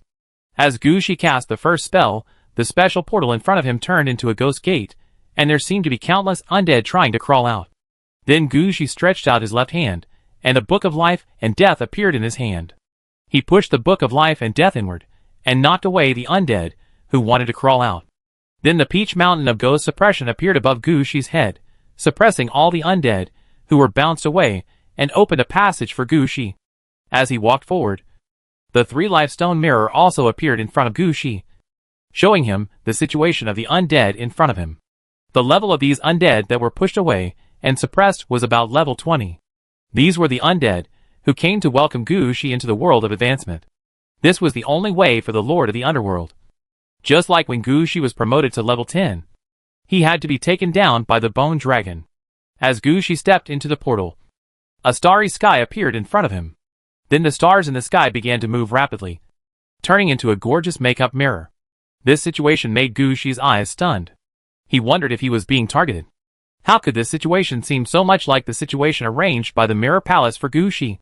But Gushi never told anyone about the situation of the Mirror Palace. You should know that the Mirror Palace and the Aridos City are the core of Gushi. Before he completely took it down, he would not tell anyone where his first Death City was. But what was going on with the situation in front of him? It couldn't be the result of fate or a natural coincidence. At this moment, Gushi suddenly saw a picture in the makeup mirror composed of stars.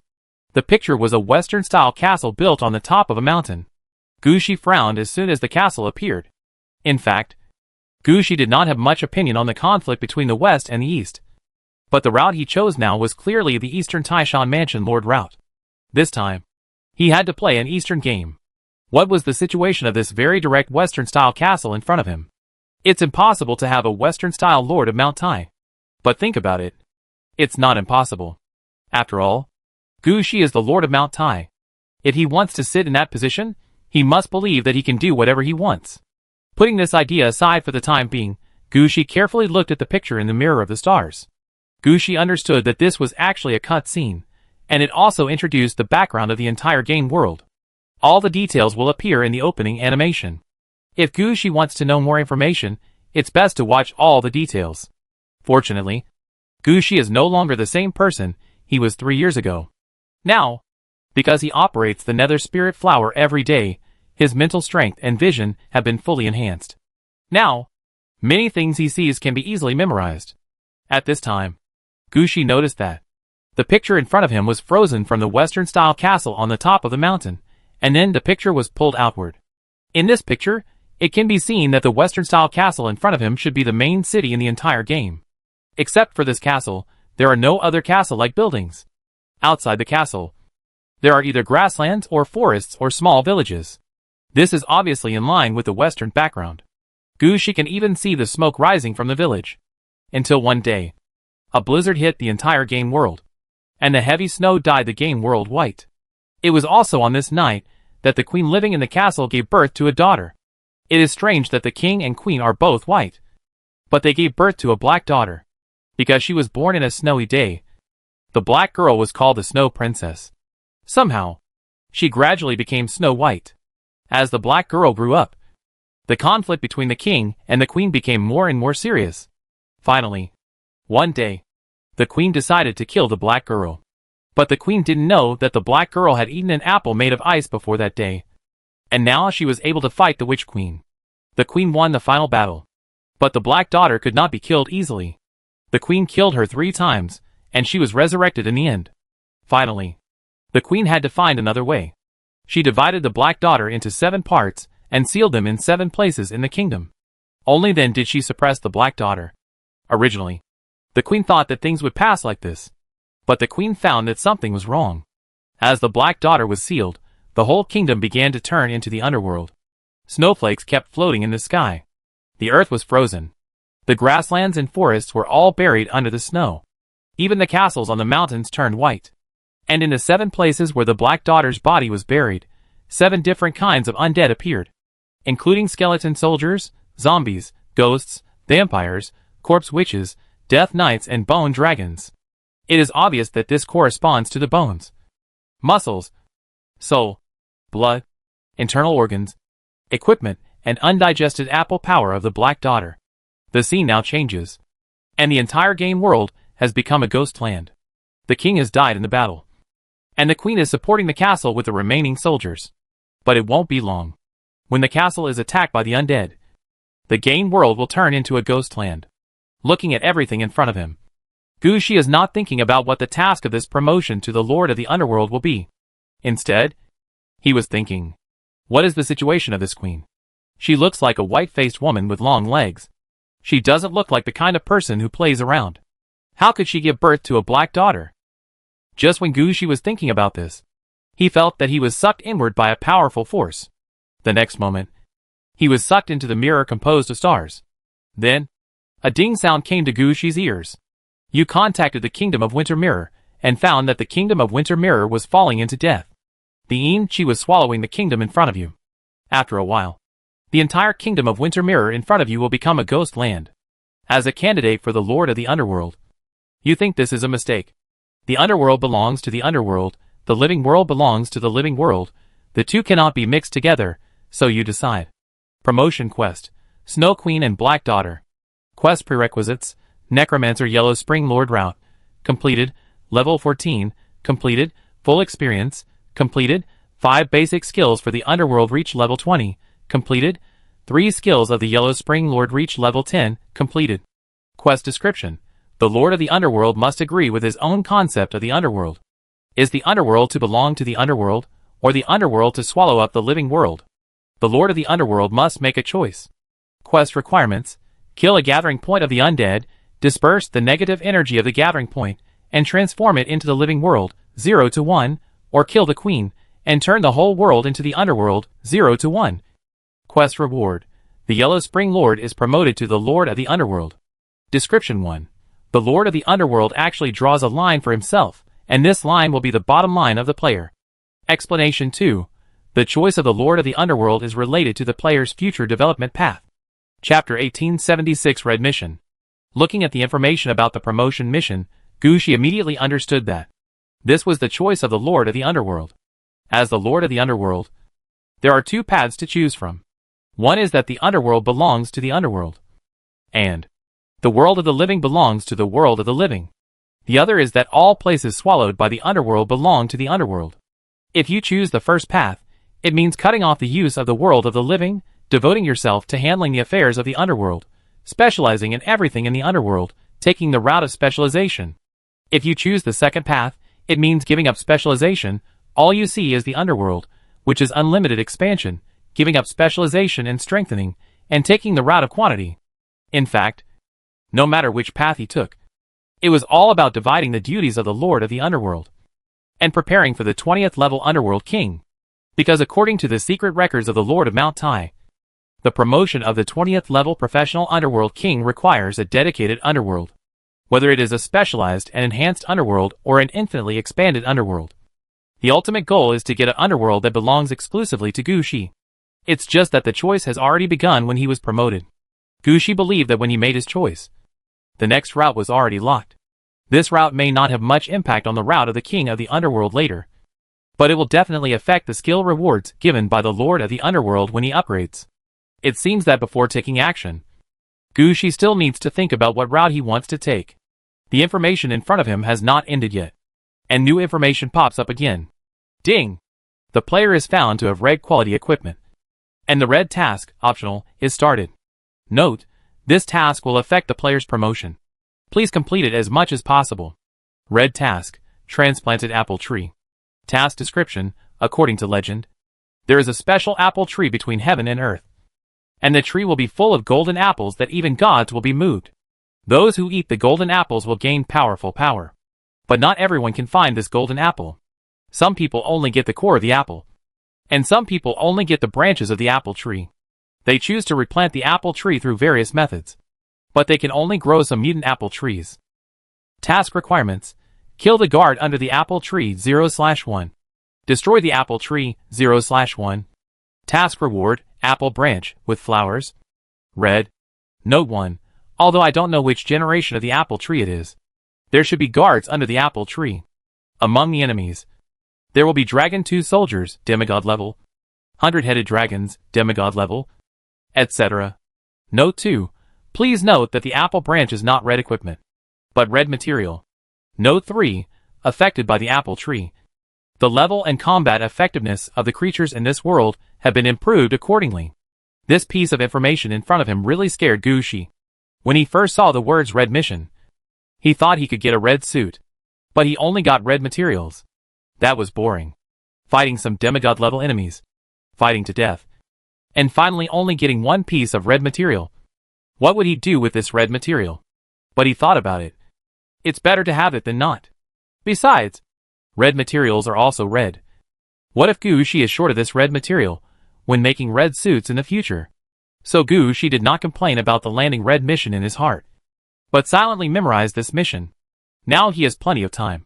He can complete the red mission in front of him while completing the promotion mission. After the red mission flashed by, several new missions flashed in front of Gushi.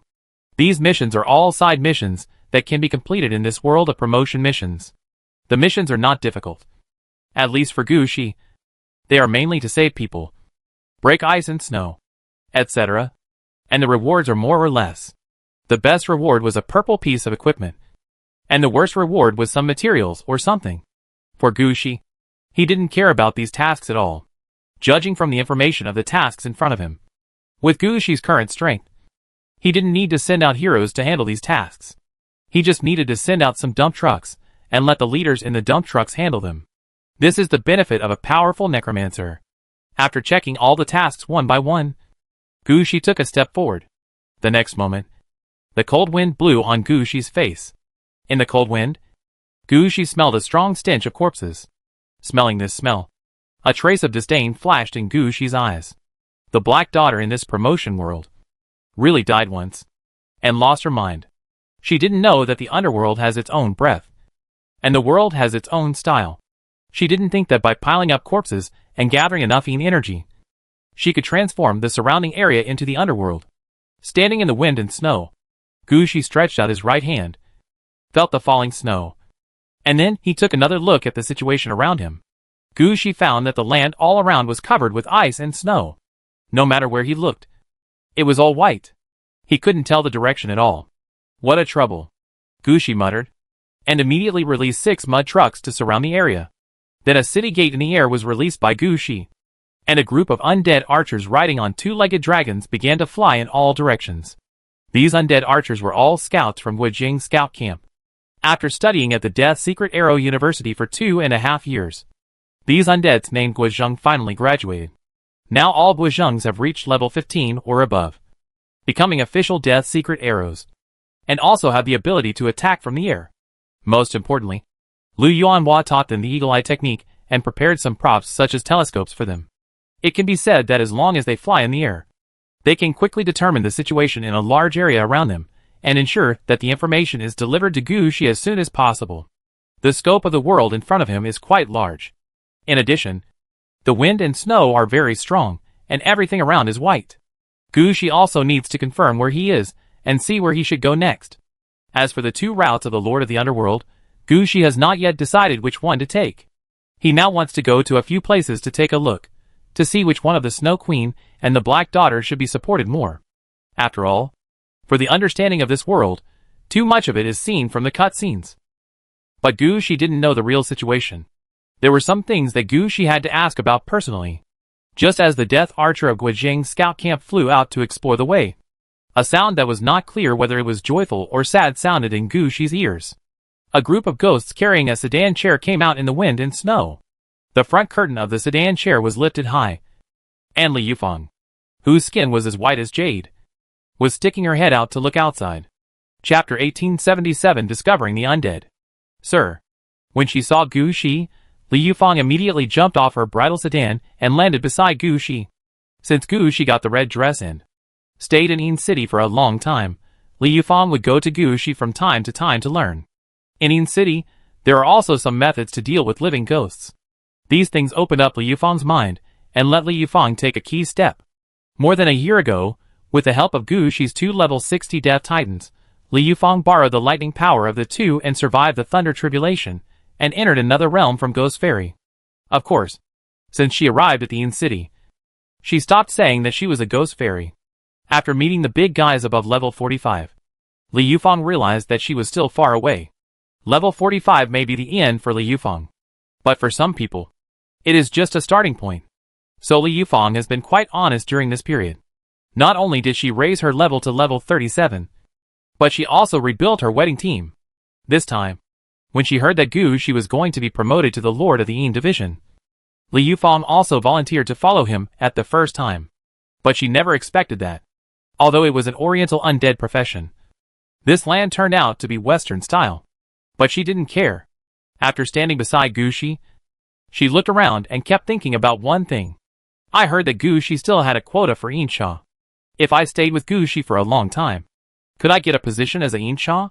Unlike other undead under Gu Shi, Li Yufeng grew up listening to the stories of Taishan Mansion Lord. She knew very well the Yin Sha under the Lord of Mount Tai, and their status in the underworld. Like the Ghost team before, they were just wearing the skin of Bai Wuchang. But now it is different. Some of them have become Yin Sha, and have already established Bai Wuchang status. Although Li Yufeng didn't know all this, it didn't mean that she didn't know how to plan for herself. This time, as soon as she came out, she stood behind Gu Shi. And Gu Shi had already released the evil coffin. And at the same time, 2 level 60 Death Titans appeared behind him. Then Gu Shi pointed at the ground, and 12 liches appeared. They quickly set up the Dead Wizard Force Field with Gu Shi as the center. Under the effect of the Dead Wizard Force Field, the position where Gu Shi stood also changed slightly. The most important thing was that the thick snow layer on the ground was melting, and in the melted snow water, the Yin energy was extracted bit by the liches, and transformed into the undead breath belonging to Gu Shi. There was still hope. Gu Shi immediately felt the situation in front of him. An idea flashed through his mind. If he could take down the entire game world, transform all the ice and snow here into what he needed, he could even turn the entire game world into the underworld. Then he could use the method of yin-yang conversion to turn the whole situation around. Turn the underworld into the world of the living, and send the part of the underworld that originally belonged to him back to where it should go. Although this was a bit troublesome, it was an idea for Gu Shi to jump out of the game mission. In this way, Gu Shi can get enough benefits from this promotion game. Of course, whether this can be done depends on the situation found by the scouts. In any case, Gu Shi will definitely fight in the next battle. With the arrangement of the Dead Witch Force Field, Gu Shi was not in a hurry to open the gate of the Death City. Since the mud truck was installed, Gu Shi's number of deployments on the city gate has decreased. This is actually a good thing for Gu Shi. If too many gates are not deployed, the flaws of the Death City will be blocked. The enemy has no way to enter Gu Shi's city through the gates of the Death City.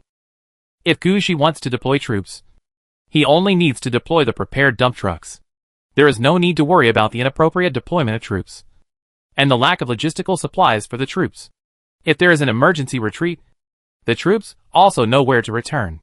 It can be said that the existence of the dump truck has changed Gu Shi's fighting style. Coupled with the nuclear bomb machine gun formed by the Death Incarnation, Gu Shi was almost able to use the 3 magic skills of death. Just as Gu Shi was waiting for the transformation of the Dead Witch Force Field, the scouts of Guizheng Scout Camp brought Gu Shi the latest news. This batch of Guizheng flew from the south, and before the 2-legged dragon landed, 2 Guizhengs jumped directly from the sky and landed in front of Gu Shi. Gu Shi noticed that when these 2 Guizhengs jumped from the sky, their bodies paused at least 3 times in midair. They used 3 different methods to slow down their descent 3 times. When they were about to reach the ground, their descent speed had become the same as that of an ordinary person jumping from the 2nd floor. At this height, anyone could make it, and this highly trained death archer would be no problem at all. After they landed, they quickly came to Gushi and said to him directly, "Sir, we have discovered a large number of undead." Hearing this, Gushi's eyes lit up. Are they ownerless wild undead? No, they look like ownerless undead, but they seem to have received some orders, and are gathering in one direction. Gathering? Where? Gushi jumped up as soon as he heard this. After hearing this news, Gushi's first reaction was, whether his appearance was discovered by the enemy. But think about it, this should be unlikely. How long has he appeared? Several forces in this game probably haven't reacted yet. How could they gather so many troops so quickly? Now that these undeads are gathering, it is very likely that they are going to attack somewhere. Gushi would not miss such a thing. He planned to go over and take a look. Gushi thought about it, raised his hand, and released 5 more dump trucks, letting them guard the position in front of them, then jumped on the evil coffin, led Li Yufeng and others, towards the position discovered by the scouts. When Gushi went over, the other Guizhongs had also flown back. They were the first scouts to report back, and their main task was to detect the enemy situation within a short distance. There were also scouts who flew farther, but it was not time for them to return yet. They were still looking for directions. Unlike the first group of scouts, these scouts did not find anything different.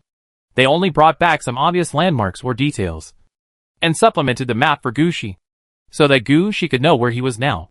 If they had returned earlier, Gushi might have been interested in drawing a map himself.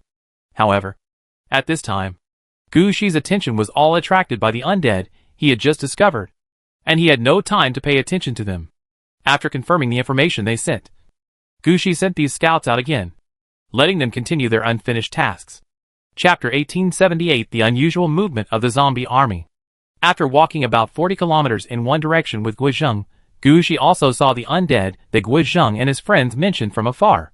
Those undead were a group of zombies, but their skin was not blue-gray, but white as snow, and they were wearing some tattered linen clothes, which swayed in the wind, and it was obvious that they had no defense. But the problem was that the zombies were not afraid of the cold. Even if they were against the wind, they had no reaction, and they kept going in one direction. Gushi glanced at them, and made a judgment about the situation of these undead in his mind. The level of these zombies was about 15 to 17. Except for the white skin, they were no different from regular zombies in other aspects. Normally, Gushi didn't need to take such zombies seriously. They were not as good as the Exha Jade Tree King that Gushi fought when he got the Flame Light 6 Paths lamp. At least the zombies transformed by the Yiksha Jade Tree King were also very popular under Gushi for a while. All of these in front of him together could not withstand Gushi's attack. "Sir, the smell of these zombies seems to be a little bit wrong. The smell is a little too strong." Gushi also nodded. "The smell in this world is really too strong. This smell is obviously not like the smell of the dead gathered together, but more like the smell of some smelly creatures gathered together." Gushi was muttering there when he entered this world before. Now that Li Yufeng said this, Gushi was more certain that there was something behind this. Okay, each world has its own rules. Besides, zombies are the existence that gather bad luck, so it is more reasonable for them to have a stronger smell. Gushi persuaded Li Yufeng a little. Before contacting and understanding the situation of this world, Gushi did not want Li Yufeng to have a preconceived idea. Li Yufeng also knew that Gushi was doing it for her own good, so she took a step back and retreated into her bridal sedan. After all, Li Yufeng was a ghost bride. Even if she was a living ghost, she was a clean ghost. In order to let Gushi look at her more, she took a bath every day, and burned herself with incense and so on. This kind of environment is really not suitable for her. She doesn't want to be involved in this kind of environment. When Li Yufeng retreated, Gushi had no one to talk to. This allowed Gushi to pay more attention to everything in front of him. These zombies in front of him were obviously zombies with a master. The zombie walking in front was holding a small red flag, and on the flag was a picture of a black arm grabbing a brain and sticking out from the ground. Just looking at the situation on the Battle Master flag, Gushi didn't need to ask any more questions, and knew that these zombies belonged to Heianvi's men. Whether Gushi wants to take down the Underworld Node or protect the Snow Queen, the Black Daughter is one of the enemies. Unless Gushi finds another way, releases the Black Daughter, and uses the Black Daughter's power to control the entire game world, his relationship with the Black Daughter will not be very good. But release the Black Daughter? Gushi smiled. He is not stupid. He will not do such a thing. Why find a big father for yourself? Let's just follow the normal thinking. The Black Daughter is really not to be messed with. Watch them. See where they go. Gushi just said one sentence, and then jumped back onto the evil coffin. As soon as the Inchi Shroud skill was activated, the smell was blocked out. Gushi's undeads didn't care about the smell. They stared at the zombies from a distance, paying attention to where they were going. Just when Gushi was about to go over to see what they were going to do, a mountain breeze blew from behind Gushi. This mountain wind also carried a strong, strange smell. Originally, Gushi should have noticed this situation, but Gushi returned to the evil coffin immediately, and Liu Fang also returned to the sedan chair. The other undead didn't feel the smell. For the undead, this smell was nothing. Guizheng and others who were flying nearby were also sent out by Gushi, and they haven't returned yet. For a while, no one noticed that Gushi was being targeted by other undead. These undead were the same as the zombies Gushi found.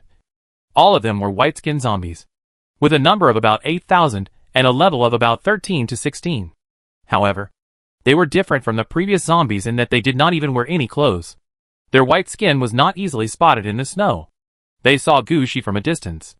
I don't know what they thought of, but these zombies slowed down a bit and crawled directly on the ground, trying to sneak up to Gushi in this way. At that time, with more than 8,000 people, they could catch Gushi off guard as long as they rushed out with all their strength. Gushi hadn't paid much attention to the situation here yet. He was still staring at the zombies in front of him. The zombies that Gushi was staring at didn't know that someone was following them. They were still walking against the wind in the cold wind.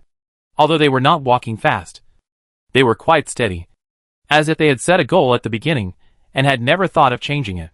After walking for about 7 or 8 minutes, when the crawling zombies were about 2 kilometers away from Gushi, the group of zombies finally arrived at their destination. It was a forest buried deep under the snow. From Gushi's perspective, he could only see some treetops sticking out of the snow. When the zombies arrived here, they immediately dug into the snow on the ground. For a moment, Gushi's attention was all on these zombies. He didn't notice that the zombies following behind him were already about 1,500 meters away from him. As long as they got a little closer, these white zombies would attack Gushi on the spot. Then, they can hit Gushi as soon as possible. At this time, the zombies in front of Gushi had already dug a big hole in the snow. Looking at this scene, Gushi muttered, "The speed of digging the hole is very fast. It seems that they must have been coolies in their lives." Gushi had just finished speaking when a small army of only more than 300 people rushed out from under the snow. All of this army were about 1.2 meters tall, and their bodies were almost square dwarves. They wore thick cotton clothes and fur clothes, and held axes in their hands. When they rushed out from under the snow, they swung their axes at the zombies without even looking. Chapter 1879 Ambush. Dwarves? Looking at the troops that suddenly appeared, Gushi was also obviously stunned. When he came in, he saw part of the situation in this world. This world is obviously dominated by Western humans. Even the queen is a witch with strong fighting power. In the opening animation, he did not see the existence of dwarves.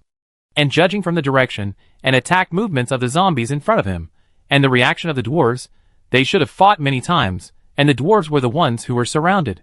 What was going on? Could it be that there were hidden forces in this game world? Before Gushi could figure out the situation, the 2 Death Titans, who had been standing behind him, suddenly moved. They simultaneously threw purple lightning spears at a distance behind Gushi. A series of lightning explosions directly attracted Gushi's attention. At this time, Gushi realized that the enemy had sneaked to within less than 500 meters of him. Looking at the more than 8,000 zombies that had already climbed up from the snow and were running towards the evil coffin, Gushi's face froze. It seems that we really can't underestimate any game world. Just as Mr. Tongjun said, Gushi used to just go through the motions in some game worlds, relying on his own strength to push the game tasks. He didn't dig into the background of the game world, and some things in the game that could have been dug deeper. As a result, many opportunities that could be used to improve himself, Gushi never used them. In the end, he was actually touched by someone. Fortunately, Gushi is the kind of person who will deal with it immediately after suffering a loss. Looking at the zombie army jumping up, Gushi released a 20-seat dump truck to fight it head-on, while thinking about adding another batch of scouts for himself. This batch of new scouts does not need to fly too far. As long as they stay within 5,000 meters of Gushi, this will ensure that Gushi's main camp will not be attacked by surprise. If something like this happens again, He can also guarantee that no one will run so close to discover the existence of the enemy. Looking at the zombies, Gushi couldn't help but shook his head. It is true that people cannot teach, but things can be taught. Teacher Gonglingyu should have discovered Gushi's shortcomings in battle formations. But she did not say much. She only gave guidance when she saw it, and she simply ignored it at other times. It seems that in Gonglingyu's mind, it is better for Gushi to suffer some losses. Now Gushi is in the promotion world of level 15. Even if he is ambushed by the enemy, Gushi has the ability to fight his way out. He will not suffer a big loss. On the contrary, it will make Gushi remember for a long time and let him understand what his troops are still lacking. Don't think you are invincible just because you drive a dump truck. Many things really need to be adjusted constantly. Didn't you see that Gushi's dump trucks were all adjusted by the leader himself, while Gonglingyu's dump trucks clearly had traces of Gonglingyu's interference? This is the difference in combat wisdom. Just like now, Gushi has already started to think, after returning, he must make 2 or 3 dump trucks for scouts to use. These dump trucks usually follow him. Use it like a radar on the one hand. It can ensure the control of the battle situation on the other hand. It can also ensure your own safety. If you encounter a situation like the one in front of you again, or if Gushi forgets it for a moment, then the situation will be embarrassing. While Gushi was thinking about this matter, the 20 dump trucks he released had already fought with the enemy zombies. When Gushi took action, it was naturally targeted. When the 20 dump trucks were released, 15 of them were dump trucks stationed with zombie troops, and 4 of the remaining 5 were dump trucks of long-range troops, and 1 was a dump truck stationed with the withered. When the 20 dump trucks were released, 5 of them were non-zombie dump trucks, and were placed in a row, and a little further back. 5 of the 15 zombie dump trucks were placed outside the long-range troops. The rest directly smashed into the zombie troops. As soon as these dump trucks were released, they started moving on the spot. Although the dump trucks had no moat, the city gates and walls were still there. The walls were all made of thick stone, and after being released, they immediately knocked the zombies away. Then the dump trucks kept crushing the zombies on the spot. At the same time, the undead troops in the dump trucks took advantage of the opportunity when the enemy zombies were knocked down to attack, using the city gates and walls to kill the enemy zombies. The number of enemy zombies was only average, and their level was not the highest level. Facing Gushi's many dump trucks, their battle formation was directly broken up. And the zombie troops in the dump trucks just took this opportunity to attack these Snow White zombies in a one-on-many manner, with more than one-on-one plus the constant crushing of the dump trucks. Most of the zombies were killed in a short while. The remaining zombies either tried to escape, but were caught up by the dump trucks, or rushed to Gushi in a fit of excitement, and were shot to death by the dump trucks with shooter troops stored in the back. After all the zombies were killed, Gushi did not put away the dump trucks, but pointed at the place where the zombies died. Gushi's battle aura was activated, and all the troops who had just died in the battle all climbed up from the ground. The zombies that were originally white-skinned now turned back to their original gray-blue skin, and the stench on them also faded a lot. These newly crawling zombies directly bypassed the location of Gushi's evil coffin, and headed towards the direction where the zombies and dwarves were fighting. After 3 years of learning, Gushi has reached a relatively high level in terms of the level of strengthening the undead. Now, with the blessing of various passive skills, even if Gushi summons ordinary undead casually, the starting level can reach 18, and the weapons and equipment in his hands will reach +3. Just a little bit, Gushi can summon pure level 20 undead. Now, as soon as they get up, they will take the initiative to go to the direction where the battle is most intense. They do this for only one purpose, that is to prove themselves, and quickly integrate into Gushi's combat system, and become a part of Gushi's combat system. As for the zombie troops in Gushi's dump truck, they were affected by Gushi's combat aura during the battle. The dead zombies got up directly and returned to the dump truck, without even using the summoning tower. After this battle, there was no damage at all. Now, under Gushi's order, they went out as soon as possible, wanting to find out where those zombies came from just now, and whether there were any similar zombies on the road. Chapter 1880 Death Tornado. After killing the sneak attack zombies, Gushi was free. At this time, his attention returned to the battlefield between the dwarves and the zombies. After a look, Gushi found that although the dwarves looked strong, they did not seem to be focused on dealing with zombies. Although they were attacking desperately, they gave people the feeling that they were protecting something.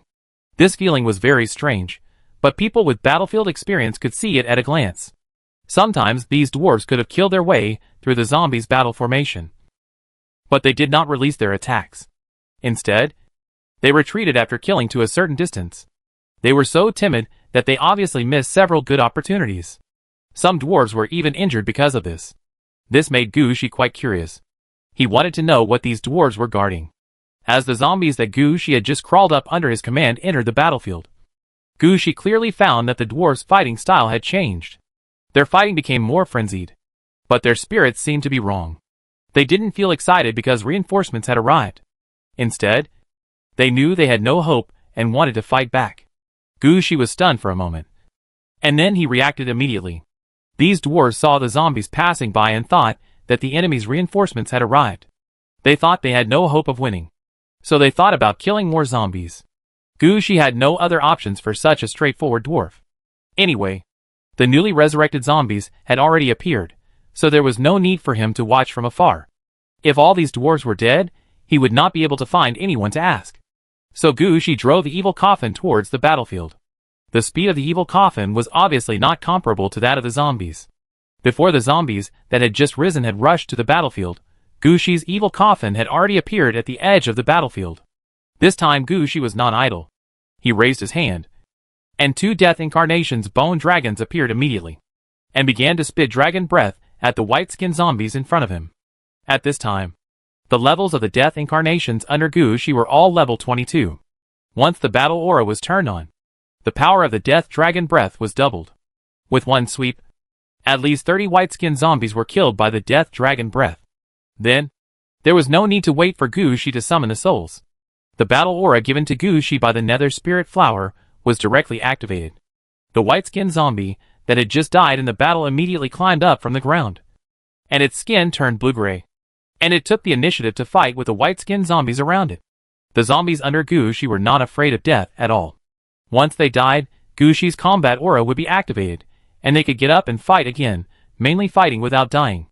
But the white-skinned zombies were not like that. They were not as strong as the zombies under Gushi, and the most important thing was that after being killed, their bodies would immediately transform into zombies under Gushi. Between the addition and subtraction, the loss was doubled. After a while, the white-skinned zombies lost more than 300 people, and Gushi also took this opportunity to rush forward a distance. At this time, Gushi's battle aura could affect the white-skinned zombies killed by the dwarves. Under the influence of Gushi's battle aura, the skin of these white-skinned zombies quickly turned blue, and their bodies staggered to their feet. When the dwarves in the battle saw this, they chopped down with an axe. A zombie that had just climbed up was knocked down by the dwarves. Gushi could naturally feel this situation. He glanced in the direction of the dwarves, and saw that their eyes had changed. Gushi thought to himself, "You dwarves are really blind. I came here with good intentions to help you, but you didn't welcome the king's master, and you dared to attack my men. You have already taken action, so don't even think about living well. Everywhere my undead breath passes, there are natural disasters." Thinking of this, Gushi raised his hand, and the 2 Death Incarnations that had sprayed the Death Dragon Breath bone dragons combined with each other, turning into a 2-headed bone dragon. At the same time, the effects added to their bodies have also been mixed together. This time, when 2 Death Incarnations bone dragons came out, one was equipped with the Starfire Nightmare, and the other was equipped with the opposite Extreme Cold Snow Layer. The 2 different added effects were mixed together, forming the unique big move of the Death Incarnation bone dragon, the Death Tornado. Gushi used this move to destroy the interception of the Slave Side's White Disaster. After several years of strengthening, Gushi's handling of the Death Incarnation combination skills became easier. The 2 Death Incarnation bone dragons in front of him just mixed together, and the Death Tornado immediately appeared in front of Gushi. Gushi did not stop there. He used the Nether Spirit Flower to process, and immediately switched to 2 new Death Incarnations bone dragons. The kits installed on these 2 new Death Incarnations bone dragons were different from the previous 2. They were equipped with a Crystal End Storm and a new kit. Once these 2 kits were used, there was another new Death Tornado, but this time the Death Tornado was not like the previous one, which was the power of ice and fire, but the destructive effect of pure physical attack. But Gushi still felt it was not enough. He merged the 2 Death Tornadoes together, turning them into a larger Death Tornado. After completing all this, Gushi stretched out his hand and pushed forward, regardless of whether there were any of his men in front of him, and rolled up everything that was blocking the Death Tornado's path. This also included the dwarves, who were fighting the zombies. They were directly rolled up into the sky. In the tornado, there were countless crystals like fine sand. Under the effect of the tornado, this thing is like a bullet. No matter what it hits, as long as it touches these crystals, a big hole will be formed. And this is not the most fatal thing. The most fatal thing is another new kit that cooperates with the crystal storm. Thousands of threads. This kit is countless silk threads, which were originally used for the death transformation to control the bone dragon in order to control the enemy. But in a tornado, these silk threads are fatal. As long as the silk threads are straightened, no matter what is thrown over, it will be cut into two pieces, without a single exception, with the addition of fire and ice. It can be said that the tornado is no longer dangerous. It is a meat grinder that will never stop. Everything in the place where the tornado passes is sucked in, whether it is a zombie or a dwarf. Once it is sucked in by the tornado, there is no possibility of getting out intact. If a fist-sized piece of flesh and blood is left, it means that the person has a strong body and a long life. Chapter 1881 Dwarves Under the Forest. The wind. Blow away everything in front of Gushi, including the snow on the ground, and all the enemies standing in front of him. When the death tornado went away, there was only a dark deep pit in front of Gushi, and a large number of fallen tall pine trees. Standing on the edge of the snow layer, Gushi looked down. He noticed that although most of the trees were blown away, the remaining trees still blocked some figures. Looking closely, Gushi saw some dwarfs hiding in some of the pine trees that had not fallen yet. These dwarfs are either some small dwarfs who have no adults, either there are some beards, but a dwarf and wearing a skirt, they were holding a kitchen in their hands, rolling pin. A rolling pin, weapons such as wooden sticks, tastelessly looked at Gushi, although blowing away all the dwarfs, who had just fought with Bipe zombies. But it does not mean that Gusia and the dwarf women and children below are enemies. When standing on the edge of the snow layer down, Gushi's eyes are condensed. Find someone to talk about it. Gushi's voice is not loud, but it was clearly passed to the dwarf's ears. The dwarves looked at each other, not knowing what to do. Finally, a dwarf with no beard came out, holding a one-handed axe, and a piece of wood in his left hand as a shield. He looked up at Gushi standing on the edge of the snow, and then at the dwarf women and children behind him. Then threw the wood on the ground, hung the one-handed axe around his waist, and quickly climbed up. Seeing the dwarf's actions, Gushi also understood what he meant. He waved his hand, and the evil coffin took him back a distance, leaving some space for the young dwarf. The dwarf, who was climbing up the pine tree, was obviously stunned when he saw this situation. Then he climbed up much faster. At this time, he also understood that Gushi was not an enemy. After finally climbing up the pine tree to the snow layer, the first thing the dwarf did was not to pull out the one-handed axe at his waist, but to raise his head and smell it hard. There is no strange smell. You are not the subordinate of the crazy woman who was dismembered. After saying this, the young dwarf moved his left hand and threw the one-handed axe on the snow. I think we can talk. Seeing the young dwarf's action, Gushi also jumped down from the evil coffin and stuck the secret sword stick he was holding into the ground. With the equipment Gushi had now, he did not need the secret sword staff to ensure his safety. As long as he had the 6 flame lamps in his hand, he had almost all the offensive and defensive skills. No one could sneak attack Gushi at this time. Hello. I am an alien necromancer. Gushi, the breath of the dead. When he walked about 20 meters in front of the dwarf, Gushi stopped and introduced himself. After hearing Gushi's introduction, the young dwarf also raised his head. The breath of the dead. No wonder. You are obviously the mortal enemy of that crazy woman. Hello, my name is Thorin. I am the next chief of the Grey Mountain Dwarves. Welcome to the Kingdom of Winter Mirror, a foreign necromancer. You must be attracted by the strong undead atmosphere of the Kingdom of Winter Mirror, Thorin said, while walking forward a few steps. At this time, Gushi could already notice that the clothes on Thorin's body seemed to be sewn with bark and mouse skin, and there were a lot of pine needles stuffed inside the clothes. It was obvious that these dwarves were not living well.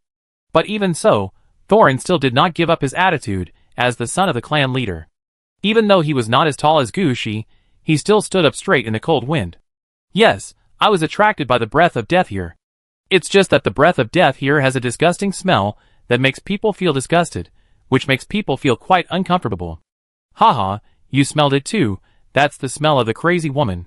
Since the day she was born, her malice has enveloped the entire Winter Mirror Kingdom. After her death, the Kingdom of Winter Mirror became what it is now. Everyone living in the Kingdom of Winter Mirror wanted to kill this crazy woman. But no one ever succeeded. Except for the one in the White Castle, the civilians also organized several expeditions. But in the end, the expedition had only one ending, that is, to be tainted with the smell of the crazy woman and become a dead person emitting a foul smell. Thorin's voice became lower and lower, and it seemed that he remembered something. At this time, Gushi could understand Thorin's thoughts. After all, he had watched the opening animation. Originally, although the Kingdom of Winter Mirror was not rich, the civilians were self-sufficient. No matter what, they would never wear bark clothes and eat rat meat. From this, we can see what the public opinion in the Kingdom of Winter Mirror is like towards the Black Daughter. However, Gushi still said, Thorin, I just arrived here, and I don't know much about the situation in the Kingdom of Winter Mirror. Can you tell me where we are now, and why these zombies are bothering you? Gushi didn't mention at all that he was the one who released the death tornado just now. Thorin didn't know what Gushi was thinking. But he answered Gushi's question seriously. The place we are in now was the territory of Linxia Town a long time ago. But since the heavy snow began, there is no Linxia Town anymore. There is only the Black Forest buried under the snow. Thorin quickly introduced the situation here to Gushi. Through Thorin's introduction, Gushi also learned about the general situation of the Kingdom of Winter Mirror. Since the Black Daughter's body was dismembered and buried in various places in the Kingdom of Winter Mirror, the main roads in the Kingdom of Winter Mirror have been cut off by the snow. For a long time afterwards, people in towns, villages, and manors in the Kingdom of Winter Mirror all survived in their own ways. Linxia Town was one of them. Originally, Linxia Town was close to the Black Forest, and mainly made a living by logging, hunting, and gathering. Since the snow covered the Black Forest, the residents of Linxia Town had no way to survive. They could only rely on digging mushrooms and mice under the trees and collecting pine nuts from the trees. The population dropped rapidly from nearly 10,000 to less than 1,000 now. After this battle, their population decreased again.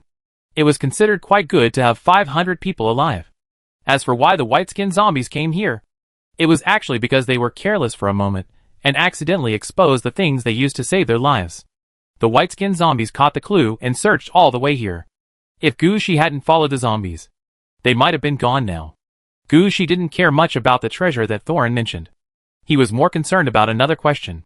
Are all the residents of Linxia Town dwarves?